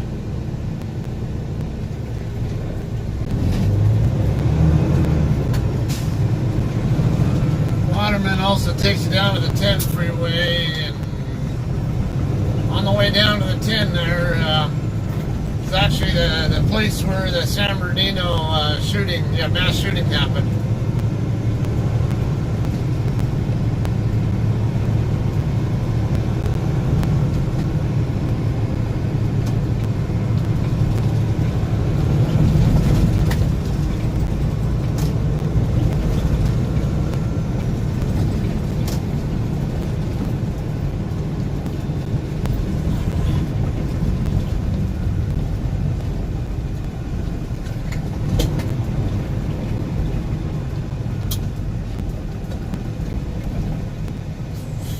I'm seeing something about snowing in Kansas City on there.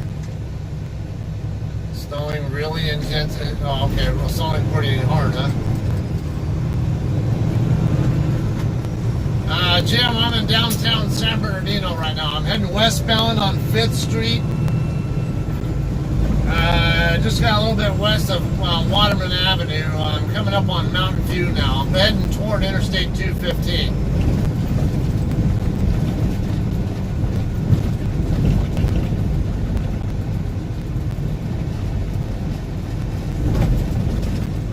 Arrowhead coming up here this light. It goes down by where the courthouse and all that are at.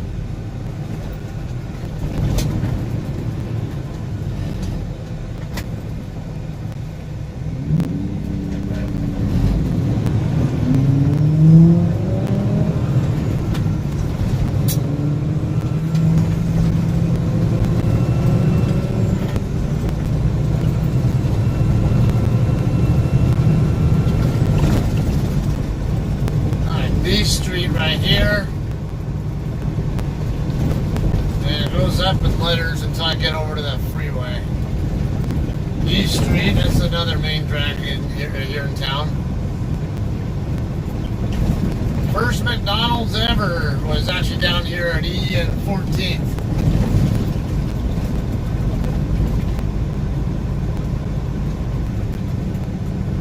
about 9 blocks up is where the first ever McDonald's was.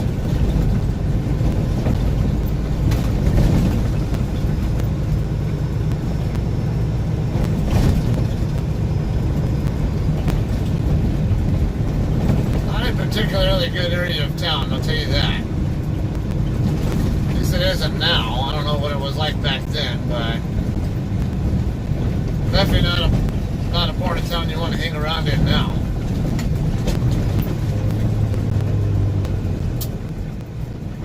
Even here on 5th Street's not the greatest place to be by any stretch.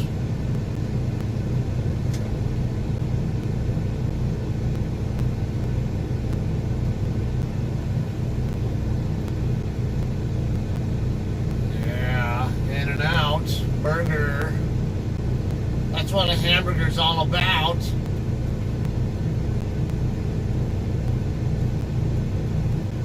This is one last light here at H, and then got the 215 right on the other side of it.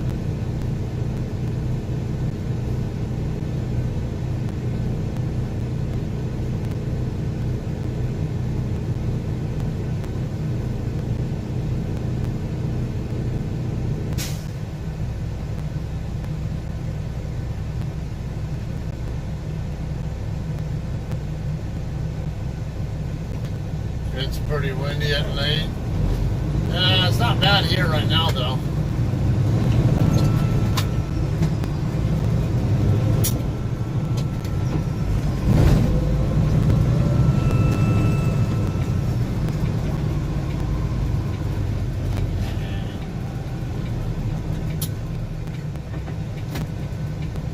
Yeah, I like in and out too. The fries can be hit and miss for me sometimes, though. There have been times where I have the fries and I just think they could be a lot better, and other times I think the fries are really good.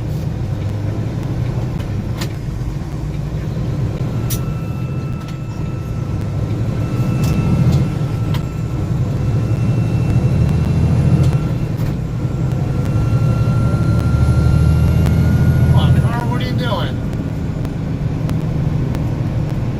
Get up to speed, dumbass.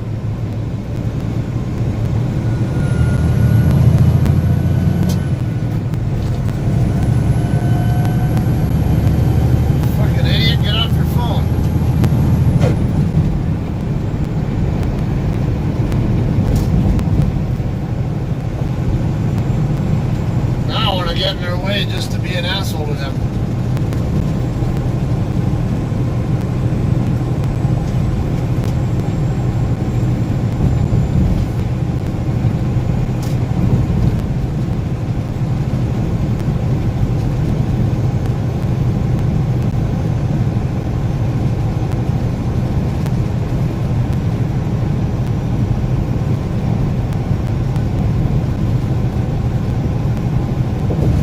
Even like McDonald's fries half the time. I think they're overrated.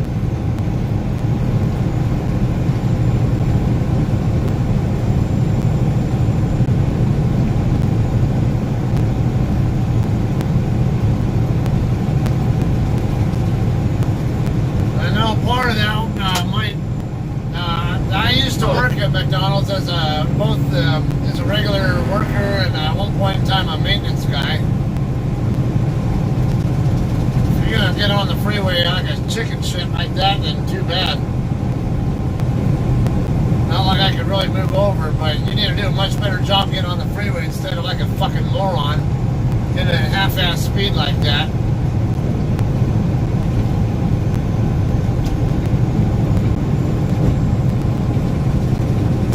Anyway, when I was a maintenance guy, I remember we had a regular interval that we were supposed to use to change out the fry vat oil. I think it was like every 2 weeks or something like that. Now, we would filter it every day. I think at least twice a day, but we would not change it until, we would accept more than once, maybe every couple of weeks. But in my opinion, there were a lot of times that because you can tell a distinct difference. It's just like when you have engine oil. When you have a brand new thing of engine oil, like in your car, it'll come out like a clear yellow looking appearance to it, especially if you're getting a synthetic type oil. And then when it gets dirty, it gets really black and charcoaly, whatever. And the fry vat oil would get the same way. It get when it gets dirty, it get really like a really brown or blackish looking, kind of brownish, I would call it, brownish, yellow like that. I don't know. And I could tell it needed to be changed, but I was never allowed to change it as on an as-needed basis. And it sucked because I would sometimes.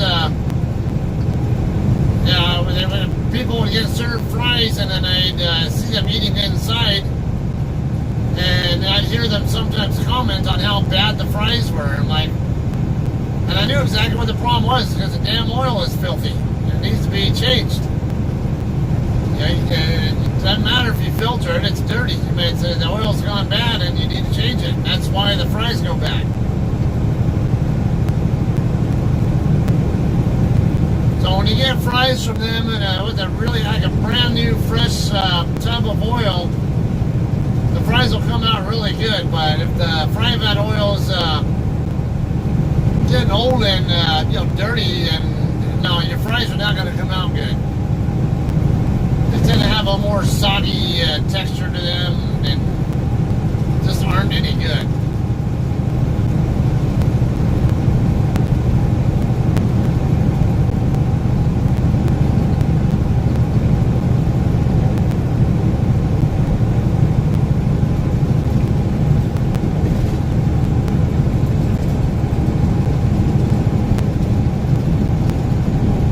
Unfortunate, because that's what happens when you get management so focused on maximizing their profits and not focused enough on quality of the food. You're not gonna keep people coming to you if you keep giving them bad quality food. In fact, with something else with them. I was gonna say, when I worked for them, it was in the early 1990s, and they always used these things that they called queuing ovens. It's basically an industrial strength microwave, I guess you would call it, or an industrial microwave oven, or whatever you want to call it. That's ultimately what it really was, and they were focusing more on the speed, timeliness. So what we do is we would make the food fresh. That we would basically make an extra food, more than is really being ordered. And then we'd, once the food was done being made, so we'd grill a bunch of patties, and then we'd put them in this steamer thing. And then when somebody actually ordered something that required one of the patties or whatever, then someone would take the patty out of the steamer and then assemble the burger and then put the burger in this thing called a queuing oven. And you could tell the bun was more dry texture to it, and then the meat just wasn't as good either. Oh, it was terrible. I could taste a night and day difference when I would say when I'd go on a break and order something for myself. If I did it through the traditional way, because I would make it myself and then go pay for it before I go to the break room. And if I did it the traditional way through the queuing oven, whatever, it just was never that good. And then there were other times where I would completely make it from scratch.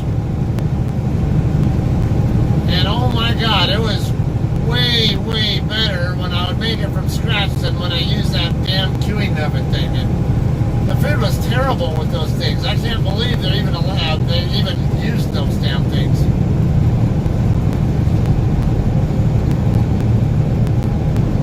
From what I remember, it's been so long. I think the regular patties that they use for regular hamburgers and cheeseburgers and stuff and Big Macs, because they have these pretty cool grills there that they call clamshell grills. So you put the patties down on the grill, and then there's actually there's a heating element on both sides. So there's a door that you close down on top of the patties, and it grills both sides of the patty at the same time. And I thought that was really cool because you can completely grill the patties within I think it was 90 seconds if I remember right. And then for the quarter pound patties, I want to say it was something closer to 2 minutes or something. I forget the exact time, but it was quick. So it's not like it really takes that long to prepare the stuff.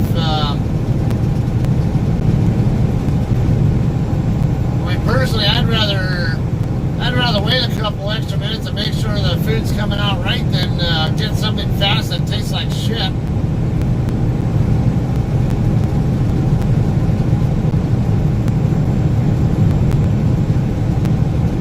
On the north end of San Bernardino now, only one more exit before I get on the 15 freeway. I'll be Glen Helen Parkway and DeVore Avenue, or DeVore Road, whatever. Donald's Fries and KFC. Perfection. This is, well, they aren't next door to each other here.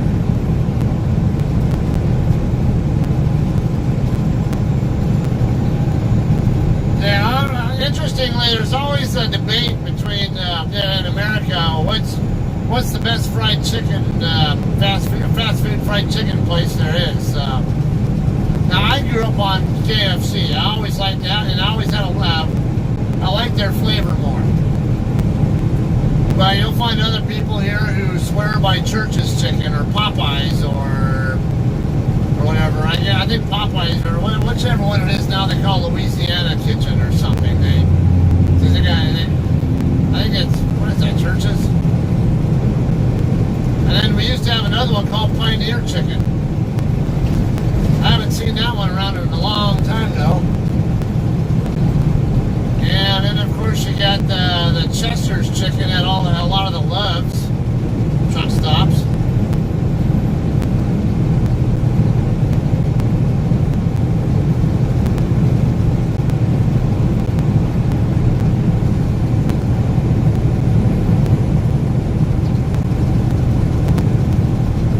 All right, 15 freeway coming up.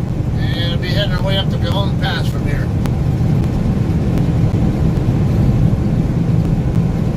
It's windy here because I can see some debris blowing around here in random spots. Alright, flyover ramp here for the 15 for the truck bypass ramp here. Looks like it's moving pretty well. Let's see how the main traffic is doing further up. Hopefully we do not see a bunch of brake lights.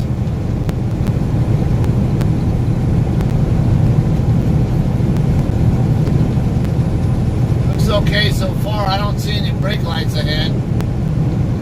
Mostly just tail lights and that's it. Yeah, Ryerson.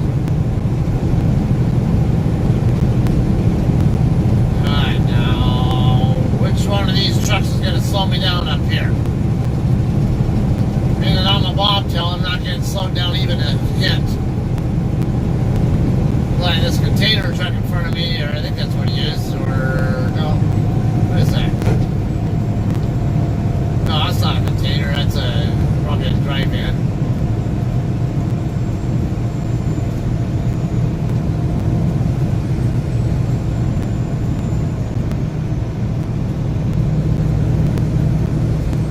Like a JB Hunt who doesn't know how to find what white and black sign saying truck bypass mean.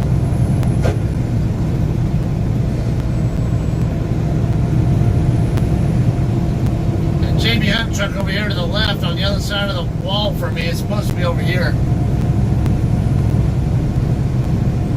The fact that he's over there means he didn't use the bypass that he's supposed to be.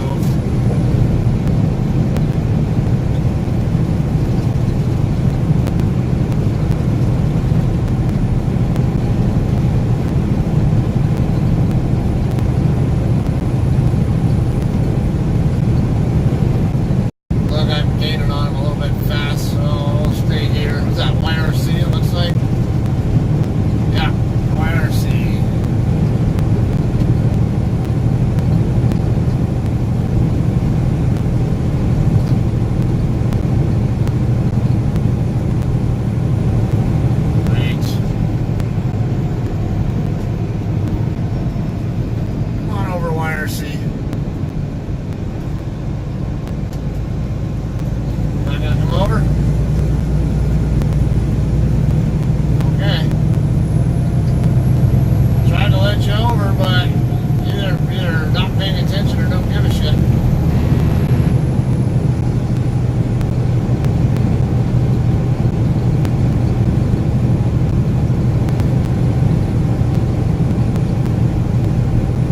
Jim on the trailer, on the pigtail, so the lights would work properly, so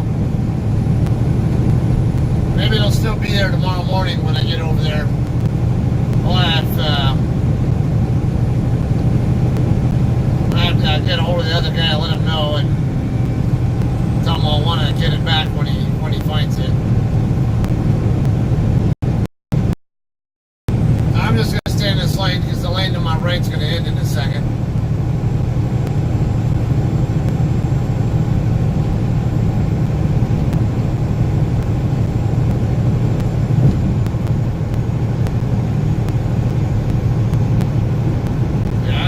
Traffic's moving pretty nicely. And the big problem with the pass is always in between the 215 and Highway 138. Once you get past 138, it always clears up.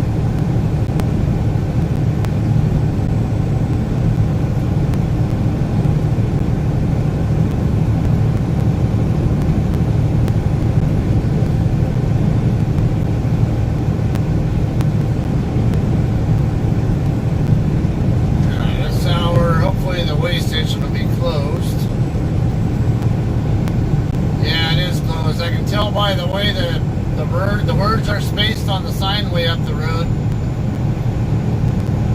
And I can see it, I can tell it says scales closed, do not enter. I can't read it right now, but I can tell from what I know the way it looks when it's open and when it's closed, the way the words are patterned and all that. That it's, I know for sure it says scale closed, do not enter right now.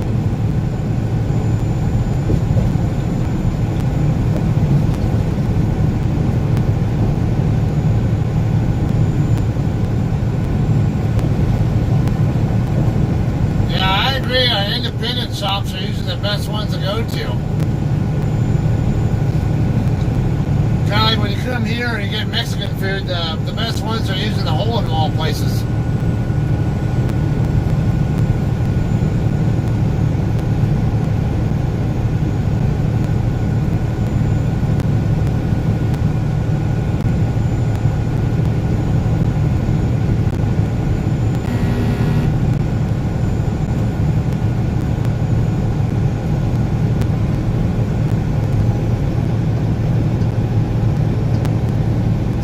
That truck's facing the wrong way.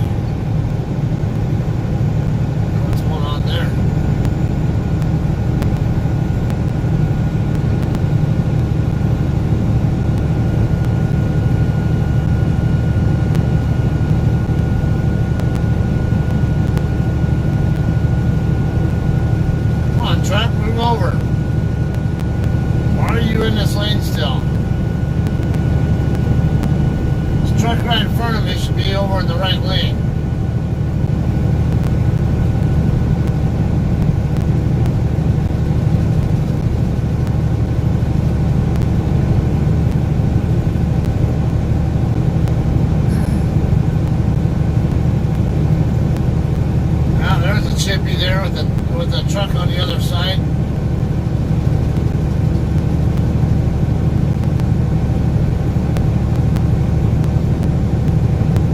don't know what's going on over there. Where the cops up in front of him makes me think there's something else going on up there. And maybe the truck's not the only thing over there that the cop's there for.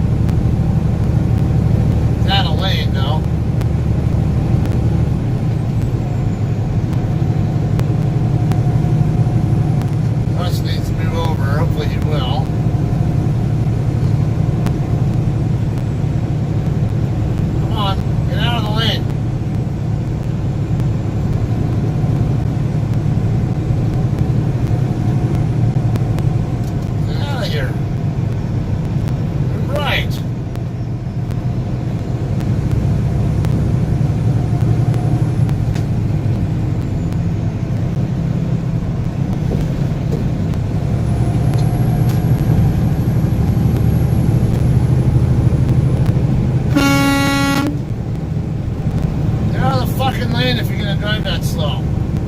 Part of slow traffic, keep right, and you not get, dumbass.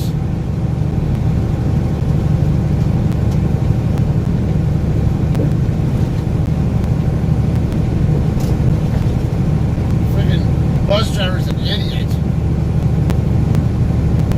Man, this flatbed gonna come around this truck now, or is he gonna wait on me? I can't tell. Kind of expecting him to try to go around the CRST or oh, that's a JB Hunt.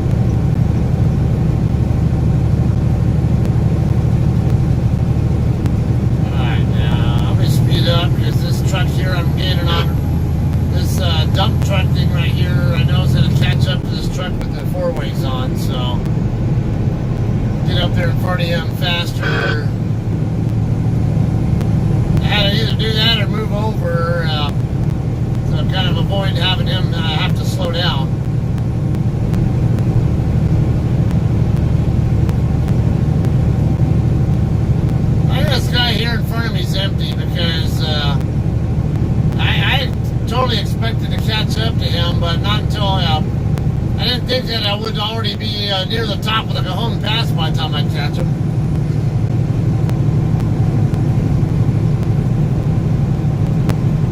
So he's either light or empty.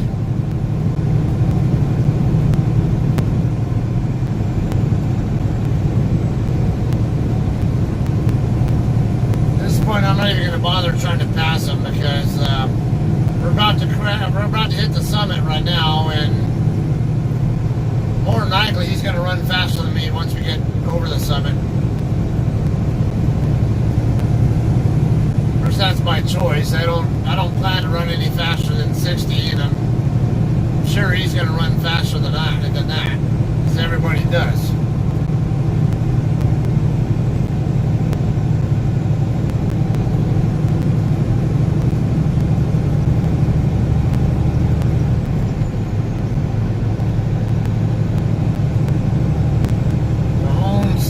Elevation 4190. Now in Hesperia. Actually, this part of Hesperia it's called Oak Hills.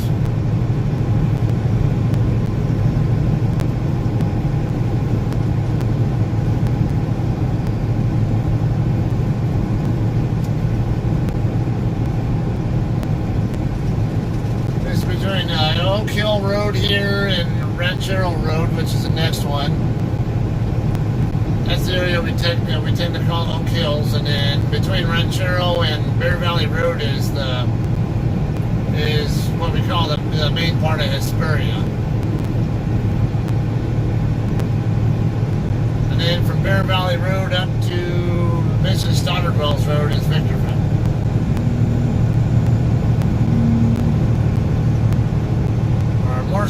More so D Street, but Stoddard Wells Road is basically where the city limit is.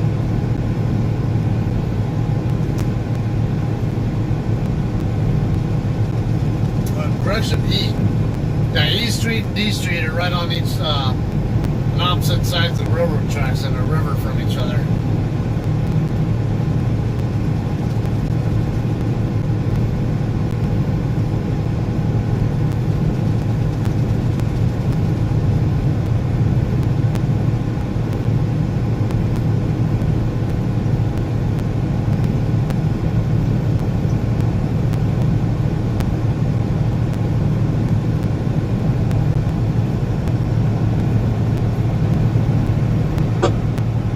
This guy ahead of me is running a similar speed to me. I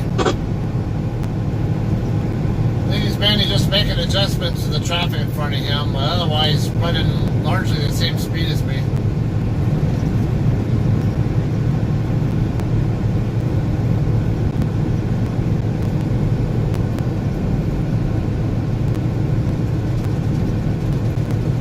Alright, this is exit 140, so we're 8 miles away from my exit, which is Nisqually Road.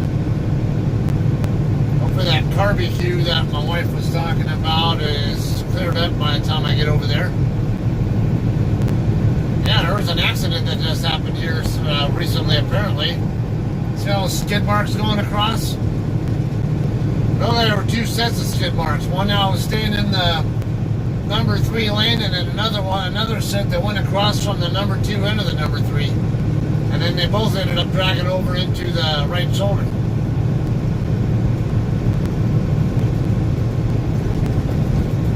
That had to been recent.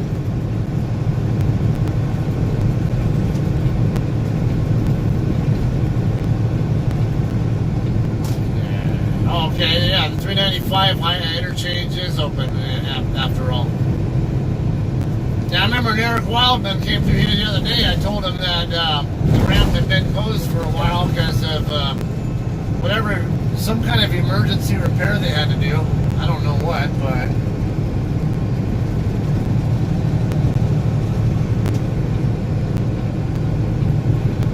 This truck here on the right lane's getting ready to lose his lane while I'm coming over here.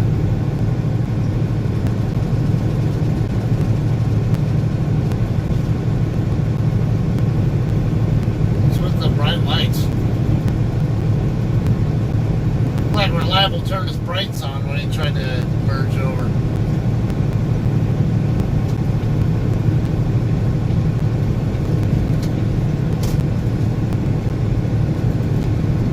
Yeah, he's got a bad headlight on there too. Maybe I wonder if he's no, it can't be a short in his system.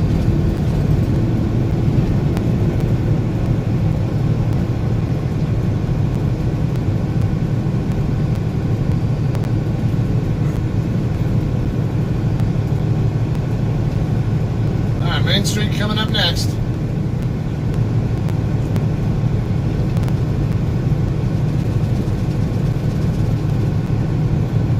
This trash truck appears to be losing a piece of his load. Saw some paper or whatever it was blow out of the trailer, out of his container thing.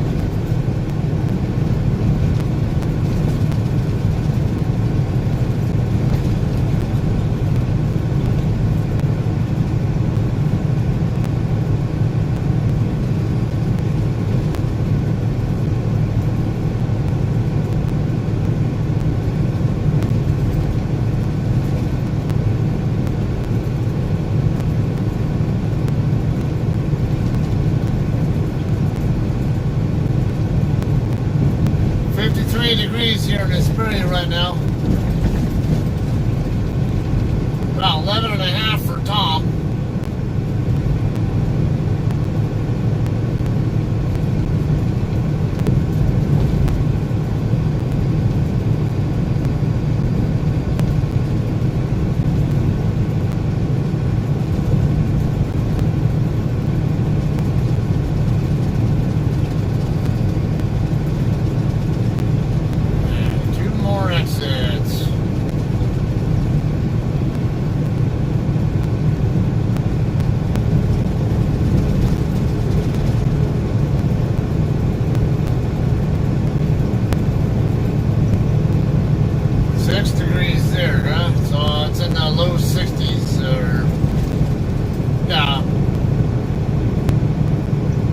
be like 61 or so degrees Fahrenheit then.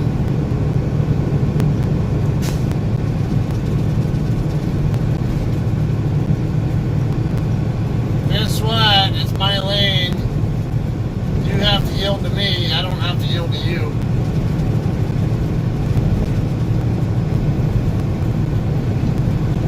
Maybe you ought to pay a little bit better attention to that next time you're getting on the freeway, dipshit.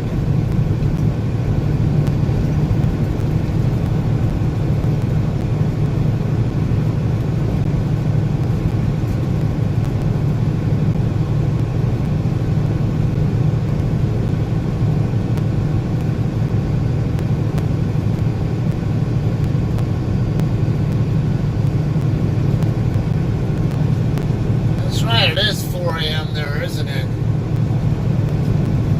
Yeah, because I know here in Pacific time I'm 8 hours behind UTC.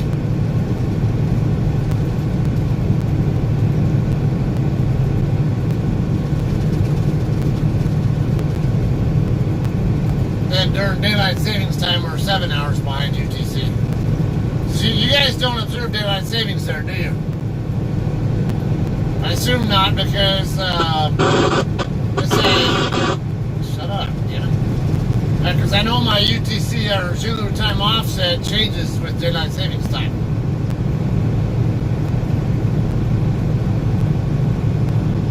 Oh, you do observe it, okay.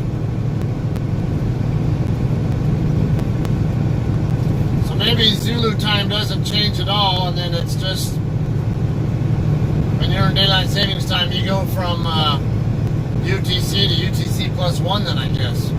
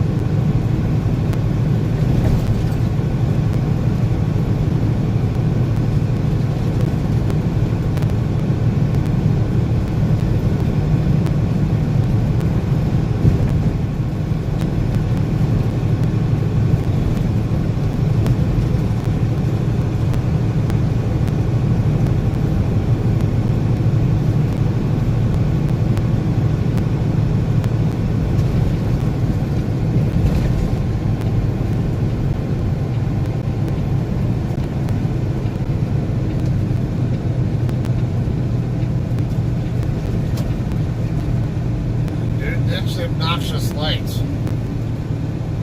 Wherever this guy is right behind me, his lights are annoying. I don't know if they're high beams or just bright low beams. Oh, look at that.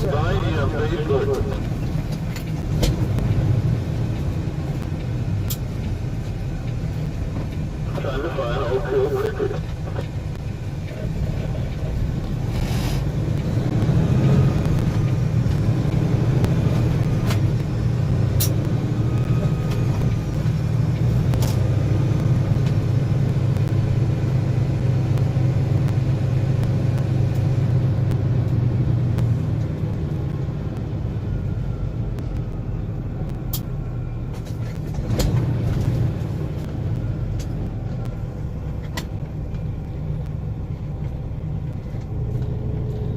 must tell the guy, sorry I blocked you. Uh,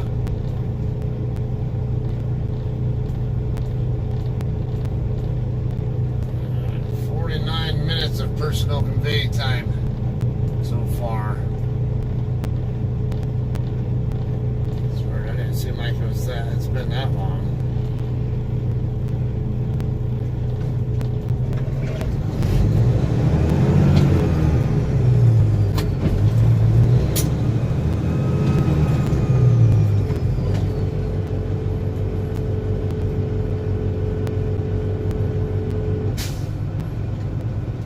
Lights that are always red on me.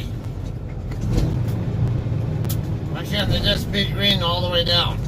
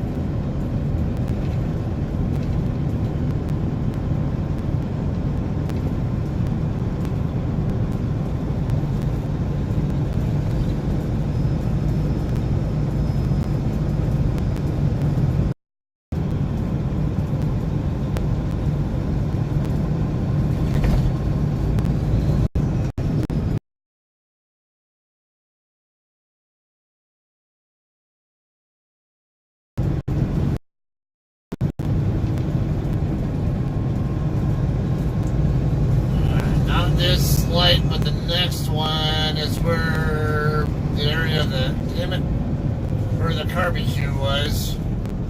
See if we can find the evidence of it. We're gonna get up there. I'll be turning left at that same intersection.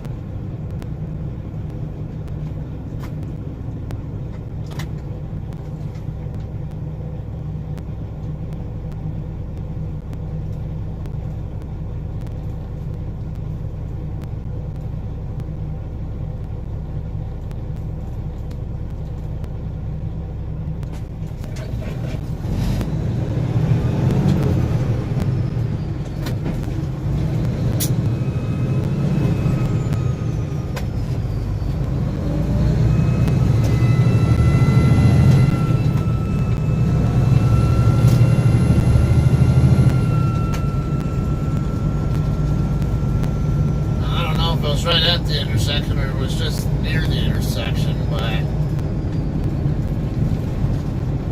imagine there'd be some kind of evidence of heat damage on the road itself.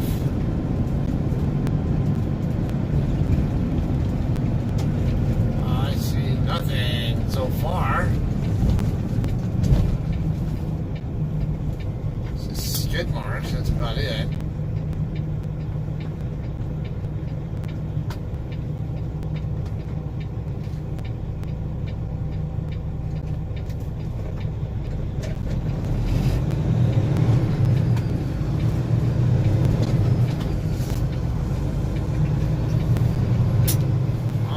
This is it right here. I think it's right here on 3rd Street. I'll have to ask her.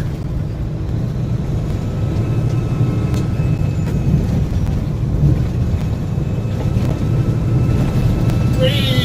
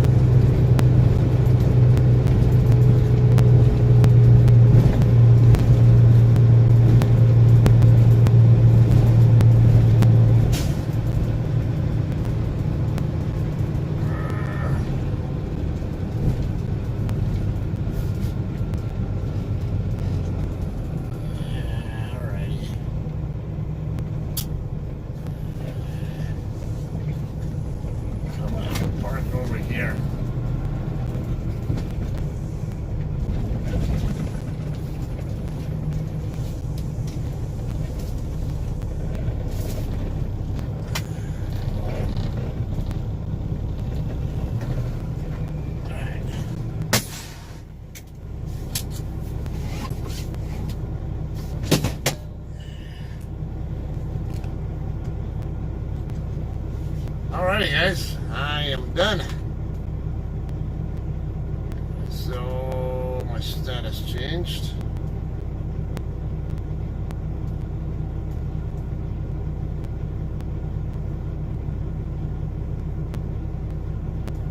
Let's see, do we have time in that middle area for, oh yeah, 18 minutes. I can put my post trip over in that area for logging purposes.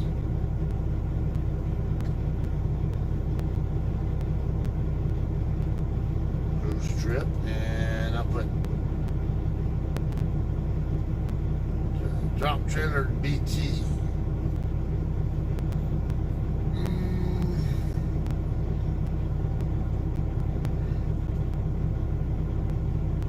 Yeah, that'll work.